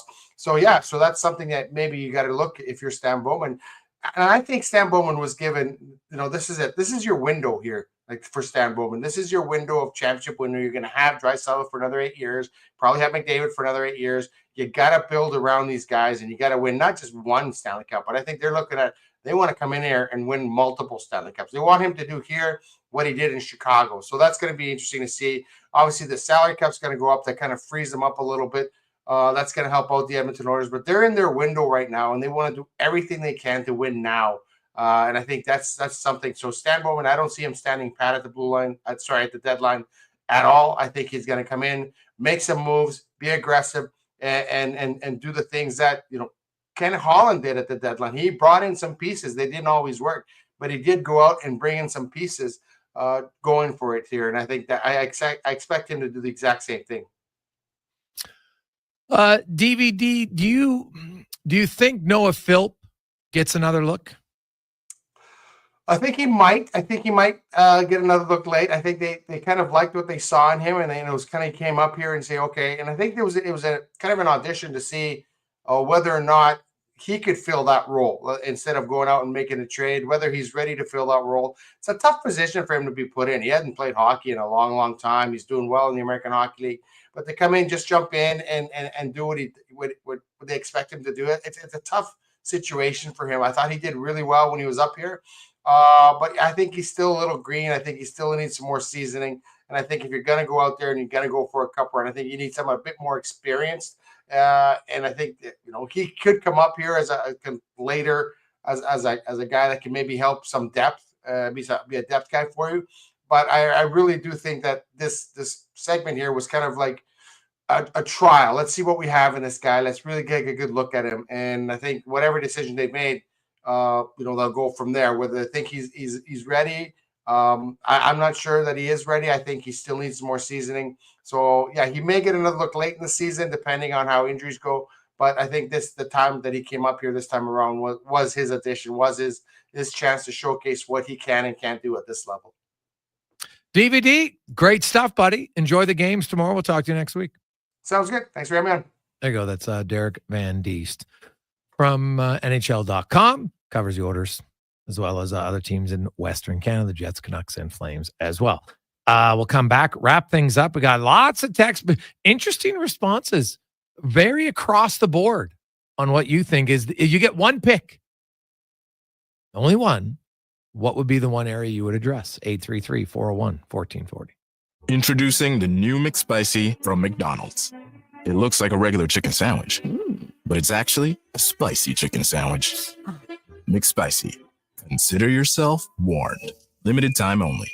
Participate in McDonald's in Canada. It's the season for love, and you're about to fall hard for the vehicle of your dreams. Presenting the outstanding 2025 XC90 from Volvo Cars Edmonton. Right now, you can lease your 2025 XC90 plug-in hybrid from 1.49% and save $4,600. Or finance a 2025 XC60 from 1.49% and save $1,500. All while being deeply infatuated by the newly upgraded, highly attractive body and wheel design. Volvo Cars Edmonton. VolvoCarsEdmonton.com. 1205 101 Street Southwest.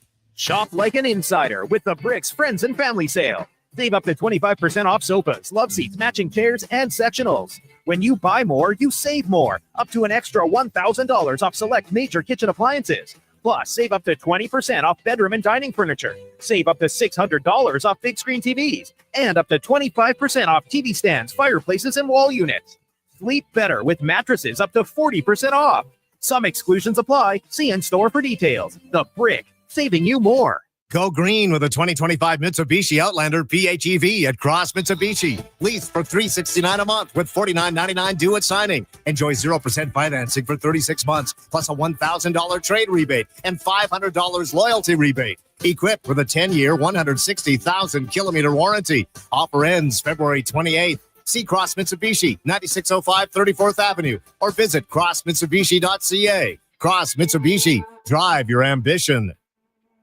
Hair Aware with Dr. Vance Elliott. Hey, Doc, I really want my hair restoration to fly under the radar, but I recently read that men have to shave their heads and go full Lex Luthor before treatment. The majority of my patients don't require head shaving because we can work around it. I can perform a no-shave FUE transplant or an FUT transplant if we determine that a transplant is necessary. Let's discuss your options. Trust a world-renowned expert in hair restoration. Book an appointment at drvanceelliott.com today. New Edge Construction wants you. We are hiring for several positions. Join a leading civil construction group in the Edmonton region. A strong team, competitive wages, retention bonuses, and current model equipment are what awaits you at New Edge. Go to newedgeconstruction.com. That's NUEDGE construction.com. Join a leading civil construction group in the Edmonton region. Start your career now. Go to newedgeconstruction.com. Portions of this hour brought to you by Crystal Glass, your clear choice for residential windows, locally manufactured and installed. Crystal Glass provides a beautiful product and incredible customer services for all of your residential needs. Call 310 Glass or visit crystalglass.ca for a quote. The Jason Gregor Show, the best of Edmonton sports talk and beyond. This is Sports 1440. Presented by PlayAlberta.ca, Alberta's only regulated online gambling website.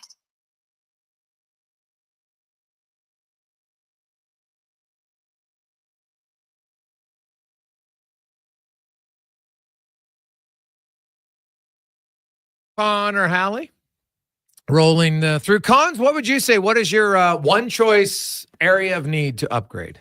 I would say defensive depth. Like I know Klingberg was out there, but you know, if something happens, if you can upgrade and all of a sudden John Klingberg, you know, playing well becomes your seventh defenseman, that'd be quite the luxury to have going into the playoffs. Offensively, this team can score goals. I think they can get the job done, and I'm kind of banking on Jeff Skinner to find his old ways and keep improving, and hopefully Victor Arvidsson bounces back. Goaltending, to me, I just don't know how they get it done, and I'm a Stuart Skinner believer. So for me, it's defensive depth.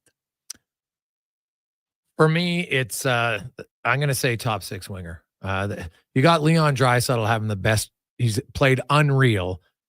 basically by having no one to play with 5-on-5 on a regular basis. You look at the wing production, and that's not like he's scoring, and they're not like how these guys aren't even getting other points is mind blowing to me. And anybody who's watched Draisaitl, he has been a beast defensively, offensively, discipline wise. He took 4 penalties in the first 4 games of the season. I think he has 3 since, right? Like he's been fantastic in every element of the game. And you have guys who just can't produce playing with him. It makes no sense to me. It's mind blowing, really. Like you look at, McDavid plays mainly with Hyman, and Hyman's actually, I know people think he's having a down year. Well, he is compared to last year, but keep in mind, Zach Hyman's 36 goals 5-on-5 last year. Only 2 players in the salary cap era, Stamkos 41, Matthews 38, have scored more 5-on-5 goals. Ovechkin never scored 36. That's how good of a year it was 5-on-5. Zach Hyman is on pace right now, tied for second most goals 5-on-5 in his career. He's not having a bad season. He's just down from last year, which was like a miracle season. It's very hard to repeat. Other than that, they're not getting it done. So to me, you can't waste Leon Draisaitl. You need somebody who can finish. Now, in a perfect world, you're getting a top 6 guys got a little bit of a bite, and that's hard to find for sure. So I get it. My second choice would be a winger with some physicality. And I agree with you, Con's third for me would be defensive depth. But if it's depth we're looking at, and it might not be playing, I want a guy who's playing. So I think they need a top 6 winger for sure, and then a bottom 6 winger. And ideally both have bite, but one of them has to have it, because right now they got too many wingers who play a similar style of non-aggressive hockey. And I just don't think that's conducive to the playoffs. You don't need all of them, but you have to have some diversity. You can't have all big guys who can't skate. You can't have all small guys who are fast. You need diversity in your lineup. And I know that I don't know. They're hoping Kane's going to be ready to play in the playoffs. That's going to be his plan. He's going to do everything he can, but until you see him, he's not there. So I don't think you can plan your playoff roster to 100% have Kane. You hope he's there, but you can't 100% protect. And then if he does come in and he plays great, well, that's a super huge bonus. But that's a risk. We've got lots of texts. Let's get to some of those. 833-401-1440. Guys, second line right winger to play with Draisaitl without question from North Side Lou. Sean says, you got to improve on size whenever you can. Need to crush the other teams physically in the playoffs. Craig says it's goaltending. Craig in Red Deer all day long. Guys, if I have one choice, it's a 3-4 right-hand center. Jake Evans, Bukestad, Colton Sisson, someone like that. I would gamble that Kane will be ready to play top 6 from Nick M. Ooh, it's a big gamble. Big gamble in the latter part of that. Guys, if I could make one move, it'd be for Trent Frederick. That one comes from Phil. He had mentioned about Ceci. Ceci's already been traded, though. He's in Dallas. Right? Cody Ceci was traded with Granlund to Dallas, and he ain't coming to Edmonton now that the Dallas Stars have him. Not gonna happen. Guys, last year didn't have an overly physical team. Fogle wasn't exactly physical, and they made it pretty far. Well, actually, if you look at Fogel's hits, he was physical enough, right? Dylan Holloway. Look at their hits in the playoffs. After Kane, it was Holloway and Fogle. Like they had some, right? Skinner's not that. Brown's not that. Janmark's not that. Arvidsson's not really a physical player. So that's what I'm saying. Like, we're not talking like big Evander Kane guys who, are averaging 4 or 5 hits a game. I understand that. Those guys are hard to find. Guys, I agree with Struds. I like his idea. Let's go get the big man. Oh, he's talking about the Buffalo Sabres, and well, he is a big man. It's 6'6". Now, I'd like to see before I rush out and make that deal. I guess the good news is you'll have a chance to see him because he hasn't played since December 15th or 16th, somewhere, whatever the date is. I don't think it's that important, but it's December 15th or 16th, right? And we're talking about Jordan Greenway. So he's only played 20 games this year, and he's a big body. He was their most used penalty killer last year by quite a bit. They rotated guys around. Their penalty kill was 13th, so he was their main guy, which is a decent penalty kill. So he can do it, right? So you're bringing in a guy who can stay in the game somewhat. So, I don't mind the Jordan Greenway name if you're looking for a bottom 6 physical winger. And the fact that he can kill penalties, that just helps him stay in the game. So, hey, guys, what are your thoughts on trying Kapanen in the top 6? He's got some speed and he's got a great shot. Arnie, we talked about that last week. I don't mind it at all. I think Kapanen has shown he's pretty alert defensively. Like, why not try it? You've tried lots of other things. I could make an argument. You could try Kapanen, Draisaitl, and Skinner right now. And then you could go Hyman. If you want to keep Arvidsson with Hyman and McDavid, fine. But I could I love Corey Perry and everything he's bringing you. It's great, but he's not a top 6 guy. I know he isn't. Not in the playoffs. But Kapanen, maybe. Like, it's long shot, but at least give it a look. Because the guy can fly, and he's got a rocket of a shot. So, something to think about. I don't mind that one at all.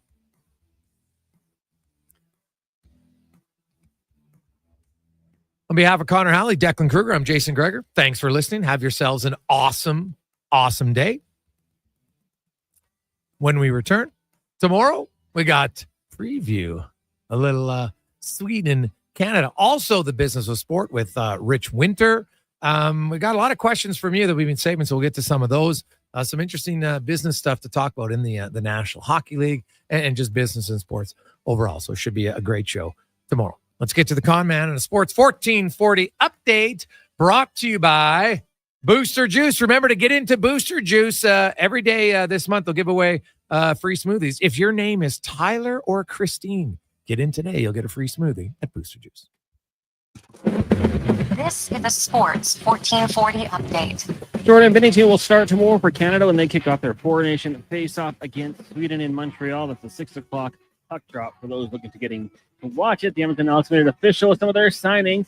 DBs Royce Mechie and Kobe Williams, linebacker Emmanuel Rugamba, offensive lineman Gregor McKellar, and wide receivers Tyson Middlemost and Keon Julian Grant. Expect more announcements as players pass their physical in the upcoming days. In the AJ tonight, the Bobcats in Canmore will Drumheller hosting Fort Mac. Both games starting at 7. The Toronto Raptors in action tonight. They trailed the Sixers 36-32 in the second quarter. Earlier on in the day, they did sign newly acquired forward Brandon Ingram to a 3-year contract worth $120 million. The max they could have signed him would have been $144 million. In the PWHL right now, Minnesota leads Toronto 1-0. That one after 20 minutes. And from the NFL, former Eagles OC Kellen Moore has agreed to be the next head coach of the New Orleans Saints, while former Texans offensive coordinator Bobby Slowick joining the Miami Dolphins as the senior passing game coordinator. Coming up next on Sports 1440, we've got Fox Sports Radio all night. Kevin Carius, Brandon Douglas back tomorrow morning at 7 a.m. with the Kevin Carius Show. I'm Connor Halley. This is